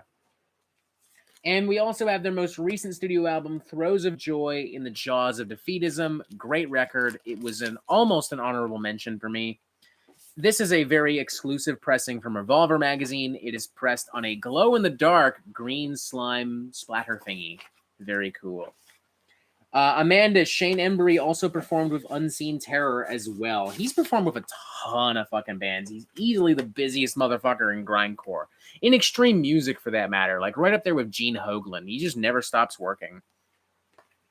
Sponge Bitch Bob Face. Apparently Chris Chan. You know what? I don't need to read the rest. Chris Chan. That's all I need to know. No, I'm not getting into that either. Fuck that.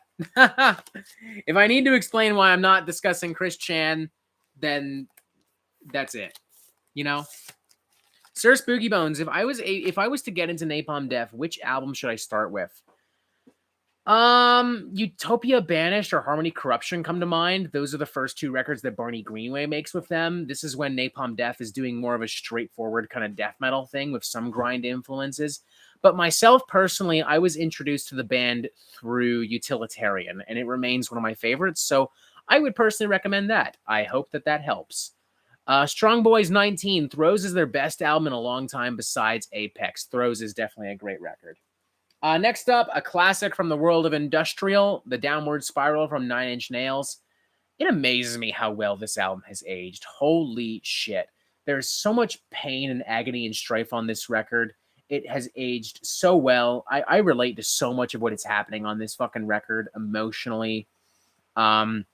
Still so many jams. March the Pigs, Closer. The track Hurt continues to like shed tears for me.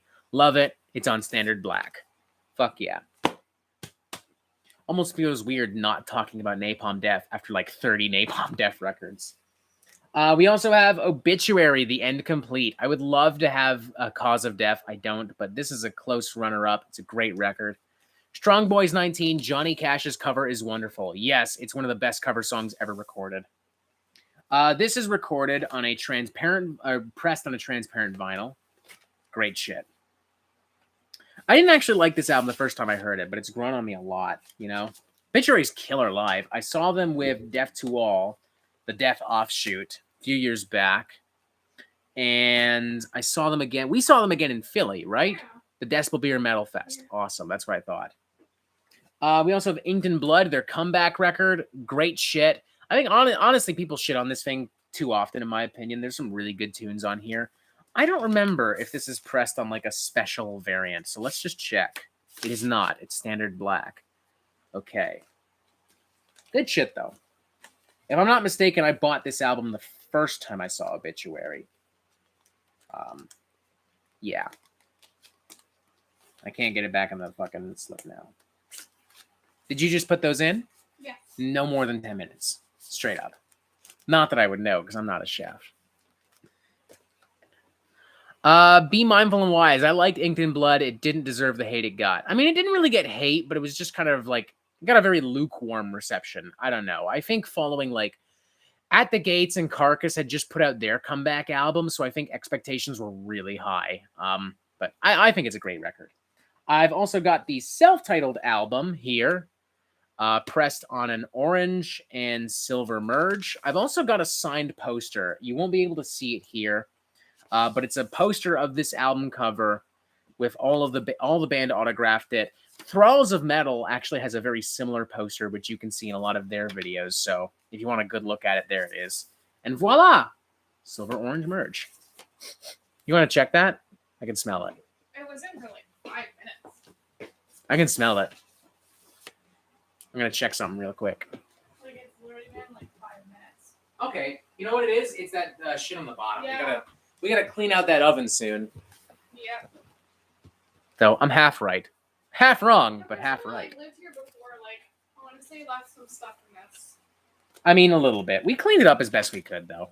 You know. Like, But with that specifically, we'll have to. The bathroom was a fucking mess. When we got this apartment, this place was a real fucking shit show. So I want to, like, there was like all this mildew in the shower, and I scrubbed it off. But I'm gonna get like a special. We'll make it. cleaner We for made it mildew. clean and cozy. Yeah. If y'all ever find your way in Toronto, feel free to shoot me a message. Honestly, we'll fucking hang out. Unless you're a creepazoid. But I don't think I have too many of those here. I think their self-title is the best since Frozen in Time. I'd agree with that. If you want some more good entertainment, check out Thralls of Metal's review of Nightmares of the Decomposed. I don't think I actually have. I will. Sir Spooky Bones, I don't think I've ever finished an Obituary album. Dude, do it. They got good shit. And we also have Mester and Kinsey from Aranti Pazuzu. This was one of my favorite albums from last year. Weird, psychedelic, avant-garde black metal record. Think Mastodon meets Burzum meets Enslaved meets Mortius. It's just fucking weird, man, but it's fucking awesome. And it's, if it comes out of the fucking vinyl, Jesus, it's really in there. This is where you got to be careful with vinyl. Like, sure. No comment. It's very cool, yes. It's Godzilla on her chest. This is an orange and black vinyl, very similar to the Carnifex one from earlier. Fucking cool. Be mindful and wise. Oh yes, Aranti Pazuzu. That's my favorite of 2020. Good choice for a favorite, man. I ended up, if you guys remember correctly, my favorite ended up being a tie between the Imperial Triumphant record, Alphaville, and Underneath from Code Orange, because I loved both of them fucking equally. Amandus, black metal has grown on me, but I simply can't get into anything I've heard from Burzum. I'm not a Burzum fan either. It's one of those. There are bits and pieces of Mayhem's discography I like. There are bits and pieces of Immortal's discography I'm like. But Burzum is one of those bands I just don't understand the love for. I don't get it at all. And that's without even mentioning Varg as a human being who, you know, fuck him. Huh? I think it's good now. What's good now? I don't know. I don't know. I'm here. You're the one looking at it. You tell me. I pressed you though. Give it a few more minutes. Let the cheese brown up a little bit. Okay. Like I said, 10 minutes. No more than 10 minutes. All right, let's get another stack while we wait. And then I guess I'll eat dinner. Holy shit. It's kind of funky having dinner on the Metal Meltdown. Yeah. I did not... I half expected to be done by now, but we're still making good time, all things considered. We're also maybe going to vacuum after this because I'm dragging elk hair everywhere. Yeah. We've got like an elk rug, It's, like right in front of our TV. It's actually a pelt, I should it's say. reindeer. Reindeer, my apologies. Also known as caribou. Also known as caribou. Yes. And it's beautiful, but it's the hair gets fucking everywhere. Yeah, if you like agitate it too much, it sheds. I'm trying not to, but it's inevitable. Yeah, it's so good. I mean, we've had it for a while, and it's still in amazing shape, so, Yeah. you know. What up? There. Hi. Yeah, it's Chompy here. He's here, too. What up, everybody? How y'all doing? What up? How y'all doing? Next up, what is this? This is OPEF. Holy shit. Blackwater Park, the legendary Blackwater Park. We talked about this album with Quest for Metal recently. I won't spend too much time on it for that exact reason. Just a great record. What more can be said? We got to sit down and listen to this sometime because you've like never listened to any OPEF. Some is not a great answer. Not a great answer. We're going to listen. Quest for Metal literally shows up out of the fucking blue the moment I mention fucking OPEF. What up, Questy? We also have Pale Communion. Great record. Classic slice of classic prog. Pulling a lot of influence from King Crimson and Gentle Giant and some Rainbow stuff. Love it. And I also have Sorceress. I mean, it's not my favorite, but it's my least favorite OPEF album. But I don't know. I took a shot. I bought it at an HMV. The artwork's pretty. That's it. It's not a great record. It's not much to say other than the fact that it's just not a great record. Next up, something a little funkier. We got Pony from Orville Peck. This dude is he's a gay Canadian cowboy. He hides behind this mask, and he makes really moody country rockabilly kind of music. It's like Roy Orbison and Elvis Presley and Johnny Cash all kind of roll into one gay cocktail. I know I say gay a lot, but I'm saying gay a lot, but it's like actually a pretty pivotal point of his identity and his style of music. Like it informs literally everything he does. More importantly, he just writes great fucking tunes. Fucking fantastic Yeah. voice. Oh, absolutely. Honestly, it kind of reminds me of Elvis in a way. Oh, Elvis and Roy Orbison, like it's together. And the track "Hope to Die" in general is one of the best country songs I think I've heard in the last decade. Like recently, a lot of country has just been like, I party and I got me a shotgun. I'm an American. Fuck black people. It's like it's that. It's very poppy. Some of it has like elements of like hip hop in it, but it's like yeah, like of that Florida Georgia Line shit. Yeah. Ugh. Like so much. I feel like country music nowadays can be summarized as, yeah, I'm an American. I got a shotgun. Fuck black people. Fuck everything that isn't me. I'm just like, shut up. Get this fucking nonsense out of here. But Orville Peck is honest. It has not been 10 minutes. Leave it in there. I'm smart. I know. Do you not trust me? Do you trust me? I don't trust myself. I trust me. And I'm telling you, you're all good. You're all good. Be patient. It's got to cool down for a minute anyway, so you may as well be patient. I don't know. It's a good album. It's a great album. That's back to the fucking topics. I showed you Orville Peck, and I was like, damn. Yes, you did. You introduced me to this. And this is pressed on another Banana Yellow. I like the Banana Yellow. Halo Morpha. Orville Peck's debut was wonderful. Hope his next record will be as good. He put out an EP. That was pretty great, too. In fucking Halloween, he dressed up as that assassin from the SpongeBob movie. That's right. Movie. One of the guys from Revocation dressed up as Orville Peck, too, for Halloween last year. It was fucking great. Sponge Bitch Bobface. Was anyone else disappointed by the new Gojira album? I mean, I bought it on vinyl, so I guess not. I liked it. Celestial Gutter. Me, a Texan, hearing you sing country. I mean, I don't know. You think I have a shot at being a country singer? Yes.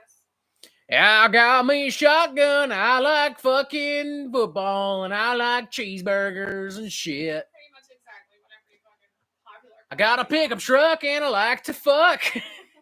That's a lyric. That's a real lyric. I'm a wear a mask too. I'll call myself Orville Fuck though. Metal Trenches. Orville Peck narrates a great episode of the Netflix series This Is Pop. Is that a banger documentary? That's because they have a few documentaries on there. Let me know. The name is very familiar. Anyway, back to some fucking death metal. Outer Heaven with their debut, Realms of Eternal Decay. Great shit. Super nasty, super brutal, like just sewage vocals. Like they sound like they're just fucking vomiting over this fucking thing. Really pumped for the new Outer Heaven as well, because if I'm not mistaken, the guitarist from Tomb Mold is now playing bass on Outer Heaven. So hell yeah. Blackwater Rust is here. How you doing, Blackwater Rust? This is pressed on a dark blue with some purple and green splatter vinyl. What's up? You're hanging around waiting for pizza, ain't you? Yes. Someone's got me next to the oven. It's not like it's gonna light on fire, man. Relax. All right. Let's see if the fucking pizza's ready. Come on, Gee.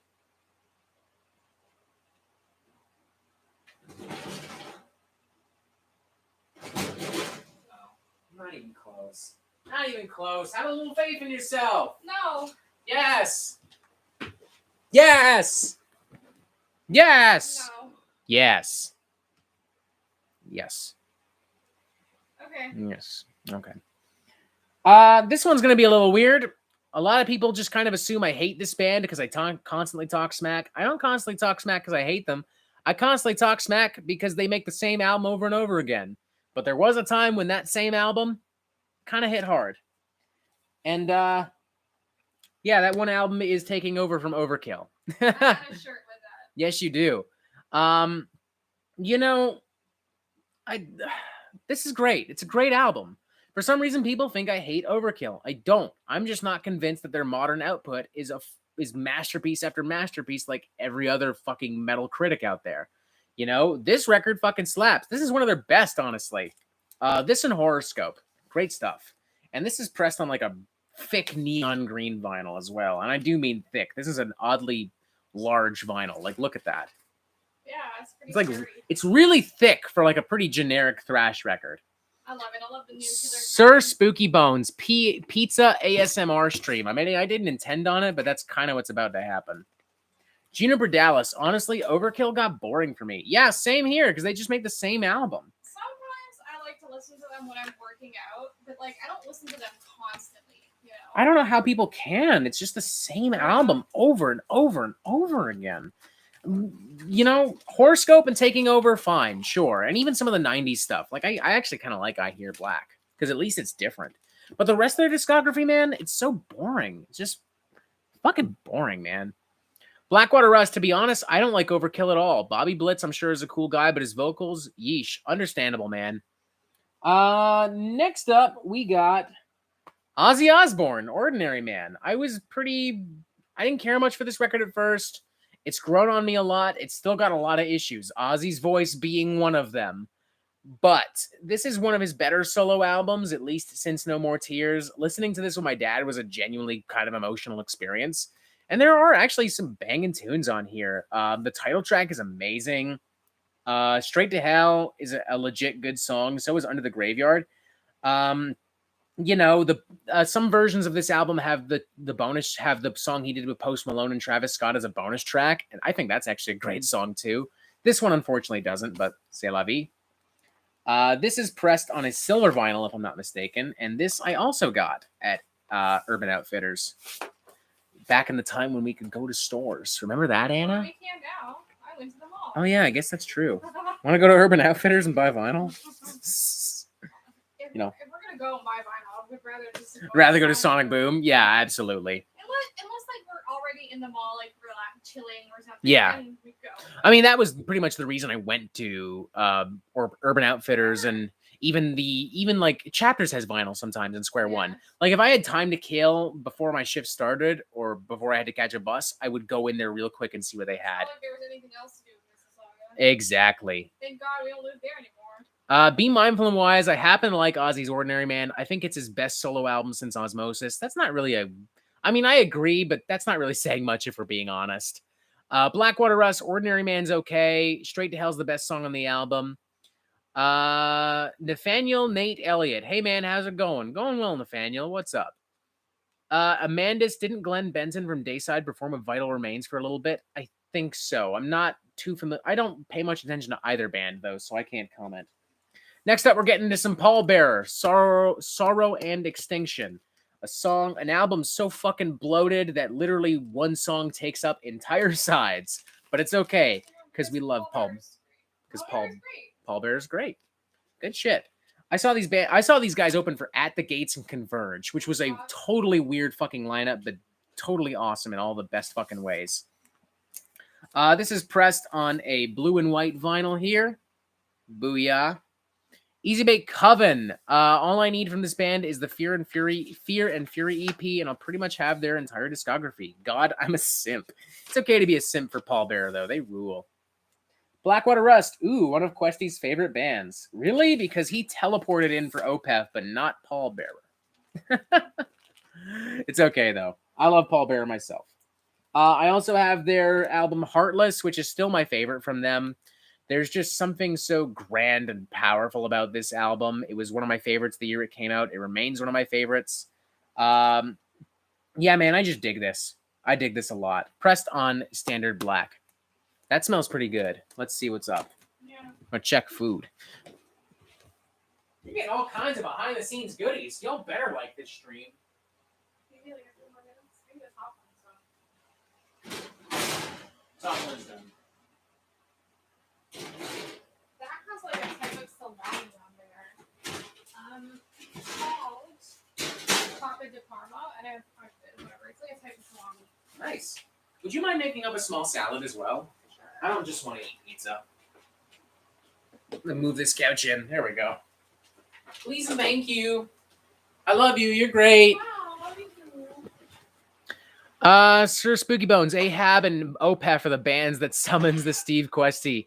Blackwater Rust, Heartless is how you make a good prog rock album. Yeah, it is kind of like a prog rock album in disguise, honestly. Really good shit. Next up, we're getting to some Americana black folk metal. Panopticon, The Scars of Man on the Once Nameless Wilderness. I wish I had more Panopticon because I love this fucking band. I wish I had their new album in particular. I only have the Scars of Man records. They're fucking fantastic. You know, I actually really like how Panopticon kind of separated the Americana and the black metal influences onto two records. It's two sides on the same coin of darkness. Some people talk shit about the folk influences. Jamie Horsefly in particular once called it redneck hillbilly metal, which I think is just, on top of just being grossly inaccurate, just kind of rude. But c'est la vie, you're not going to please everyone with a band like this. Moldy lettuce, please. Okay. No worries, me. That's all. Just throw it out. No worries. It like spooks. I don't know. Just throw it. Easy peasy. I don't know. Moldy shit just makes me feel physically weird. I just throw it out. I don't know. I work in restaurants. If I see moldy food, I just throw it out. End of story. Easy peasy. Easy peasy. I don't see moldy shit a lot though, because we sell food. Because I'm a good fucking cook. Anyway, the part one is pressed on like an aqua blue vinyl. Flat Fang says yes, Panopticon. Hell yeah, man. I love Panopticon, and that's a great double album. I love Panopticon. Easy Bake Coven says Louisville represent. I can't even get this back in. Do we not have any more? There's like a little bit of that one. So just add some olive oil and salt and pepper. Easy way to beef that up. Sponge Bitch Bob Face. I keep wanting to say SpongeBob. I could never get into the first Panopticon album. It had too much of an At the Gates vibe to feel like black metal to me. Amandus, what's wrong with At the Gates? Yeah, same, honestly. Panopticon's a love-or-hate band. At this point, you either like their stuff or you don't. And if you don't, that's fine, but I love their stuff. The second part as well. Great shit. This is pressed on, if I'm not mistaken, a purple and green vinyl, I think. Hell yeah, I just let them cool. Just purple, actually. Blackwater Rust. Jamie likes the astonishing as well. I like how this has turned into, let's just fucking shit on Jamie. Easy Bake Coven. It's actually pronounced Louisville. Okay, well, I'm Canadian, so I don't care. Nathaniel Nate Elliott. Hey, man, which Carcass album should I start with? Honestly, it kind of depends on what you're looking for. If you prefer grind, then maybe you're better off starting with Symphonies of Sickness. If you prefer melodic death metal, then maybe you're better off starting with Surgical Steel, or sorry, Heartwork. If you like classic death metal, maybe you're better off starting with Necroticism. I mean, Carcass is a band that kind of does like tons of different styles.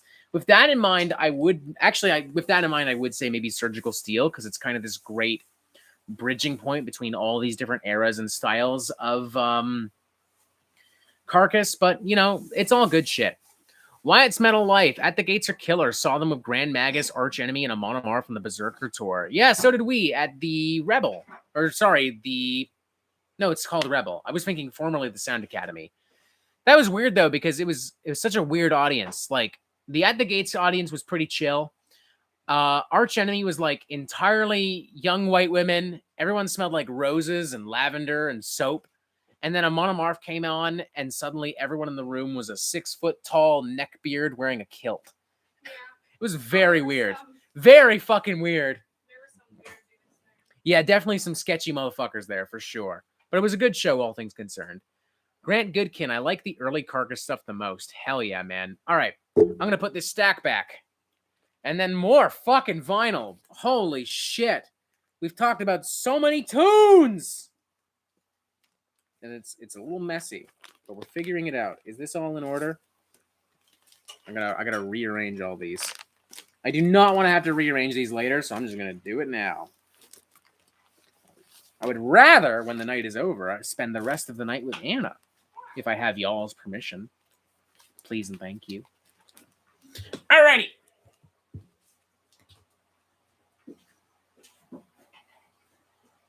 You have pizza then? What? Pizza? Pizza? I guess we're taking a break then. Fuck it. I'll keep the stream going because I'm not going to stop it. I've gone this far. Tomato was so fucking soft. It just like obliterated when I'm cutting it. Well, then don't use them. Well, this is all good. You want a cutting board Yeah. for the pizza? Oh, that's.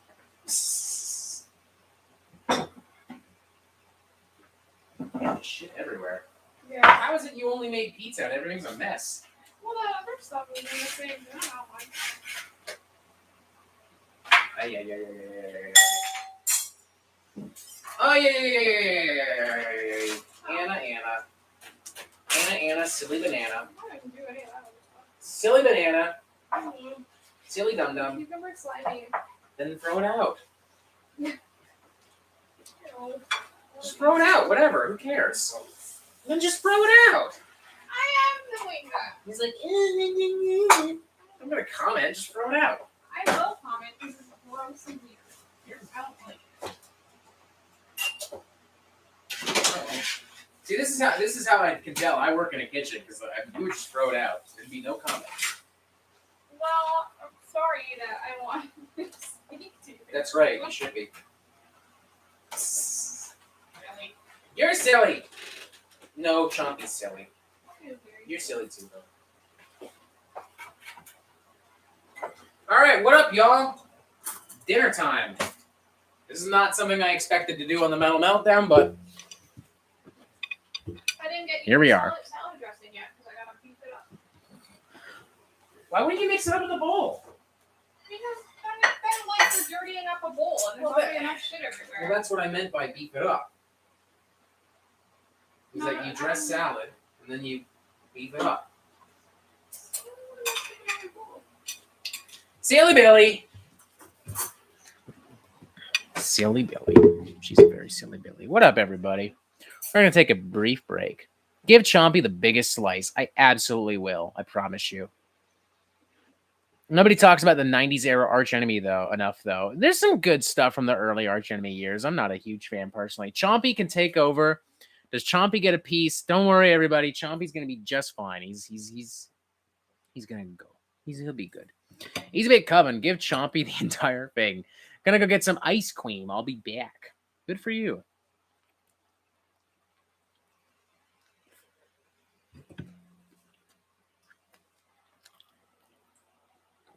Hi. Good pizza. Thank you. What up, everybody? We're just gonna chill now. Let's hang out. No more vinyl we're gonna take a break from the vinyl. Let's just chill out for a couple minutes. I would love a drink of water. Thank you. Ah, Hot? Or is it messy? I'm good.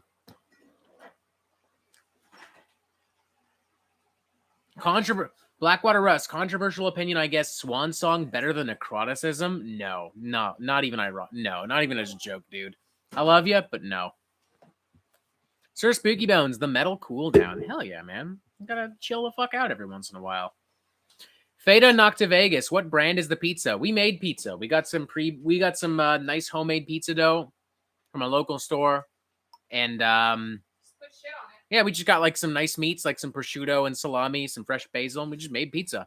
I don't like buying frozen pizzas and pre-bought shit. I try not to if I can. Oh, I despise frozen pizza. It's fucking disgusting. Delicio and it's fucking yeah. You really think I'm gonna serve a fucking Italian frozen pizza? Fuck that.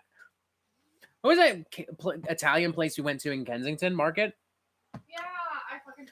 God, that was what it's called awesome. either. God, that was like Back there. 3 or 4 weeks ago. I put a pic of it on Instagram. I wanna go back. Alfie665. Sorry I tuned in late. How many DaBaby LPs do you have? None. Kill the baby, it's divortion. Same. Amandus, Robert, what do you think of Damage Plan? That was the fucking that was the last thing Dimebag did before he died, right? If I'm not mistaken. Not my cup of tea. I'm not into it. Fresh basil really makes this. Hell yeah, man. Fresh basil's the shit. Blackwater Russ, I have a lot of catching up to do on the stream if I'm just getting into the chat around the O to P section. Yeah, we actually made some genuine progress. It's funny because Metal Trenches was like, there's no way you're going to get through all this. And here I am. We've got like 1.5 cubes left to go. We'll probably finish up around, I mean, it might be around 7, but fuck it. Whatever. We've done long streams before. The stream I actually did with Trenches will probably end up being as long as this one when we played Halo 3, when we celebrated 3,000 subscribers. Remember that, Anna? Yeah. Oh, wow.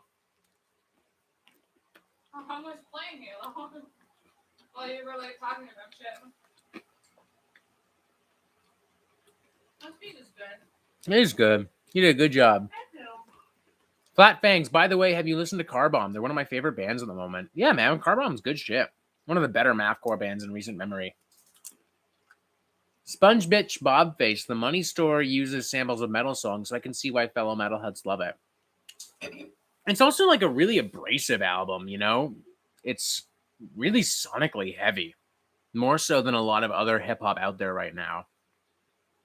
Like, same thing with clipping and horror. That's why they're, like, kind of coexisting with metal, because they're just so heavy.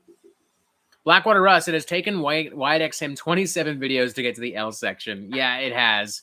And I didn't want to... Jesus Christ. Yeah, I mean, I didn't want to do that. A lot of y'all wanted to see my full vinyl collection, but I didn't want to do 30 fucking videos. I mean, look, I like the WideXM stuff. I always tune into the vinyl videos. I just don't have the patience to make, like, a cinematic universe essentially out of fucking vinyl videos, you know? I don't want to do that. If I do that, I can't talk about other new records, which I want to do. So this seemed like a great compromise. Why It's Metal Life. What do you think of Aggression Continuum by Fear Factory? I did not like that record one fucking bit, man. I just thought it was a really one-dimensional generic record. A lot of people disagree with me though, and good for them. I'm happy they like it. I'm so happy for them. Whatever. Be Mindful and Wise. Are you familiar with the band Nailbomb? Hell yeah. Nailbomb fucking rules. Blackwater Russ. I will never understand the praise for Death Grips ever. I kind of felt the same way until I heard The Money Store, like, in its entirety. Like, that's a fucking great record, man. But to each their own. This is a good fucking pizza. Oh, what? This is a good fucking pizza. Every single time you make pizza, you need to get fresh basil. It makes it so much better. That's great. This is vibing. How was your day? Think? How was your day? That was good. Went for a walk. 2 hours. Chompy, how was your day? Wow. Chompy, we're live. You can't say that. What the fuck? Jesus Christ. Zombie has a Weirdo. potty mouth. It's more than potty mouth. Alfie, is that a behemoth necklace? They're one of my top bands. It is actually. I mentioned this earlier. It came with the I Loved You at Your Darkest box set. Sponge Bitch Bobface, I'd let you borrow my first pressing of The Sound of Perseverance just so I could hear your opinions on it. Sure, why not? Hammer Band, no edibles today. No, unfortunately. Maybe after the stream, like when we're done. Maybe me and Anna will watch a stupid movie or some shit. Do we have any edibles, come to think of it? Okay. I got booze. That much I have. I got a decent buzz going from the alcohol for a bit, so we're gonna take a little break. Maybe after I finish this, we'll fucking have some more. We'll see.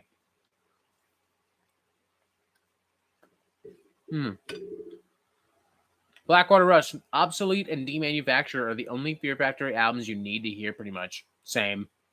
Fucking same. Amandus, do you have any thoughts on glam metal? Yeah, I grew up listening to a lot of different stuff, a lot of like 80s rock and metal. Just because that's what I was being introduced to, really. Motley Crue, Metallica, Guns N' Roses were like the three constant staples as a teenager. So I never really saw like the separate subgenres. I just enjoyed them because I enjoyed them. So I never developed like this unrelenting hatred for glam metal the way a lot of other metalheads did. Which isn't to say that I love the genre. There's definitely some bad shit out there, but in general, I really like it, man. Like especially like Motley Crue's great. The first couple albums, honestly, the first Poison album has some great songs on it. Quiet Riot, Cinderella, Dawkins, Skid Row, Winger. Twisted Sister's fine, not my favorite, but they got some jams. They're arguably not really glam though. It's really more the image than anything. Like as far as the music is concerned, it's more like straight up hard rock. But I guess considering the era, it kind of fits in there.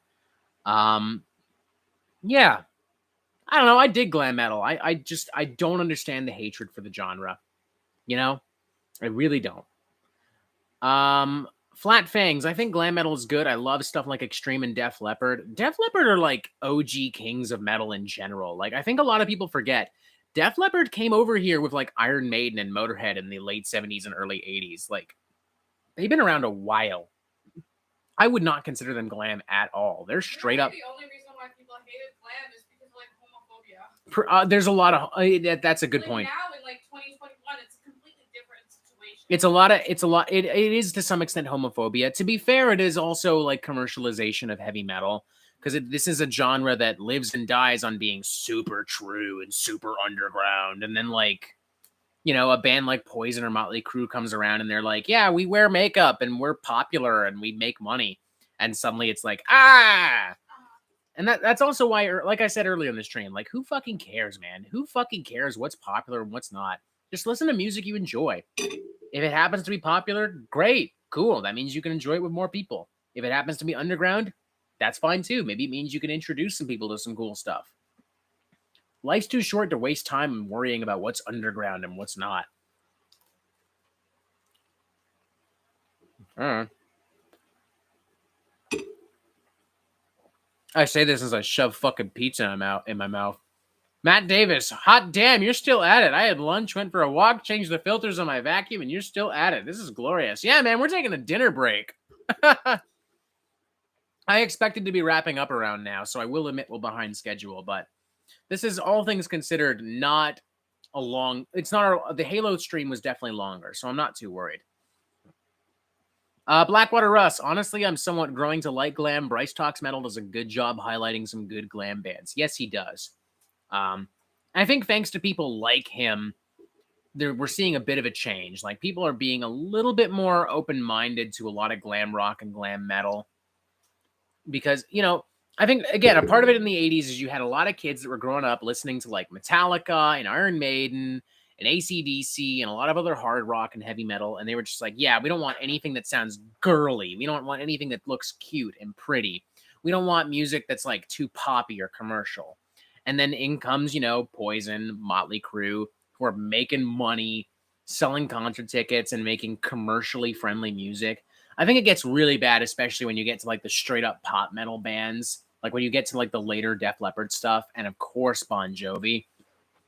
But even then it's like, man, it's just music. Who gives a fuck? Badass because it was very countercultural. It is to a certain extent. You had a lot of like very masculine guys because the guys in Def Leppard, say what you want about the band, All those guys are in top-notch fucking shape. Their guitarist is beefy as fuck. He's a 65-year-old man, and he could beat my fucking ass. No question. And they're all dressing up. At the time, they're all very, like, they're dressing up in tight clothing. Some of them are wearing makeup, and they're, like, doing all this, they're looking a lot more feminine, you know? It's very counterculture, and it's fascinating. And, it was still fun. On top of that, it was fun songs. Like, Bon Jovi wrote some great fucking shit, man. There's a lot of dudes now who could never be manly enough to do that shit because they're like, ew, makeup. Absolutely. Which is ironic because the whole Black Meadow ethos is basically just like, oh yeah, we don't like makeup and repetitive music. Anyway, let's wear makeup and make repetitive music. Like, it's so fucking hypocritical. It's such fucking bullshit. Like, piss off. Steel Panther going strong for nearly 20 years is just depressing to me. Yeah, I'm not into Steel Panther. I don't like Steel Panther. They had a couple songs in their early years, but at this point, it's like I said before, there comes a point where you're not a parody of what you're doing. You are the thing. Like, Steel Panther claimed to be a parody of glam metal, but now they're just a generic glam band, honestly. And they write objectively pretty sexist, racist stuff. Like, the song Asian Hooker is a great example. I don't hate them or nothing. I mean, whatever. But at the same time, I'm like, I would be fine if they just disappeared. Plain and simple.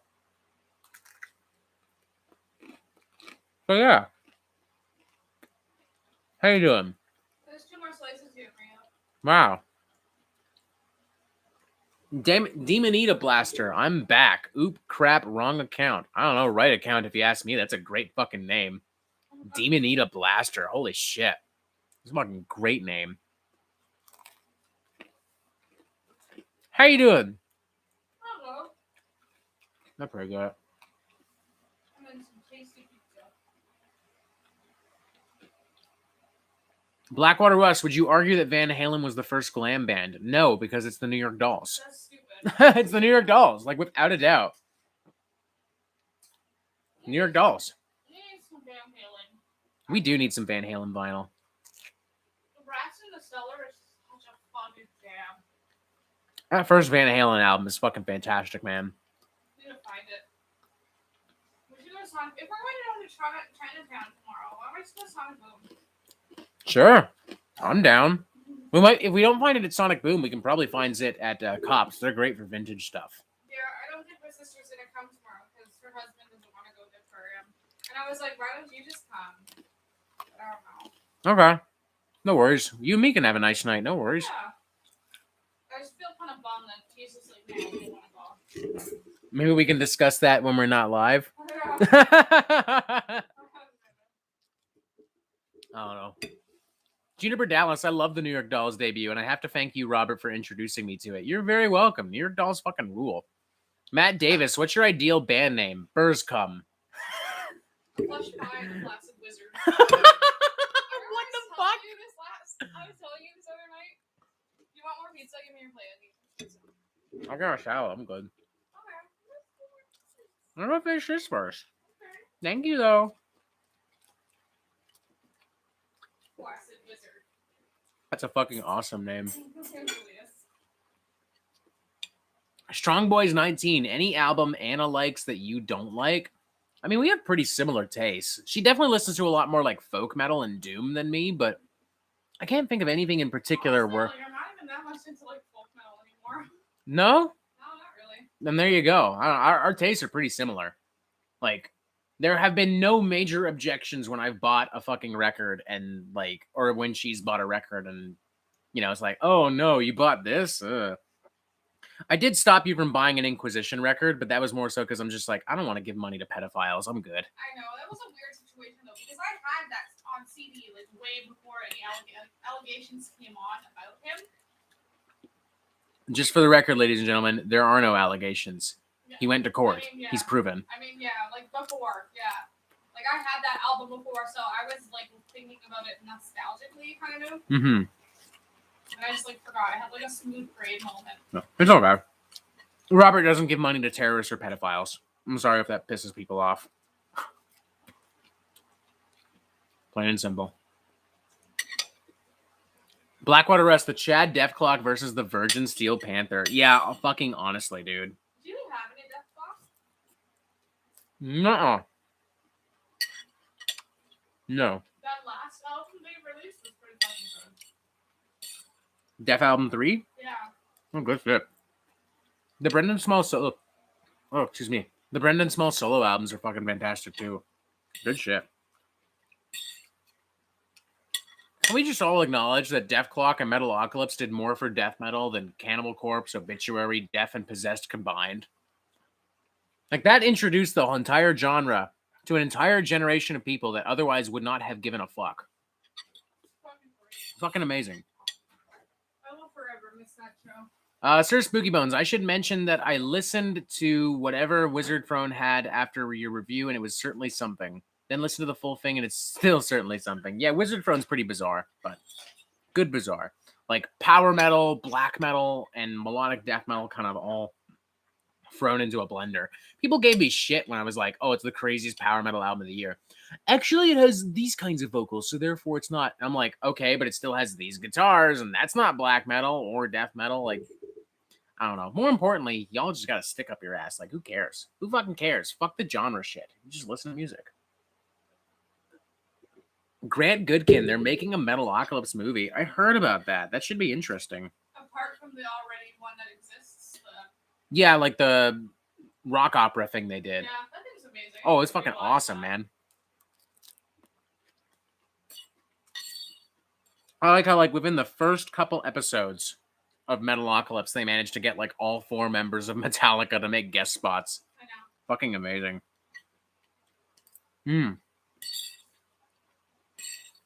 All right, I'm gonna take one more slice of pizza, and then we're gonna fucking Just one more. No, I got more. I gotta finish the stream. There's people here. How much more is there anyway? Okay. That's it anyway. Whatever. Oh, I see why. Okay.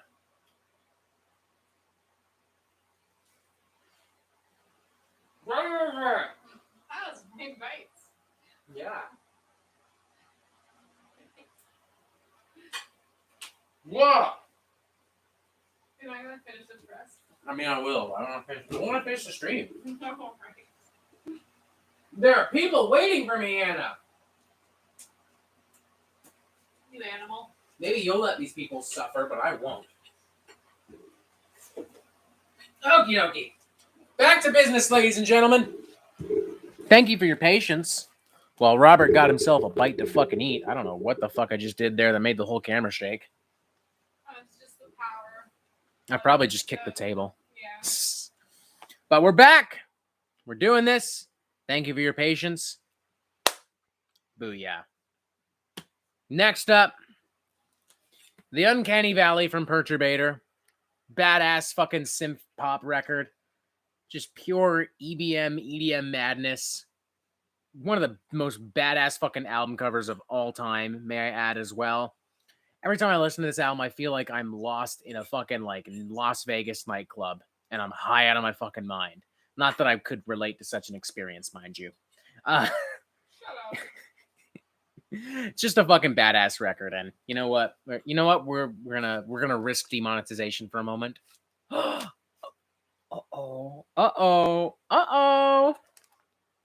Whatever. Great record. Definitely check it out. What's behind the barcode? I just fucking showed you, dude. I'm not doing that again. I'm not risking demonetization just because y'all looked away for a second. It's titties. YouTube takes that shit very seriously. Oh no, human anatomy. I know, right? Meanwhile, fucking, like, the most disgusting shit ever. Like, Meanwhile, mukbang. Remember that person I showed you who literally ate a fucking cooked cat? Yeah. That shit was on YouTube. Why'd you even have to remind me of that? Jesus Christ. Because it haunts my nightmares. Blackwater Rust, back to work. I gotta go. Peace. Thank you for tuning in just for a bit, Blackwater Rust. Next up, Pig Destroyer, Prowler in the Yard. I fucking love this thing, man. I thought I had another record. Did it get lost somewhere? There should be another record that comes first. It's out of order. That's why. It's out of order. Out of order. I do. I've failed. I've failed all of you, but it's okay. We're already here, so let's do this. Prowler in the Yard, Pig Destroyer. Fucking great. One of the most iconic grindcore records of all time. This particular variant is a special variant they did for the 21st anniversary. So their whole thing is like, Pig Destroyer is 21 years old. That means we can drink beer. Ha ha ha. Jokey time. Except it wasn't a joke because they repressed a lot of vinyl on what they call a beer splatter. So, That looks yummy. It looks like caramel. I specifically said beer, and you're like, no, caramel. It looks like a yummy caramel candy. Aw, it does look pretty good, though. Great shit. I love this album. Love Pig Destroyer. Saw them in 2017 in Philadelphia. Great fucking time. Great fucking tunes. Next up, we got to put the slip back on. Jesus. Be Mindful and Wise. Prowler in the Yard is a classic grind album from Pig Destroyer. Hell yeah, man. This their Book Burner in particular was actually my introduction, not just to Pig Destroyer, but to grind. Like, I wasn't even really aware of Napalm Death. Speak of the devil, Book Burner, which by sheer coincidence is also pressed on the beer splatter, which you've already seen, so there's no point whipping it out. Great record as well. And to be honest, maybe my personal favorite. Like, I love a lot of the lyrics. I love the production. Great stuff. Terrifier from Pig Destroyer, which I actually picked up pretty recently. We're going to cover that up for a brief moment because, you know, YouTube is pretty iffy with tits. So, you know. Metal Trenches. Wait, no Terrifier. I just showed you Terrifier. Unbelievable, people. Unbelievable. This one is pressed on a transparent dark vinyl with some red and white. Fucking great shit. Metal Trenches, more out of order. Yeah, unfortunately, I didn't realize these were out of order. What's up? I can't read that. I can't read very tiny words far away. I don't know why you think I can. Shut up. Learn to gain the ability to do so. I'm like reorganizing these records as I sift through them. Mass and Volume. This is an EP Pig Destroyer did. It's got a bunch of Doom stuff on it. Fucking good shit. Thomas Lodger, do you have Illmatic? That's the Nos record, right? I don't think I do. I don't think I have any Nos. Assuming I'm thinking of the right record. Pressed on a green vinyl. Metal Trenches. Yeah, I had to go back and blur Terrifier on my tier list due to the no nips. Yes. Unfortunately, YouTube is very iffy about that stuff, which is weird. Like, as we just discussed, there's objectively more offensive stuff on the internet that needs to be dealt with. Remember the whole fucking, like, Elsa Spider-Man shit? Oh, I don't even want to go down that fucking rabbit hole. Don't. No. No. We are not going down that fucking rabbit hole. Don't even start. My point is, there's kids' videos on there that are, like, way more fun. You're not wrong, but also I do not want to go down that fucking rabbit hole. Thomas Lodger, yeah, that's right. What about Opeth? I'm not the biggest metal fan, but my friend loves Opeth. We talked about some Opeth earlier. I have the albums Blackwater Park, Pale Communion, and Sorceress in particular. Good shit, except Sorceress. I'm not big on that record. Book Burner from Pig Destroyer. This was a somewhat controversial release because it wasn't a straight-up grindcore record. I think it's fucking great. There's some gnarly fucking grooves on here, pressed on standard black. And we also have 38 counts of Battery, which is a bunch of old demos and releases and like the first Pig Destroyer record kind of all brought together into one massive compilation. Amanda's, you have a lot of Pig Destroyer. Hell yeah, I do. Hell fucking yeah, I do. Strong Boys 19, you said Book Burner on the wrong vinyl. Well, too late now, I guess. This one is pressed on black with some red and white splatter. Booyah. Boo fucking yeah. Man, y'all are talking about all this fucking YouTube censorship shit. I don't want to go down that rabbit hole. Like, they have advertisements. Nope, we're not going down that rabbit hole. You guys can go down that rabbit. Advertisements are just like really No, we're not going down that rabbit hole. I don't know why I have to keep saying it. Shut up. You really think I want to piss off the motherfuckers that give me money? Fuck that. Nuh-uh. All hail YouTube, who get nothing wrong ever. I'll reorganize that later. Fuck it. Next up, Revelations of Oblivion from Possessed, their comeback album from 2017, 18-ish. I remember Jay Morris, the review guy, got a lot of shit for daring not to give this album a 5 out of 5.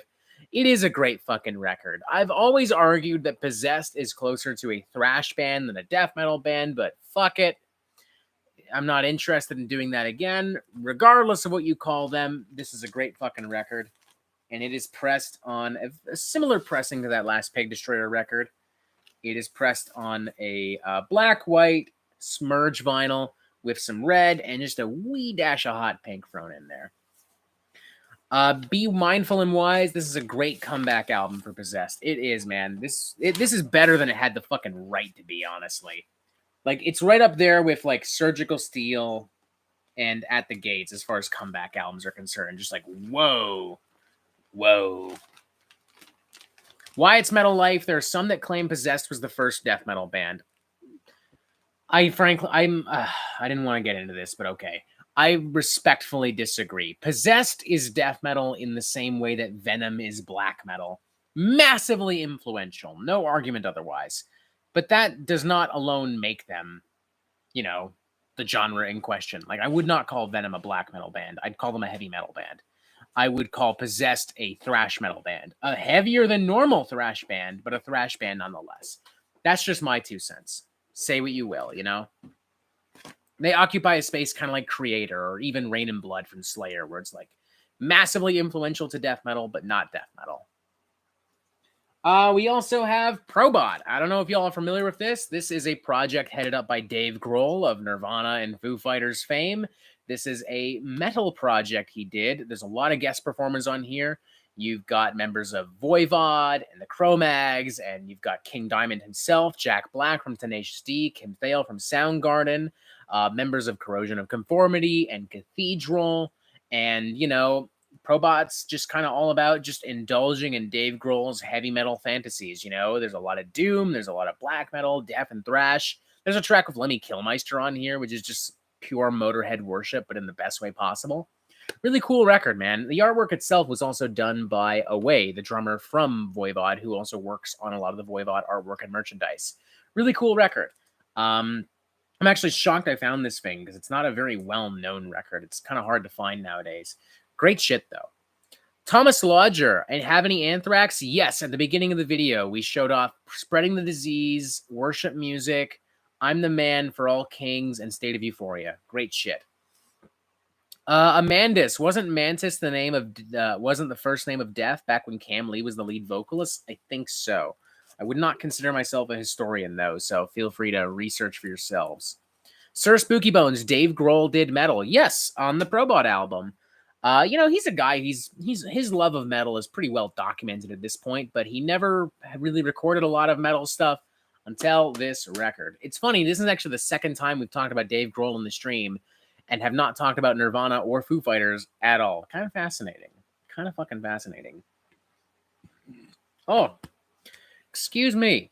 Next up, we've got some stuff from one of my favorite Canadian prog metal bands. We got Protest the Hero, their first album, Ketsia, here. This is the 10th anniversary edition, which ironically I did not receive anywhere near the 10th anniversary. Great shit. New album cover. The tunes are every bit as iconic now as they were then. And it's pressed on a very cool vinyl. I remember seeing the band play Ketsia live when they did the 10th anniversary shows too, which was awesome. This is pressed on a magma red and white vinyl. Great shit. Straight up just blood red. I fucking love it. Captain Dark Edge, got any Clutch? No, I do not. But Clutch are a great band. I saw them open for Lamb of God a few years back. Cool show. Okay, there we go. Fits in there just fine. Metal Trenches, Protest the Hero, amazing. Indeed they are. Same goes for Scurrilous. This album I enjoy. It's become a little divisive because of some of the lyrics. It's definitely not as cohesive as some of their other stuff, but it's still got plenty of great tunes. This one is actually signed by a few members of the band. Yeah, there we go. There's a couple there. And this one's pressed on a pretty wild vinyl, if I'm not mistaken. It's like a mix of all kinds of stuff. Yeah, look at that. Almost looks like a piece of candy. There's so much fucking color there. Awesome. Sponge Bitch Bobface, unpopular opinion. I really enjoy We've Come For You All by Anthrax. That was a great record. We were talking about Protest? Huh? We were talking about Protest? Protest the Hero, that's right. Did you already talk about Desire? Yes. That album is like high school for me. This is a great tune. Thomas Lodger, speaking of Canadian metal, what about Cataclysm? I have one record from them, Meditations, but that's it. Cataclysm album that I really want. Which one? Fuck, give me a second, quickly.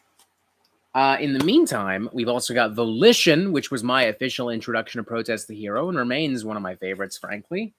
This is the album that Chris Adler performed on. Yes, I want Shadows and Dust. Hell yeah. Shadows and Dust is an amazing album. This is pressed on a olive green and transparent vinyl. Good shit. Amanda's unpopular opinion, Puddle of Mud is great. That is most certainly an unpopular opinion. What? No comment. I've listened to maybe one song from them and I fucking hated it. So no comment. I don't know. And of course, Palimpsest, their most recent studio album. I fucking love this thing. A bunch of angry American conservatives got really upset with this. Good for them. I love this album. A very harsh, honest, revealing critique of North American democracy. One that exposes that, you know, history has been twisted and bended by the people in charge. It's fascinating. It's very poignant, very provocative. And it's got some of their best music to date. The orchestral arrangements on here are insane, and Rhodey Walker just destroys it vocally on here. My God. The vinyl itself is also fittingly pressed on a red, white, and blue record. Badass. Metal Trenches Volition #1. I don't know. I really like Volition, but I do think I prefer Palimpsest. They just kind of knocked it out of the park with this motherfucker. But it's all great. This is a band that's just consistently made really good fucking music. Like their worst album is Scurrilous, but even that I would give like maybe a really enthusiastic 3 out of 5. Honestly. Juniper Dallas, the Pepsi variant. Yeah, even Protest the Hero made that joke for a bit. We have Ion from Portal, one of the most disturbing, twisted, confusing pieces of avant-garde death metal probably ever made. This album still doesn't make any sense to me after all this time, if we're being honest. I love it, though. Pressed on a standard black vinyl. And Nightmare Logic from Power Trip. Rest in peace, Riley Gale, you beautiful madman, you. This is one of the best thrash albums of the 2010s. Without fucking question. It's universally beloved by pretty much everyone who's dared to listen to it. I find it incredibly challenging not to mosh the fuck out to Executioner's Tax. Shame on you, if you can. You just have no heart, no soul, no balls. It's just amazing. Just an amazing fucking record. And finally, the final track in this stack, not my collection, Morbid Stuff from Pup. Pop punk is extremely hit and miss for me. But these guys, who just so happen to be from Toronto, knocked it out of the park on this fucking thing. This is an album for people who hate pop punk. Straight up. I love this thing. The vocals on this thing are fucking insane. I like a lot of the lyrics. They kind of touch on a lot of things that I see and experience in Toronto, so maybe I'm a little biased there. Great record. It came with a balloon, too, which was really weird. Definitely one of the more creative kind of marketing things, because there's like a balloon in the album cover. So the packaging literally came with a balloon that we blew up and shit. It was cute. It was cute, man. It was very cute. And this is pressed on another hot pink vinyl. More hot pink, damn it. Everyone put records on hot pink. That shit's where it's at. Juniper Dallas, I love pop punk. I don't care. Fucking good for you, man. Hell yeah. I'm going to very quickly shove some more pizza in my mouth. And then more stacks of vinyl. Yeah. Hell yeah. How you doing, Anna? Looking at little jellyfish babies. Oh, they're so cute. Aw. Look at them. They're so tiny. Yeah. Little baby. They're so cute. Okay, well, the aquarium tomorrow is some jellyfish. Mm-hmm. Jellyfish kind of terrify me, though. Just a little bit. They're cool, though. They are. I see the sharks. I'm excited about sharks. I know you are. You've been talking about it for fucking weeks. Not that I've been paying attention. I haven't been. Hmm? I haven't been paying attention. Like, I remember every time you dared to talk about sharks. Oh, I gotta put all this back. Fuck. Alright, come on.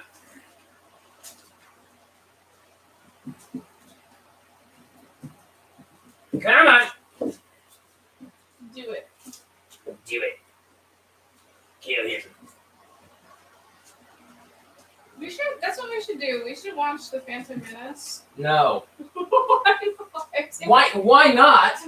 What the fuck are you talking about? Why not? It's the Phantom fucking Menace. I know. If we're taking edibles, it'd be fun. Fuck you. That's one of the most boring ones. Alright, There's not even as many memes as there are in like Clone Wars, Revenge of the Sith. Alright, let's watch Revenge of the Sith then. The audacity to recommend watching Phantom fucking Menace. We're having edibles and we want to watch this stupid movie. You know, it's a good idea. No, it's a bad idea. Shut up. Like, comment, and subscribe if you think Anna just had a bad idea. Surf Boogie Bones, more hot pink and crazy splatter music frisbee, please. Absolutely. I'm going to put that comment on a fucking t-shirt. That's so brilliant.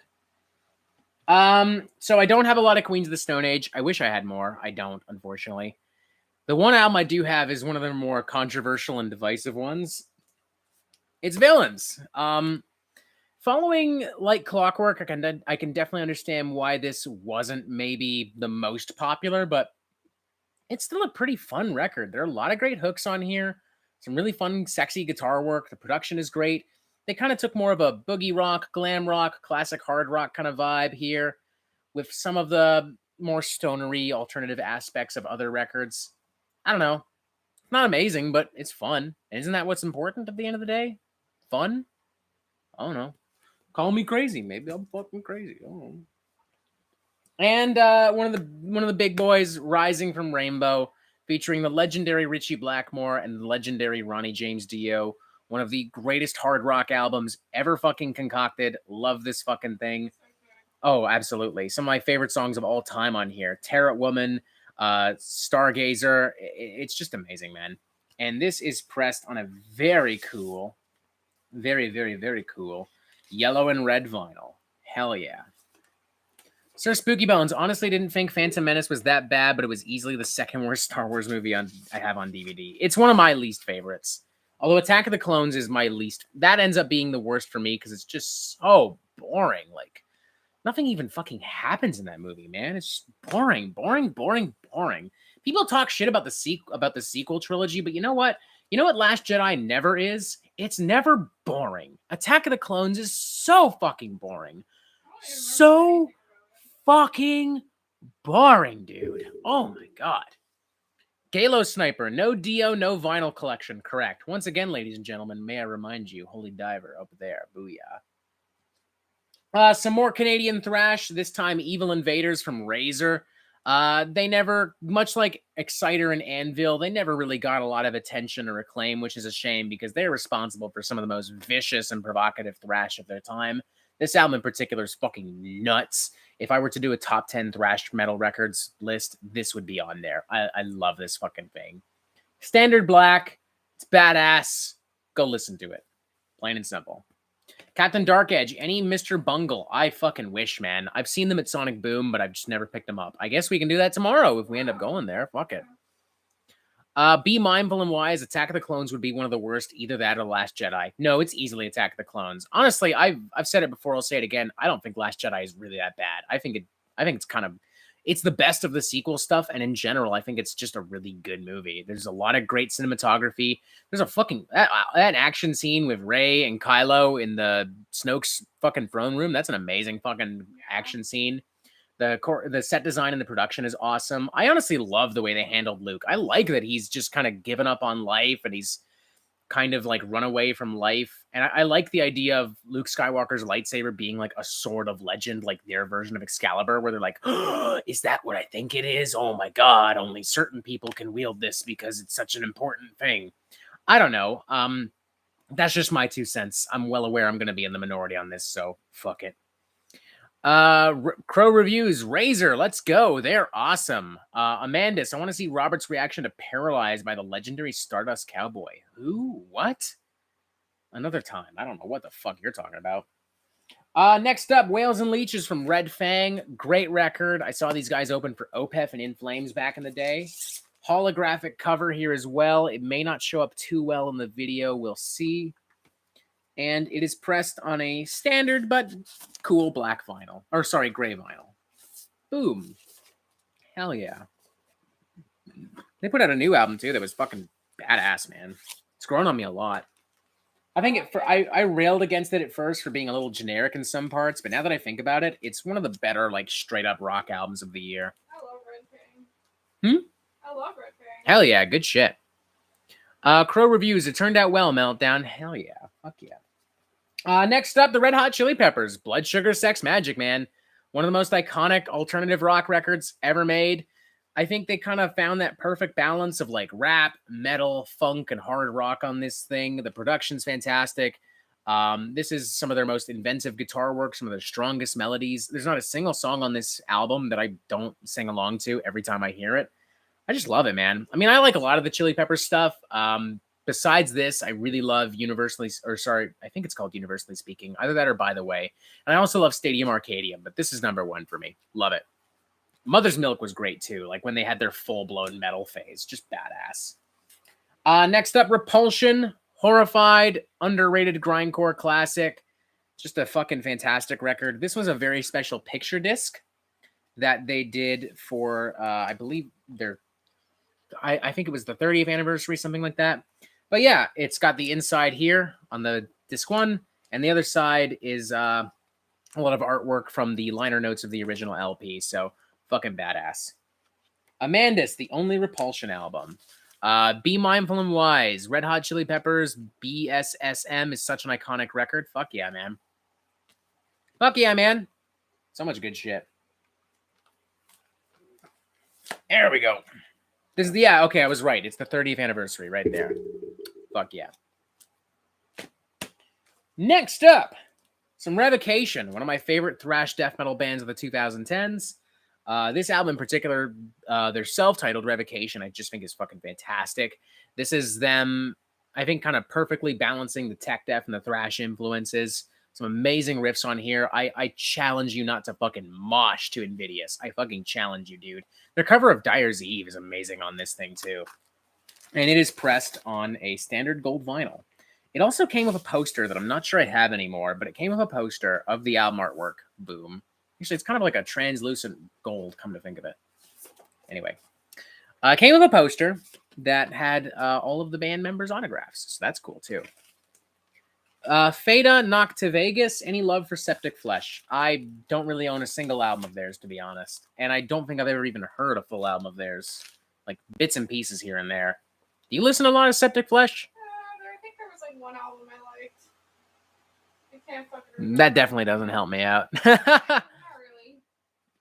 I also have Great Is Their Sin. I wish I had Deathless. But this'll do. This kind of does everything that Deathless did so well and accelerates it. It is pressed on, if I'm not mistaken, like a brown vinyl with some black swirls. Yeah, look kind of like that. Yeah, pretty great. Yeah. Wyatt's Metal Life. AGFA is a really underrated album. It always gets ragged on for not having bass. Injustice for All? What are you talking about underrated? Everyone knows what that fucking album is. No, that's not underrated. Great album, though, more importantly. And finally, The Outer Ones. You know, it's not as progressive as their other stuff, but still a damn good record. The artwork on here is fucking amazing. I wish I could have this on a fucking t-shirt, honestly. And some of the riffs on here are so fucking mean, dude. Like, this is easily their most brutal sonically. And it's pressed on a translucent green with some purple flecks.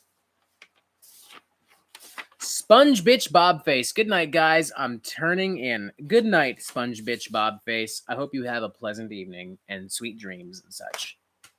Say goodbye, Chompy. Aw, Johnny. He's a good boy.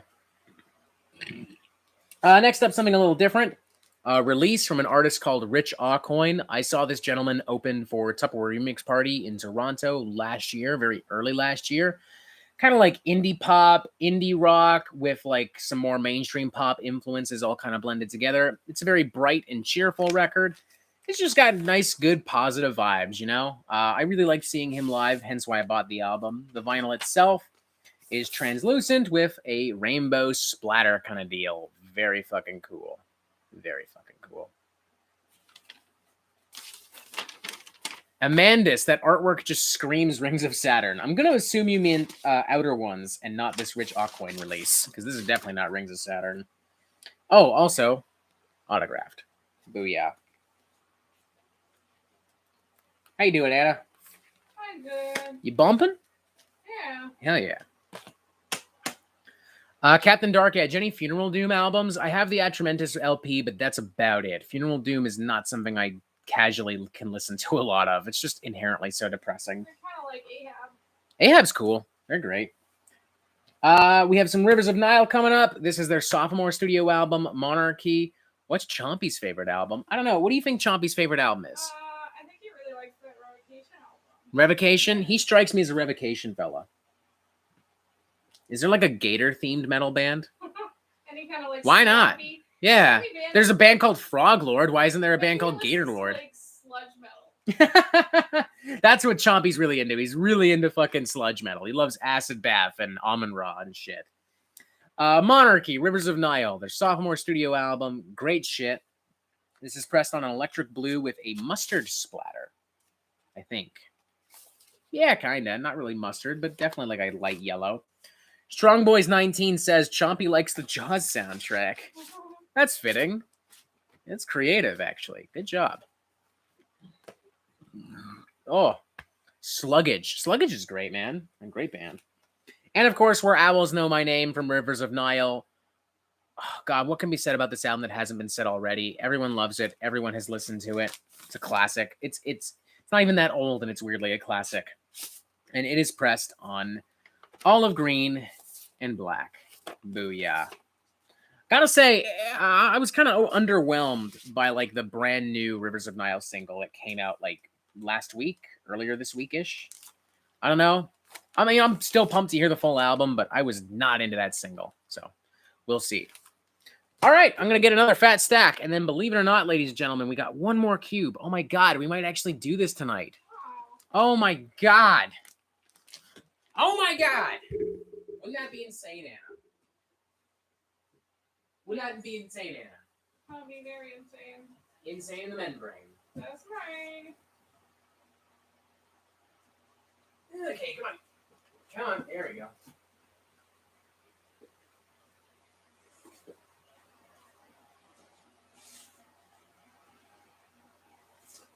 Oh! And this fell out of the fucking thing, but it's hands down the coolest picture disc I own, aside from Holy Diver. It is Venomous Rat Regeneration from Rob Zombie, and it has tits on it. That's all we're going to say about it because, you know, YouTube. YouTube, as we have mentioned already, is kind of weird with this stuff. You can show people abusing themselves, but God forbid you show tits. It's kind of weird because I straight up have like legit porn ads. Yeah, that's true. Anyway, we got a tiny stack, but a stack nonetheless, filled with some classic records and some classic bands. Ah! Boob Tube! Hell yeah. Astolfo, I'm sure Chompy also likes Master of Puppets. Oh, hell yeah. Chompy loves riffs, and that album is riffs for days, so, you know. We have Arise from Sepultura. Holy shit, we're at S. We're at S. Wow. Good for us.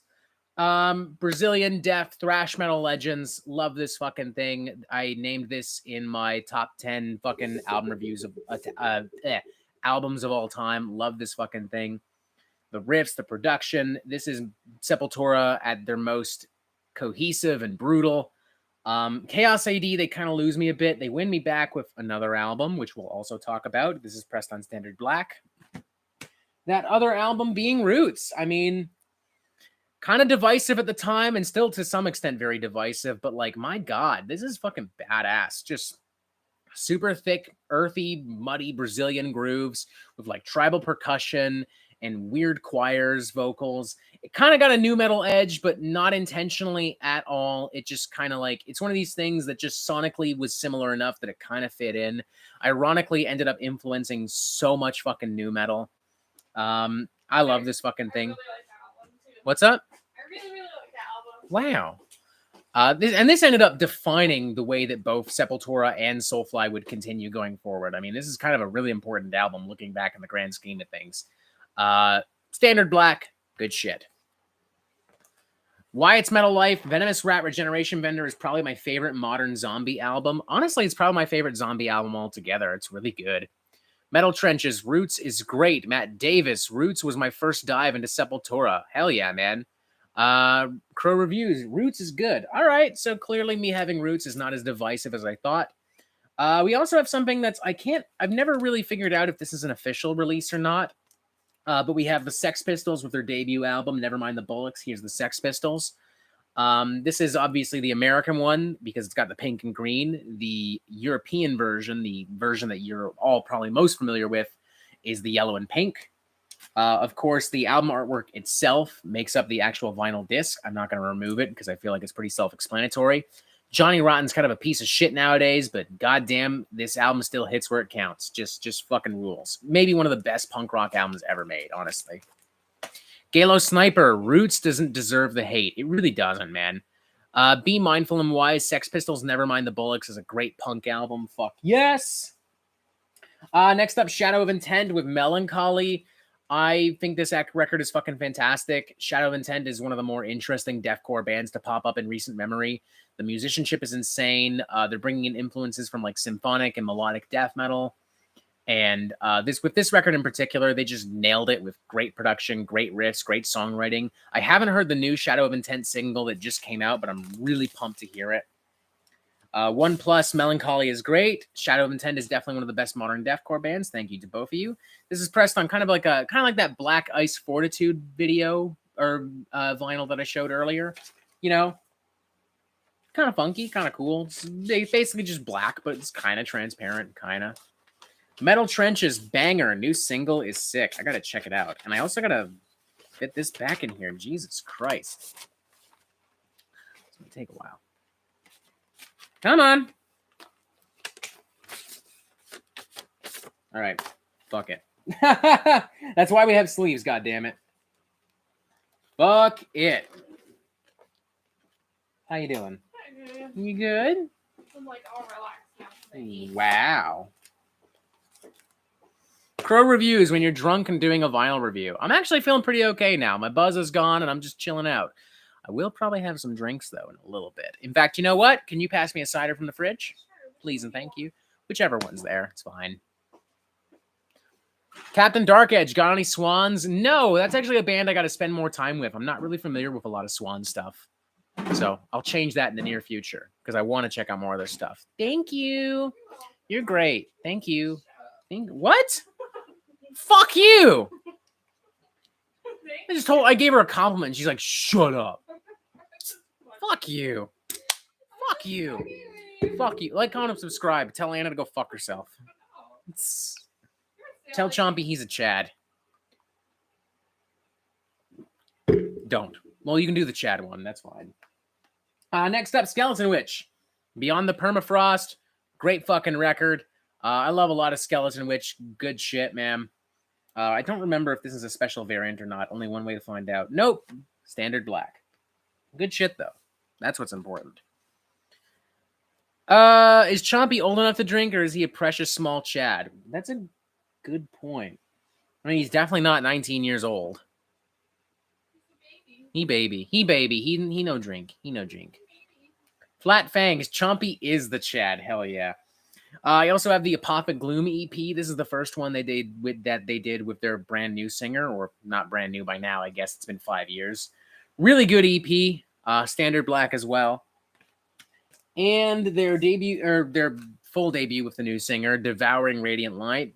They took a more straightforward kind of black metal approach with this EP, which initially I wasn't into, but good shit. Amandus, do you have any Behemoth? Yes. I have The Satanist and I Loved You at Your Darkest. This is pressed on kind of a electric blue with some, like, it almost looks like stars, like literally in the vinyl. Look at that shit. It's pretty fucking cool. Sir Spooky Bones, Chad DeBaby confirmed? No, because DeBaby is not a Chad and Chompy is. Strong Boys 19, Chompy, Chad Kruger, Chompy. What the fuck? Y'all are going nuts. This meme is officially out of control. Hasn't even started and it's officially out of control. Crow reviews, any Violet Cold vinyl? Unfortunately, no. Hell yeah, ladies and gentlemen, we're down to our final vinyl cube. Remember when everyone said we can't do it? Remember when everyone said I was nuts to do all this in one video? I just fucking did. Ha ha ha ha ha! Anyway, I get more vinyl. What up? Why are you on like such an anti-fondant thing? I mean, I don't like it, but like, oh. Disgusting. Because like everyone posts like, oh wow, all these cakes. Meanwhile, they just layered it with 50 things of fondant. So it's like, is there even any cake in there? Or just all fondant? And then you're gonna have to peel off all that fondant to enjoy it. It's like a waste. Anyway, now that we're done with Anna's mini rant on fondant, back to vinyl. Back to vinyl. Back to vinyl. Astolfo, Chompy, the best mascot. Yeah, I guess he is officially the mascot at this point. Holy shit. Y'all ready? Y'all ready? I need to know if you're ready before we go any further. I'll wait. Because, you know, we've got a big boy coming up next. It's a big boy. Little Fur JC. Yo, I'm the dude who shat on Chris Barnes for you. I'm going to make a slam album called Ravelcopter Assault. Do it. Fuck yeah. Crow Review says possibly. Strong Boys 19 says yeah. Hell yeah. Grant Goodkin says ready. Jorner Brumblebass. Wow, I fucked up your name hardcore. Hello, a bit late to the party here, but I found this channel today. Thank you. Welcome. I'm happy you found us today. All right. Sounds like y'all are ready.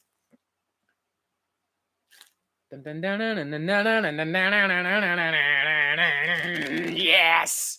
Rain and Blood. Slayer. One of the most iconic thrash records of all time. This paves the way for so fucking much, man. And this is sonically still one of the heaviest fucking records I've ever fucking heard. This is literally the sound of fucking hell. Literally, bunch of motherfuckers in the chat. Slayer. Let's do it. Anna, you want to do it with me? The Slayer? Yeah. Want to do it? Let's go. 3, 2, 1. Slayer! Fuck yeah, that felt good. Rain and Blood, man. Pressed on a green vinyl, if I'm not mistaken. They put this out right when this was repressed right when Nuclear Blast bought the Slayer discography and signed Slayer to their roster. So yeah, pretty cool shit. Don't worry, folks. That's not the only Slayer we have. We have one more record. We also have South of Heaven. I like that they kind of went for more mid-pace, doomy songwriting here, some more classic heavy metal flair. It's still super evil, still super nasty, still super fun. Standard black, but still great. Love Slayer. Saw them in 2015 with King Diamond, and then we saw them on their final tour with Testament and Lamb of God and Anthrax and Behemoth, and it was a fucking great goddamn night. Oh. Alrighty. What's the name of this again? Here we go. Next up, Spiderland by Slint. This album's become pretty well known as of late as being kind of a underrated gem of like post-rock and alternative rock and kind of like late 90s, mid-90s screamo. It's weird. It's bizarre. It's a very anxious and tense and just weird record, man. But I do love it. It's become a little bit of a meme as of late. But you know what? Fuck it. Put that aside. It's so fucking fantastic. It's like an alternative rock record, but designed by a bunch of crazy, fucked up metalheads. It's fantastic. If you've never heard it before, now's the time to go check it out. Especially because this is getting harder and harder to find on vinyl, so grab it if you can. Crow Reviews. Any Rage Against the Machine? Unfortunately not. Although I do love Rage Against the Machine. Next up, Speak English or Die, the debut from Stormtroopers of Death. It still blows my mind that people were just like, oh yeah, we're going to take these guys 100% seriously, and a bunch of super hyper-conservative fuckwads got into this band and did not realize whatsoever that this album was shitting all over them, which is iconic, legendary. Love it. 10 out of 10. And this is pressed on a green and brown merge record, if I'm not mistaken. Yes, it is. Ta-da! Got this years ago. Good luck finding this on vinyl, too. Holy fuck. Juniper Dallas, I love Spiderland. Little Fur JC, I got my first Dio album yesterday. Nice, man. Which one was it? I want to know. Mandis, Rage Against the Machine never appealed to me. Maybe because they're always seem to tackle American issues and I'm Swedish. I don't know. A lot of what they're talking about isn't that specifically American. It's like corruption and dealing with like conservative bullshit and like Catholicism and televangelism and Washington bureaucracy. I can relate to a lot of that. Maybe not specifically Washington bureaucracy, but there's definitely a lot of political bullshit here in Canada that is similar enough. I don't know. Whatever. Be Mindful and Wise. SOD Speak English or Die is an overlooked crossover thrash album. Absolutely. Brumble Bass, hello. Do you like Typo Negative? I do. I don't have any other vinyl, but I do love Typo Negative. I do have some Soundgarden, though. Bad Motorfinger. Great record. Some fucking amazing songs on here. Outshined, which has been stuck in my head rent-free for years. That was your phone. Yeah. You okay? Yeah. Are you actually okay? Because you seem really weird. Like, closing my eyes. Why don't you go lay down? Why don't you go lay down? I'm serious. No, I just ate. It's gonna make me feel sick. Okay. Anyway, Soundgarden. Classic record. Classic black vinyl. Not much more to say here. Just good shit. Speaking of Soundgarden, we also got Super Unknown. Classic album. If I'm not mistaken, this would be the last album they did before Soundgarden split up. I think I can't remember if they did one more album after this. Regardless, it's a fucking great record. I think I prefer Bad Motorfinger over this one personally, but man, some of my favorite Soundgarden songs on here. I have trouble listening to Black Hole Sun now with Chris Cornell's passing, honestly. It's so fucking good. Standard Black as well for this. Bad Motorfinger and Super Unknown are the best Soundgarden albums. Why It's Metal Life, Super Unknown is a good album too. Be Mindful and Wise, they did Down on the Upside before going on hiatus. Okay, so there was one more album. Cool. Thank you for clarifying. We have Spirit Adrift, Curse of Conception. This is not their first album. I think it's their second. Really great trad, heavy metal, doom metal featuring Nate Garrett, formerly of Gate Creeper. Really good shit here. This is when they're further into the doom stuff, more specifically. With this next... Oh, wait. This is a special variant, actually. Sorry. Yeah, please don't play anything. I can't... Don't demonetize me, please and thank you, Anna. This is a blue with some red and some white splatter. Booyah. I found the Parmesan picture. I'm very happy for you. It's my favorite. I think she's being very silly. She's being pretty silly. She's being very silly. You're doing. You're silly. Not you, Chompy. You're great. I mean, you're silly too, but you're great. Moving on. As I was saying, Divided by Darkness. They're kind of going further down the heavy metal rabbit hole here. A lot of like influence from Metallica and Ozzy Osbourne specifically on this fucking thing. That's not a bad thing though. If you're gonna steal, you may as well steal from metal greats. And this one's a very pretty vinyl as well. It is pressed on like an orange starburst kind of thing, I think they called it. Right there. Look at that shit. That's fucking cool. Brummel Bass. Any Dimmu Borgir albums? I've seen them live 5 times. Not really my cup of tea, good sir, unfortunately. For anyone showing up late, because I'm noticing a few people are now popping up, we're doing everything in alphabetical order. So if you want to see the older albums, you're going to have to rewind the live stream, I guess, or just wait for it to show up in the archives. More Spirit Adrift, their most recent studio album, Enlightened in Eternity. They kind of went full-blown trad, hard rock, and heavy metal with this thing, pretty blatantly ripping off not just Metallica and Ozzy, but also Iron Maiden and Megadeth. But, again, if you're going to steal, you may as well steal from the greats. Artwork on here is amazing. Nate Garrett's dogs are actually pictured here on the album cover, who passed away during the production of the album. And the record itself is also a very pretty variant. We got like a whole bunch of shit here. It's like splatter, and there's purple and blue and orange and brown. Just stunning. Amandus, this is probably a dumb question, but do you have any Cannibal Corpse? It is not a dumb question. Don't worry. I have Butchered at Birth, and I have a picture disc of Skeletal Domain. And I'd like to get actually the new album maybe, as well as like the Bleeding, which is maybe my second favorite of like the old stuff. Grant Goodkin, I know you don't have this on vinyl, but do you like Demolich? I do. Fucking good shit, man. Sir Spooky Bones, now that's a splatter. Fuck yeah, it is, man. Fucking yeah, it is. Next up, Warp Riders from the Sword. More great shit. Not my favorite Sword record. Apocryphon definitely wins that prize, but this is fucking fantastic nonetheless. Standard Black for this one. A more divisive album from the Sword. We have High Country, which has grown on me a lot over the years. This is kind of like if Thin Lizzy tried to write like a fucking psychedelic or acid rock record. Like, it's really trippy and laid back in comparison to the more riff-heavy doom that they've been known for. I really enjoy it personally. I'm not a big fan of the other record they put out, Used Future, but you know, it's fine if you're just looking for like a straightforward kind of hard rock record. Harvester of Storms, yes, love The Sword. Be Mindful and Wise. The Sword is a great band. Warp Riders is a good album, but Gods of the Earth is my favorite. That's a fucking great album too. Next up, we have Svalbard. It's Hard to Have Hope. I've been a champion of Svalbard for a while now. This album in particular is just so bleak and disgusting and gnarly. It's Svalbard and Serena Cherry, more specifically, dealing with her experiences with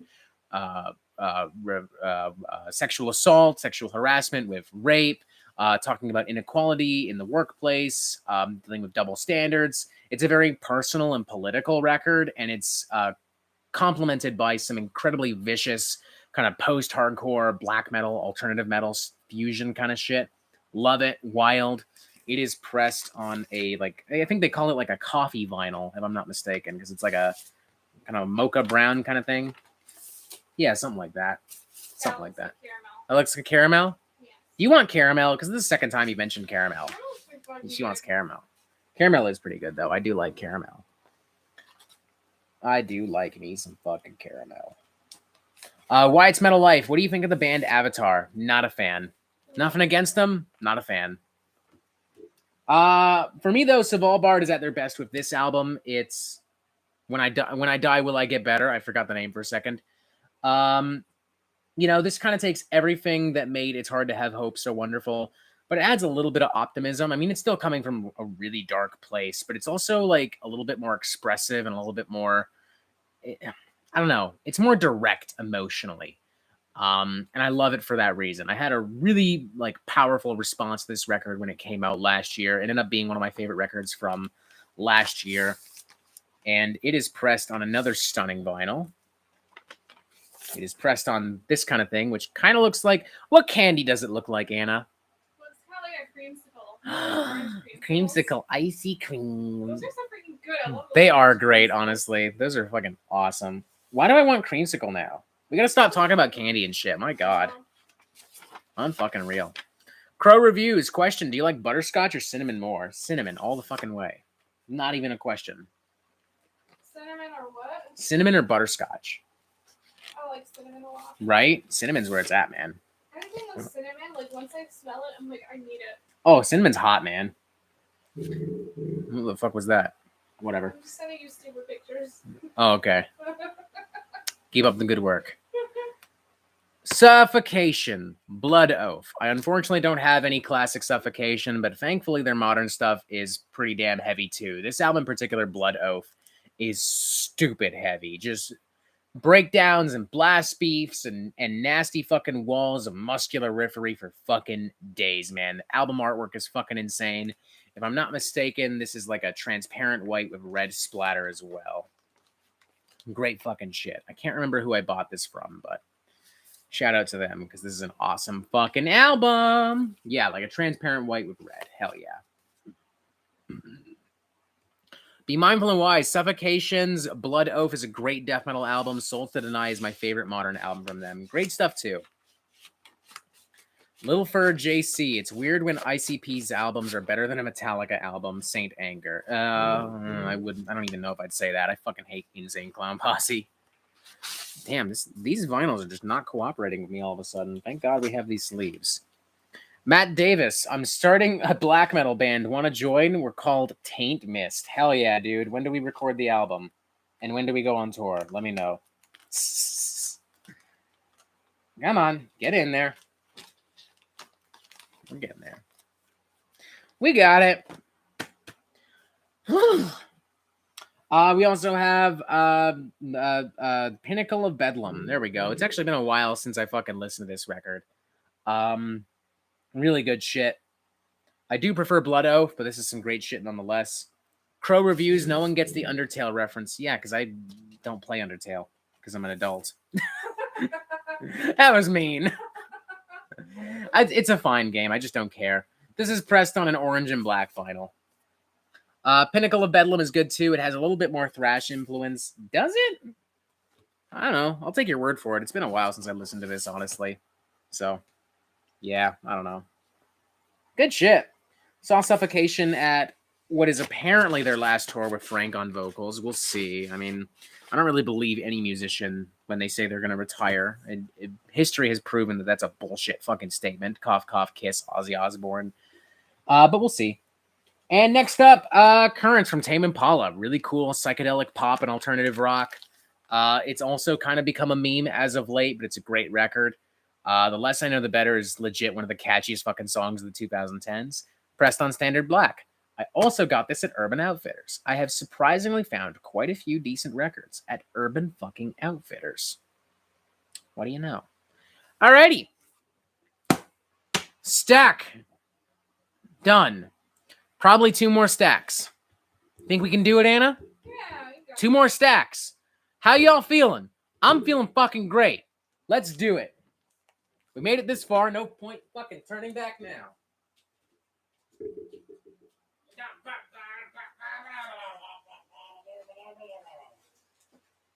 Come on.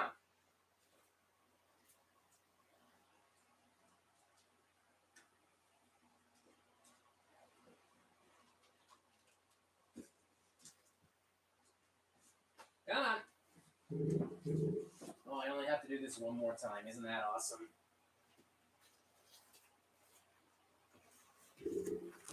Okie dokie.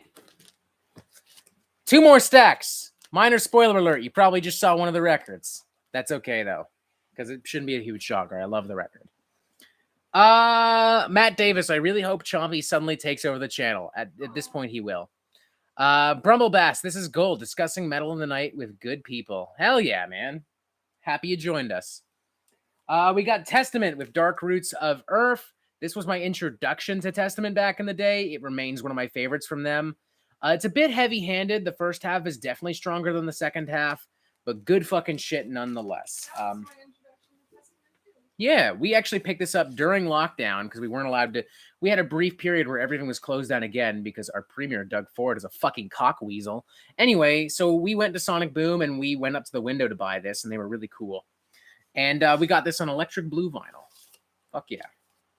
Unfortunately, it's really hard to find a lot of classic Testament vinyl, like New Order and shit like that. I'm not even really sure why, to be honest. I don't know. I wish that they would re-release some of those records because, I would love to have some of those records. But c'est la vie. Why it's Metal Life. Testament is one of my favorite thrash metal bands. Sorry, I'm reading the wrong comment. Seeing Testament for the second time in November with Death Angel. Hell yeah. I've seen them a few times. First time with Lamb of God and Killswitch Engage. Second time with Exodus. And the third time, the Slayer tour. Good shit, man. Good fucking shit. We also have Brotherhood of the Snake. I actually think this is another one of their best albums. One of the best thrash albums of the 2010s. They went so fucking hard on this. Just riffs for fucking days. And this is pressed on a gray vinyl, if I'm not mistaken. Yes, it is. Yes, it is. Booyah. Hell yeah. Harvester of Storms. I'm constantly on the prowl for the Legacy on vinyl. Great shit too, man. I think I saw that once, but I never picked it up, and now I regret it because I've never seen it since. So, yeah. Amandus. Testament is the band that got me into thrash metal. Fucking cool, man. Can we talk about how awesome Native Blood is? Oh, hell yeah. Native Blood's an awesome song. Chuck Billy's a fucking badass, man. Imagine not liking Chuck Billy. So sweet. Fucking honestly. Next up, we have Terraformer from Thank You Scientists. Some super eclectic, over-the-top prog rock. Very much in the vein of Protest the Hero with a little bit of Coheed and Cambria influence. Their drummer recently came out as transgender as well, which I think is super fucking cool. Congrats to her. And it is pressed on... If it'll come out of the fucking package. There we go. That was intentional. Booyah! We got a galaxy blue thing. This is a double LP. The first LP is in orange. It won't come out of the fucking package. That's what she said. Fuck off. Fuck off. Anyway. We also have It Is What It Is from Thundercat. Super exciting jazz fusion, contemporary R&B stuff. Thundercat's such a badass There's no one who plays the bass like him nowadays. And he actually does have some metal cred to his name. He actually briefly performed with Two Suicidal Tendencies like a decade ago.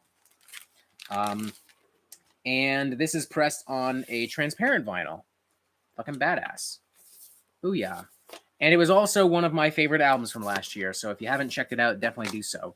Also, just the trippiest fucking inside artwork ever. This makes me feel like I'm on acid. Like, holy fuck. Just fuck this. I mean, I love it, but fuck that. How you doing, Anna? Good. We had a pretty long stream, didn't we? Yeah. I did. You've been in and out of it. That's great. But it's okay, because we're coming up near the end. Holy shit. Here we go. Primordial Malignity. Malignity. It's Two Mold. Toronto death metal. Love these guys. I don't think this is their debut officially. I think it's more of considered to be a demo. Feel free to correct me if I'm wrong. Regardless, it kicks fucking ass. And this one is specifically pressed on an orange vinyl, thanks to Blood Harvest. Booyah. They put this out when they did the Decibel Magazine show. I think it was an exclusive vinyl they sold there, if I'm not mistaken. So apologies if you want to find it. I mean, I'm sure you'll find someone selling it, but it might be tough.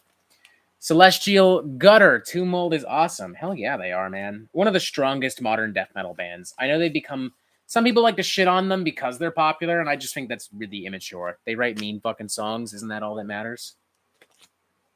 And of course, we also have their follow-up, Manner of Infinite Forms. Another badass modern death metal record. Fucking disgusting shit. This is when they're starting to get really technical and really wild. Pressed on kind of a yellow vinyl with a big orange yolk. It literally looks like a fried fucking egg. But I like fried eggs, so that's okay. Hi. You're staring so intently. She's got like the Tucker Carlson reaction face. Like really vibing right now. I can tell. You're so out of it. Did you have some edibles? You can be honest. You can tell me you had edibles. I think she did. I walked for a couple hours and laid down. Oh, you walked for a couple hours. But, like, I didn't eat anything, and then I had pizza, and then I'm just like chilling now. I'm, like, You silly full and Billy. tired. You silly Billy. You silly Billy. Harvester of Storms. Damn, this video is a painful reminder that I need to step up my colored vinyl game. Hell yeah, you do, but I believe in you. I fucking believe in you, dude. Y'all thought I was... Everyone was like, oh, why don't you do this later in the evening like all your other streams? And I'm like, yeah, the answer's simple. This might take me all fucking day. I got a shitload of vinyl. And it has. I've been streaming since 1 o'clock in the afternoon. I woke up, I worked out, I ate, and then I started streaming. Holy shit. It's been a long day. Don't be shocked if we finish literally the moment we're done with all these records. More Tomb Mold, Planetary Clairvoyance, their best album yet. Just, these guys keep getting better. They keep getting smarter, heavier, crazier, better songwriters, better producers. The vinyl variant here is nuts, man. Straight up sci-fi stuff. Like black, green, blue, all fused together into one ungodly concoction. I feel like that belongs on a Rings of Saturn cover itself.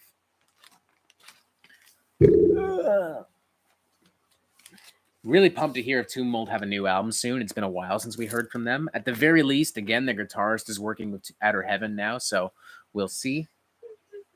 What the fuck is wrong with you? I just think I'm really stupid folks. You're high. Just admit you had some edibles. Did you drink anything? No. Just admit it. No. Just admit it. Seriously. Just admit it. It's fine. You're among friends. Just admit it. So serious. I didn't have anything. You are a liar. I didn't have anything. So then you're just being I've been- fucking stupid. You've been watching me the entire time. No, I haven't. I've been watching this the entire time. I've been here. talking about like 1,000 fucking albums this entire time. I've just been here. You've seen, like, She had a little something, something. She had a little something, something. I'm calling it. Amanda says, admit it, Anna. Just admit it. Just admit it. I seriously didn't. Just admit I it. would have told you because then I would have offered you something. Just admit it. She just can't admit it. You could laugh. Celestial Gutter says, enjoy your Incredibles, Anna. Enjoy your edibles. I didn't have- Your incredible edibles. I had something I would have told you. Yo, incredible edibles. Straight here from the fucking 1930s. We're talking like this now. Anyway, now on to another great band. Toxic Holocaust, Hell on Earth. We've mentioned them a few times in the stream already. I'm happy to finally get to this point. We're on T. I just realized that. We're at the end of T. Holy shit. Great album. Just fucking great. Very primal, savage, underground, black, and speed metal. Pressed on radioactive purple or pink. I like that a lot. Right? It's fucking cool, dude. I've had this one for a long fucking time. Long fucking time. Great record. Although my personal favorite from Toxic Holocaust would be An Overdose of Death. Look at that album cover. I don't have to explain anything about the actual album itself. I can just show you this cover and you're like, I get it. You want to know why? I'm going to adjust this. You want to know why you get it? Because this is so fucking good. That's how, that's why. That's fucking how. And this is also pressed on a radioactive splatter. Bright fucking neon yellow with green flecks. Look at that fucking shit. Wretch, I just got here. Do you have any cassettes or CDs too? No cassettes, no CDs. Not my thing. The tape. We don't really have a cassette scene in general in Toronto. Not that I'm aware of. I wish I had my old parents' audio set that they had because they had an old Pioneer system. And Pioneer was like a really good brand. I mean, because speakers, it was able to play cassettes and it had a CD player. Cassettes are actually one of the best ways to listen to music because it's like the pure fucking raw audio file, unprocessed on anything. The problem is there just aren't enough really interesting bands supporting the cassette format. And here in Toronto especially, there aren't any labels or record stores that want to promote it. So we don't have much of a tape scene up here. It's big in the States. Oh, excuse me. Like a lot of like death metal, black metal nerds are really into cassettes in the States nowadays and throughout Europe. But here in Canada, no one gives a shit about cassettes or CDs, but that's because CDs are irrelevant anyways. More Toxic Holocaust, Primal Future 2019, their last studio album. Fucking great as well. This is also on a cool variant. Probably one of their weaker albums, I'll admit, but still pretty strong. Pressed on in like a radioactive purple thing with more purple splatter. Matt Davis, love that artwork. Hell yeah, man. Sir Spooky Bones, cassettes these days have been relegated to limited collections these days. Limited editions these days. Hell yeah. Crow Reviews, Canada, we do vinyl and weed, bro. Hell yeah. I'm assuming you meant to say I love Canada. If not, no harm done. I mean, I hope you said that. And one more from Toxic Holocaust, a split EP they did with Municipal Waste called Toxic Waste. Fucking badass shit. And it is pressed on some more radioactive goodness, because of course it is. Transparent with some blue and green and black. That's fucking cool, dude. That is fucking cool. Matt Davis, they got the A- game on maple syrup, too. That's racist. Maple syrup does rule, though. It's more of a specifically a Quebec thing, though. Like, Ontario is not known for maple syrup. It's Quebec specifically. I mean, if you go north, yeah, there's quite a few places. Okay, but Quebec. Yeah, Quebec. Okay, that's like saying that fucking Manitoba has better fish than fucking Newfoundland. Like, no. Fuck off. That's just objectively incorrect. We should get ourselves a real thing of maple syrup. We can do that. All we have is that Aunt Jemima shit. Honestly, which is fine, whatever. No, I don't like fake maple syrup. Oh, elitist Anna over here can't handle. Maple syrup is so freaking good. Amanda's Toxic Holocaust and Municipal Waste is one monstrous combination. I wish they'd do a fucking tour together. Nova Scotia has as good as the Newfies. Yes, to be fair, Nova Scotia fish rules because y'all are right on the East Coast. Love Nova Scotia. Beautiful. This one's going to be a weird one. It might legit weird some of y'all out. I picked this up at Urban Outfitters a few years ago because I had heard a lot about the record. Didn't know much about this artist. Then they kind of blew up with a particular hit single called Sicko Mode. It's Astro World from Travis Scott.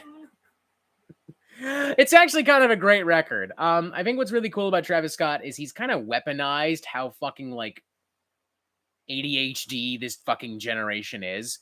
He's like weaponized our short attention spans, and he's created songs that are like that have all these different fucking time. They have all these different movements and passages. It's spacey, it's fun, it's trippy. I can see it right now. No, ew, oof. I don't fucking care, dude. Stay mad. This album's great. I don't know. I picked it up not knowing anything about it, and I legit kind of like it now. Honest to God. Sue me. I can see them all right now. No, ew, oof, I don't like that. Whatever. I mean, I should have seen it. I knew it was coming, but even so. Like, I work out. I've got like a hip hop playlist that has like a bunch of Travis Scott on it. I work out to Travis Scott. I don't know. He's fine. He's good shit. Hi. What's up? Strong Boys 19. No judgmental comments. Sir Spooky Bones, can I get a Travis Scott burger? Oh yeah, the Fortnite sicko mode burger. Unironically, the greatest fucking meme, dude. Juniper Dallas, I love Astro World. All right, hell yeah. Nice to know I'm in my fucking I'm not in the minority. I'm not in the minority here per se, or I'm not alone in the minority here. You know, it's just a cool record, man. You know, people shit on modern hip hop, but I'm like, I dig that record. It's weird. It's really trippy. Again, he kind of brilliantly weaponized that how kids have like really short attention spans. Like you'll have songs that have completely different. The songs will literally change mid song. Sicko Mode's actually a great example. It starts off with a totally different beat and then transitions into a totally different beat. You know, it's neat. I don't know. We're gonna move on because clearly this is not. Clearly y'all ain't loving Astro World the way I am. Let's get back on top with something I'm sure a lot of people will enjoy, where the gloom becomes sound from tribulation. One of my favorite records of the year so far. Disgusting blend of melodic black metal, and like gothic metal.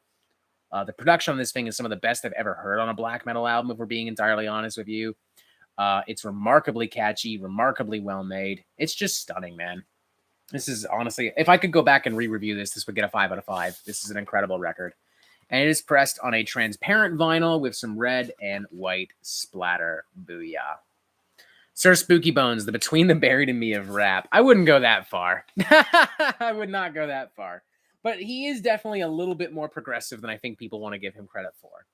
You know? It's like, yeah, he's got some stupid songs here and there, but so do most artists, and y'all just don't want to admit it. Next up, we got Time and Space from Turnstile, kind of like some melodic hardcore with some crossover alt metal thrash vibes.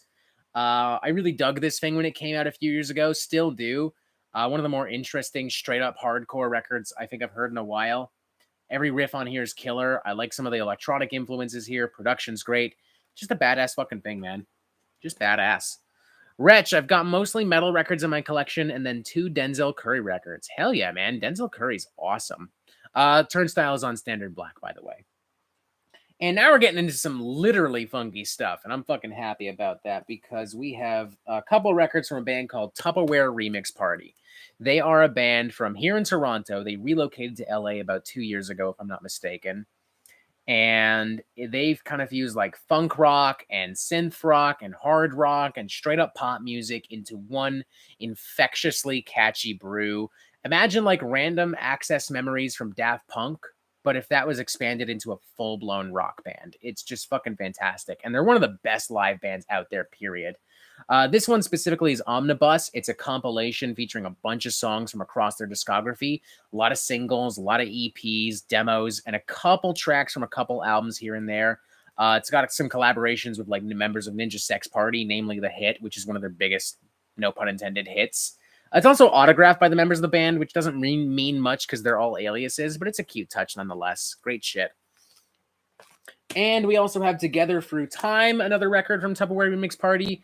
As far as their main studio albums are concerned, this is probably their best autographed as well. The track Synthesize Her, I challenge somebody not to dance to that song. I fucking challenge you not to dance to that fucking song.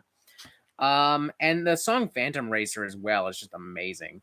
This is a band that I actually kind of want to make. I want them to make like a full-blown 80s pop metal record because they would fucking knock it out of the park.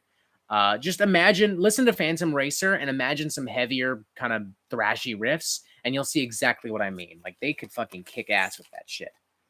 And this is pressed on some very nice blue and white vinyl. Very nice indeed. Crow Reviews. I enjoy me some Tupperware. Amandus, mine goes from Opeth to Brian Adams. Check out Goo Goo Love Bomb if you like Tupperware Remix Party. That's a crazy name. I like that. Or I might just do that. Thank you, man. How you doing, Anna? Hi. What's up? I wonder if Chompy would like some Tupperware Remix Party. He would love it. He's a party animal. He is a party animal, and Tupperware Remix Party does, in fact, make amazing party music. Next up, we're getting into some more hip hop. Booyah. Tyler the Creator with Flower Boy. Scumfuck Flower Boy, as it's officially titled. Tyler the Creator was always an edgy fuck. I don't think that's up for debate. But unlike other edgy fucks from the world of hip hop, like Hopsin and especially Eminem, Tyler eventually grew the fuck up. And this album is where you start to see him growing the fuck up. These songs are a lot more honest. He's openly talking about like his sexuality and relationship issues. And there's a lot of great jazzy flows and rhythms to this. It's a fucking fantastic record. But The GOAT is an album some of you may have briefly saw when I was putting this stack down. Igor. His best album, period, in my opinion. It's everything that Flower Boy did so well with a lot of great pop hooks and melodies and production. Still some edgy touches here and there, but it works really well with what he's doing here. Like there's a level of emotional rawness and honesty to this. Rawness and honesty to this, wow, that you just don't get from a lot of other pop albums out there. It's kind of amazing. Strong Boy's 19, man, new Eminem, no way. Yeah, Eminem went way fucking downhill. Honestly, in retrospect, I mean, his flow is fucking insane. His technical skill is unremarkable.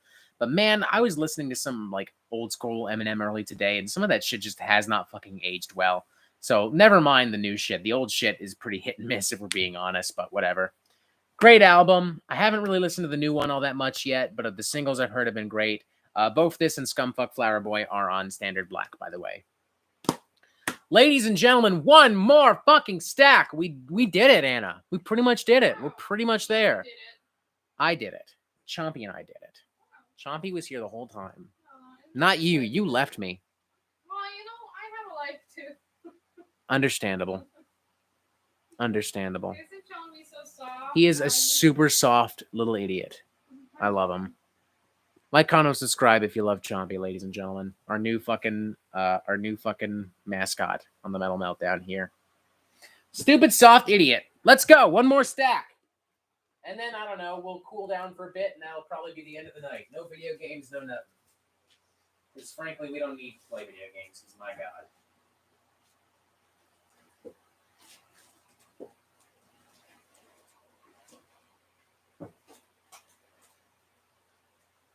Come on. Come on. There we go.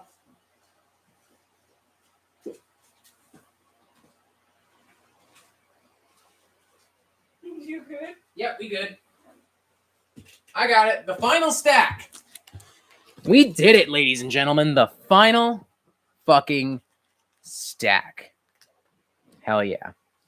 Crow reviews, footage glitches, loses all progress. I mean, I wouldn't redo this, so that better not fucking happen. Booyah, we're at the final stack.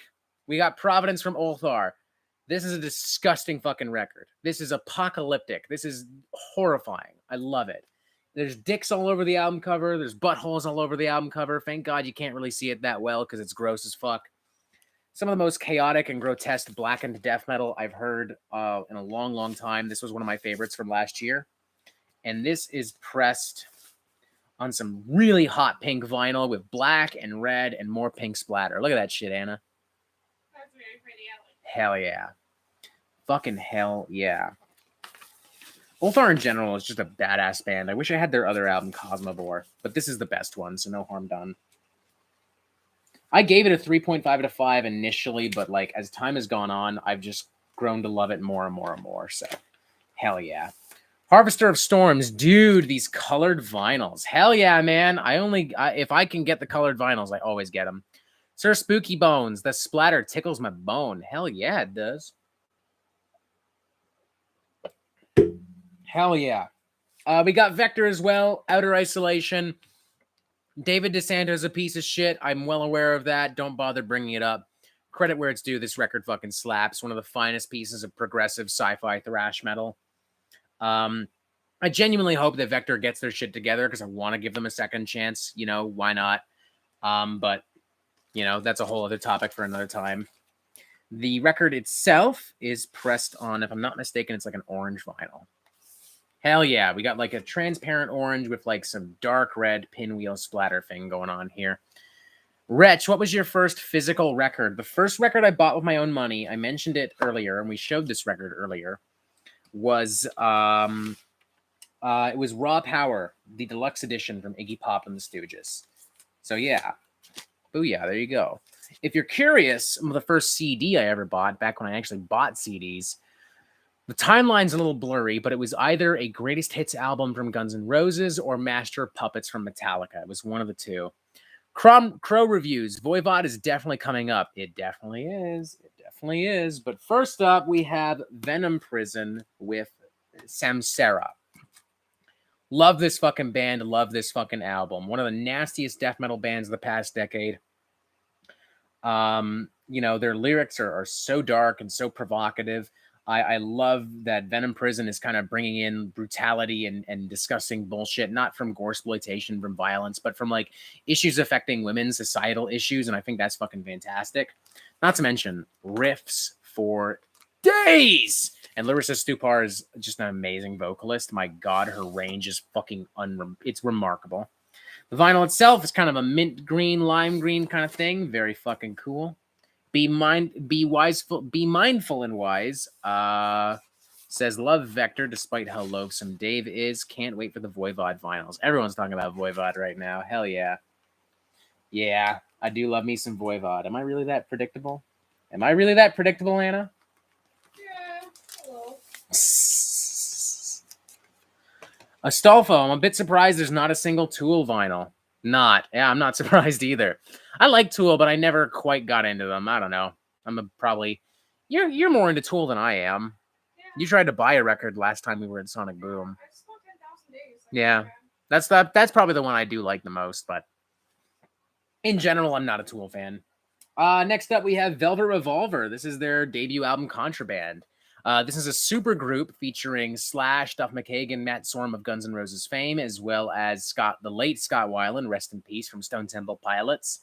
I really dug this album. I don't know. I got into this right around when I was discovering Guns N' Roses, and I just really dug this. This feels like the logical evolution of what Guns N' Roses was doing in the late 80s, albeit with a different singer. The song Slither is fucking fantastic. There's a lot of other great numbers on here, like Sucker Train Blues, Big Machine, Fall to Pieces. It's not an amazing album, but it's a pretty solid collection of like 2000s rock in a period where 2000s rock wasn't really that great. I won't open it because it's sealed up a little bit. This doesn't get opened very often, but it's also pressed on a red and white vinyl. Velvet Revolver is actually quite underrated. Rip Scott Weiland, absolutely. Was lucky enough to see Velvet Revolver live. Dude, that's fucking awesome. Harvester of Storm Slither is a fun one to play live. It is. I never saw Velvet Revolver, but I did see Slash at one of his first solo shows before he had like the Miles Kennedy band with him. Although he did have Miles Kennedy as a singer. And they played Slither, and the joint lit the fuck up. It was a great fucking time. And next up, we have Voltimus, however the fuck it's pronounced. This is a death metal supergroup featuring members of Cryptopsy, Mayhem, and of course David Vincent of Morbid Angel fame. This would be the first album he recorded years following the wretched Illa Divinum Insanus, an album I'm sure he very much regrets after all this time. This particular variant is a clear and gold mix, limited to 200 copies. Amazing gatefold, everything's falling apart. Look at that. Fucking awesome. And voila. Look at that. Kind of just looks like transparent gold, to be honest, but I don't care. The tunes slap. That's what fucking matters. Good fucking shit. There we go.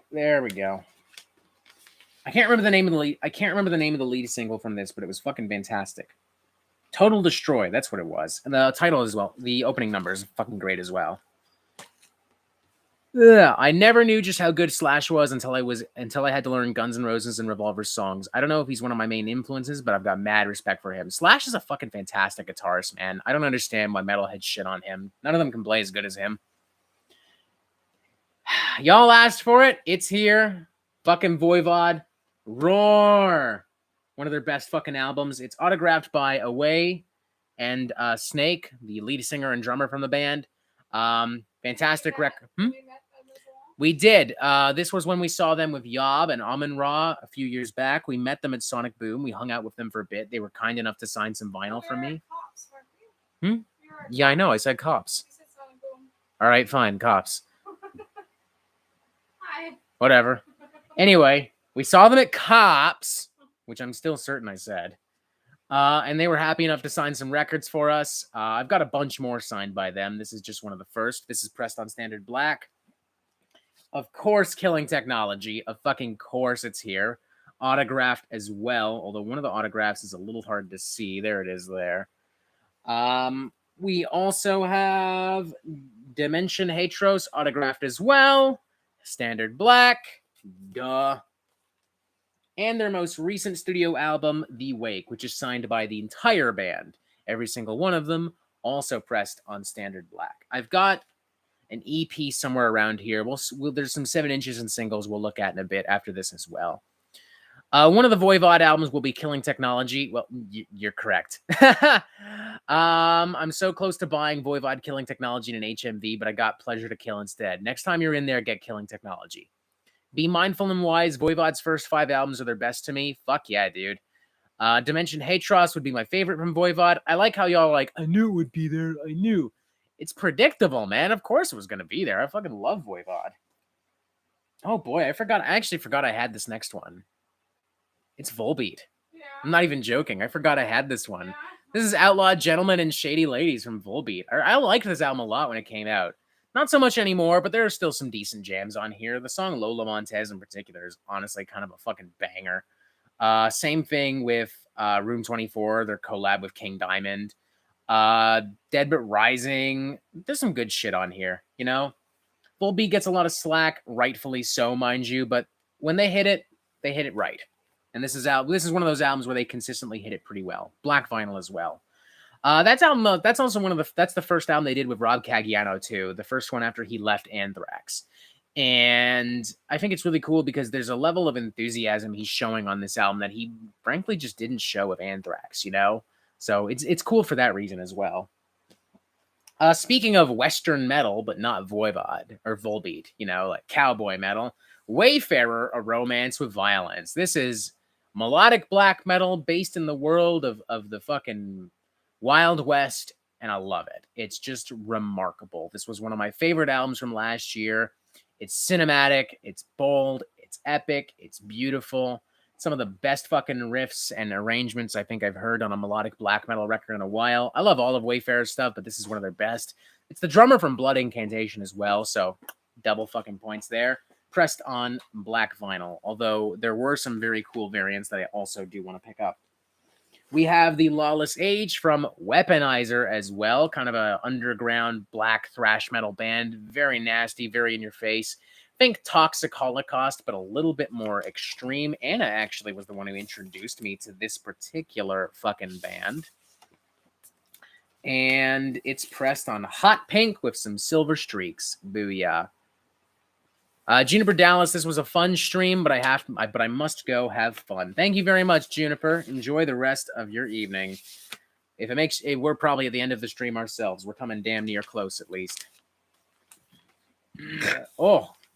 Excuse me. This is a really underrated unknown record. I dig it. Speaking of underrated unknown tunes, we also have The Devil's Cut from White Wizard. This band has been all over the place all over the years, but this record, they captured lightning in a literal fucking bottle. This is some of the most exciting speed, power, heavy metal I think I've heard, that I've ever heard. It's just amazing. When I talk smack about trad metal, it's because of an album like this. This album is so fucking good. Everything on here from the Forging the Steel, Kings of the Highway, Lightning in My Hands, The Devil's Cut, Storm Chaser. It's just also good. Joseph Michael of Witherfall and Sanctuary fame sings on this, as does Jake Dreyer, the guitarist on here, who went on to perform with Iced Earth and also Witherfall. Great shit. Pressed on Transparent Purple. Good shit. Matt Davis, White Ward fan. I've actually never really listened to a lot of White Ward, so no comment, good sir. Farad S., the first 2 albums from White Wizard are amazing. I didn't like that one much, to be honest. Really? Because I'm not into those first 2 White Wizard albums, but I love this. Oh, to each their own. No worries. We also have Witchfinder General with Friends of Hell. Got to cover up that album cover again. Huh? You're gonna have to be careful with that cover. Yeah, I'm going to have to be very careful with this because there's tits all over this motherfucking thing. Very classic, primitive doom. Not really my cup of tea, to be honest, but Anna loves it. And there are, to be fair, some pretty banging tunes on here, pressed on standard black. We're going to put that away because I don't want to risk getting demonetized over a fucking album cover. And we have Woad, Burn in Many Mirrors. Great slice of blackened death metal, very much like that Ulthar thing I mentioned earlier. Very chaotic and hellish and unpredictable. Love it. Standard black as well. Metal Trenches listed this as his favorite black metal album of the year. I also listed it in my top 10 albums of the year so far video. Great shit. Crow Reviews, we can see it slightly. Well, too fucking late now. Whoops. We have Worm Witch with Heaven That Dwells Within, some really great Canadian black metal. A lot of great hooks, a lot of great guitar parts. The production on here is fucking fantastic. They got a new album coming out in September or August, I think. I'm pumped to hear that as well. And it's pressed on transparent with some gold and some yellow and some brown. Fucking nice. And this brings us to our last full-blown LP. After that, we have a couple of singles and 7-inch records, but that's it. This brings us to Yob with Our Raw Heart, an album I didn't really care much for at first, but it has grown on me immensely with time. And it is pressed on a picture disc, actually. Booyah. Right there. And these were sold exclusively on the tour, if I'm not mistaken. So good luck finding these elsewhere. Booyah. Holy shit. All right. Wow. What a fucking wild night. We did it. Kinda. Feta Knock to Vegas 0 to 10 no Ween. Do you mean Halloween? Or is there a band called Ween? Because I'd love to have some Halloween. I fucking love Halloween. They're great. Worm Witch. I'll look into them. I'm intrigued by the grotesque name and the Ophelia album cover. Definitely check them out, man. Astolfo. Seeing the church on the previous cover, I want to ask this quickly. Did you listen to the Tormentor stuff from Attila Sihar's early days? I think I remember you mentioning this before, or maybe not you specifically, but somebody. I don't know that I have. Amandus. Admit it, Robert, you hate the band Attila. Yeah, kinda. I mean, I weirdly respect them, like I said earlier, but I definitely don't like their music. I don't know. Sir Spooky Bones, True Culture is owning D's Nuts on vinyl. Nailed it. We're definitely going to make sure we get that in the future. Matt Davis, such a fun stream. Thanks for running through your vinyl. Thanks for being here. We're not done just yet, though, so if you want to hang in there for a wee little bit, please do. But we are done with all the major LPs, all the vinyl crates. Wyatt X Him had to do 30 videos, and he still isn't done. Metal Trenches had to do 2 streams, and he still isn't done. But we did it in 1 video. Why is that? Because we rule. That's why. I mean, they're cool too. Don't get me wrong. I don't want to start no shit. But I got this done in 1 video. They didn't. Do with that information whatever you wish. With whatever you wish.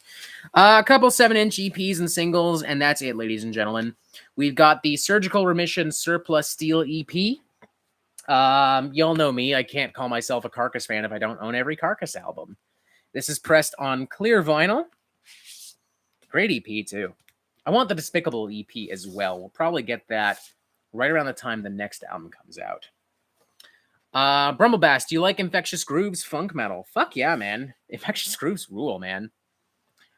Crow Reviews, you should come to SawCon soon. Voivod may be appearing in it soon. What the fuck is SawCon?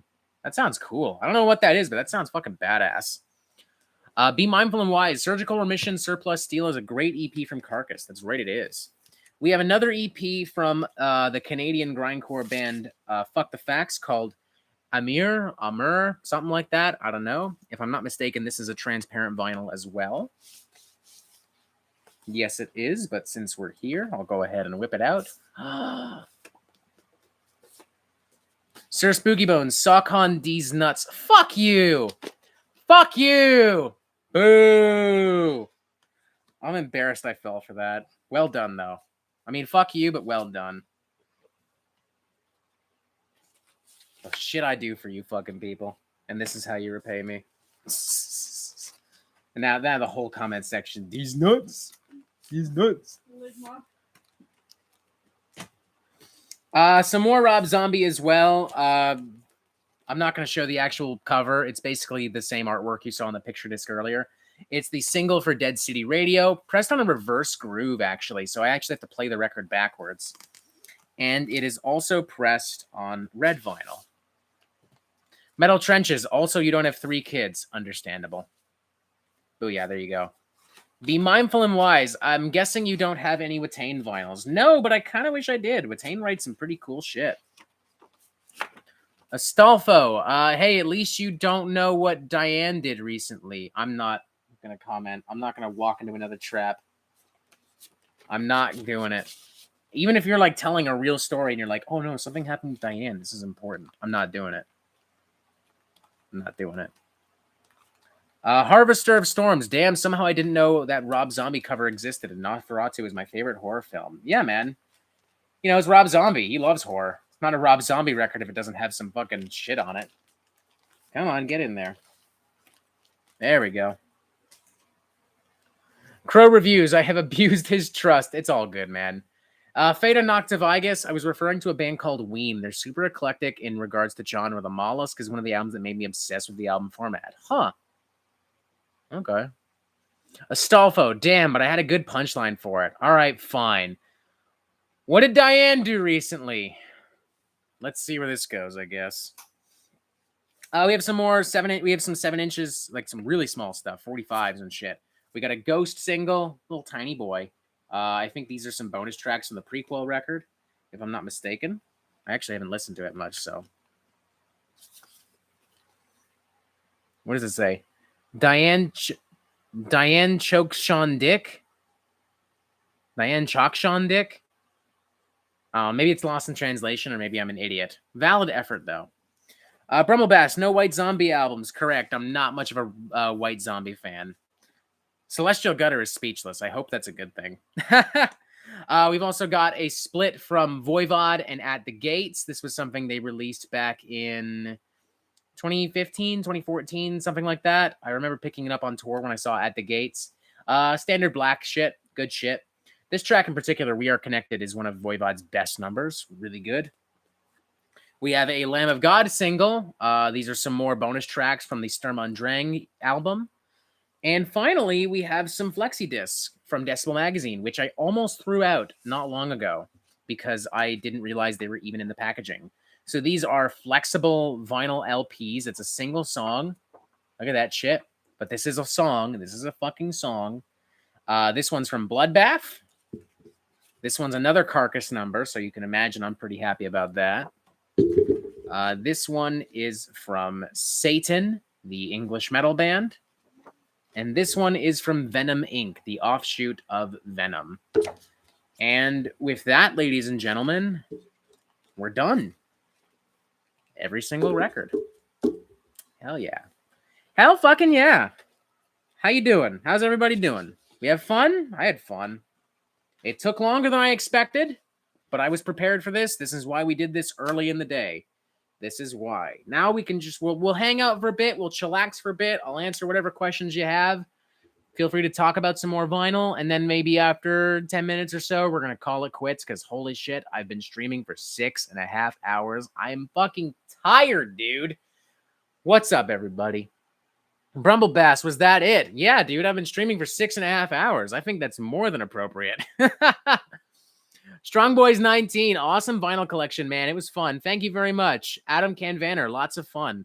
Amandus, what do you think of the band Repugnant? I can't say I'm super familiar with them, so no comment. Sir Spooky Bones, oh damn, the end. Then again, I slept through half the stream. Well, don't worry, it will be available. The full video will be available on this channel afterwards. Harvester of Storms, I was late to this party, but I'll watch the full thing later. Thank you, please do so. Same goes to the rest of you. If you weren't watching the whole thing, which I don't expect you to, because holy shit, this was a long one. You know, I just got it. Diane chokes on dick. Okay, yeah. I just said it weird. I got it now. Astolfo the Rider of Black. Well, since you spoke about Attila, will you review their new album? No, I'm not even going to fucking bother. I'm not even going to do it for an Albums I Missed video. Who cares? Grant Goodkin, this was a great stream. I just want to say thank you for making my Sunday awesome. If you like Demolitz, check out Multifusion. They're an awesome death metal band. Thank you. Thank you for having a great Sunday. Thank you for spending it with us. Metal Trenches, perfect segue for Z. I put up my Zao tier list today. Hell yeah! I almost said Zayo. Cool man. I like Zao. Good shit. Funeral of God's a really underrated record. I mean, that whole band in general is super underrated. Grant Goodkin, been here since letter A, and you're a fucking Chad for it, good sir. Harvester of Storms, I may do a video like this later. Go for it. Amanda's a second person disliked the stream. Good for them. Crow reviews, cough, plug the Discord, cough. Yeah, that's a great idea, actually. We're all on Discord. Fucking check us out. I've got both the links to the Discords in the social media thing of my channel. Go say hello to us, to all of us, literally. Like, a lot of other metal YouTubers are in both Discords, and we all hang out, and it's fun.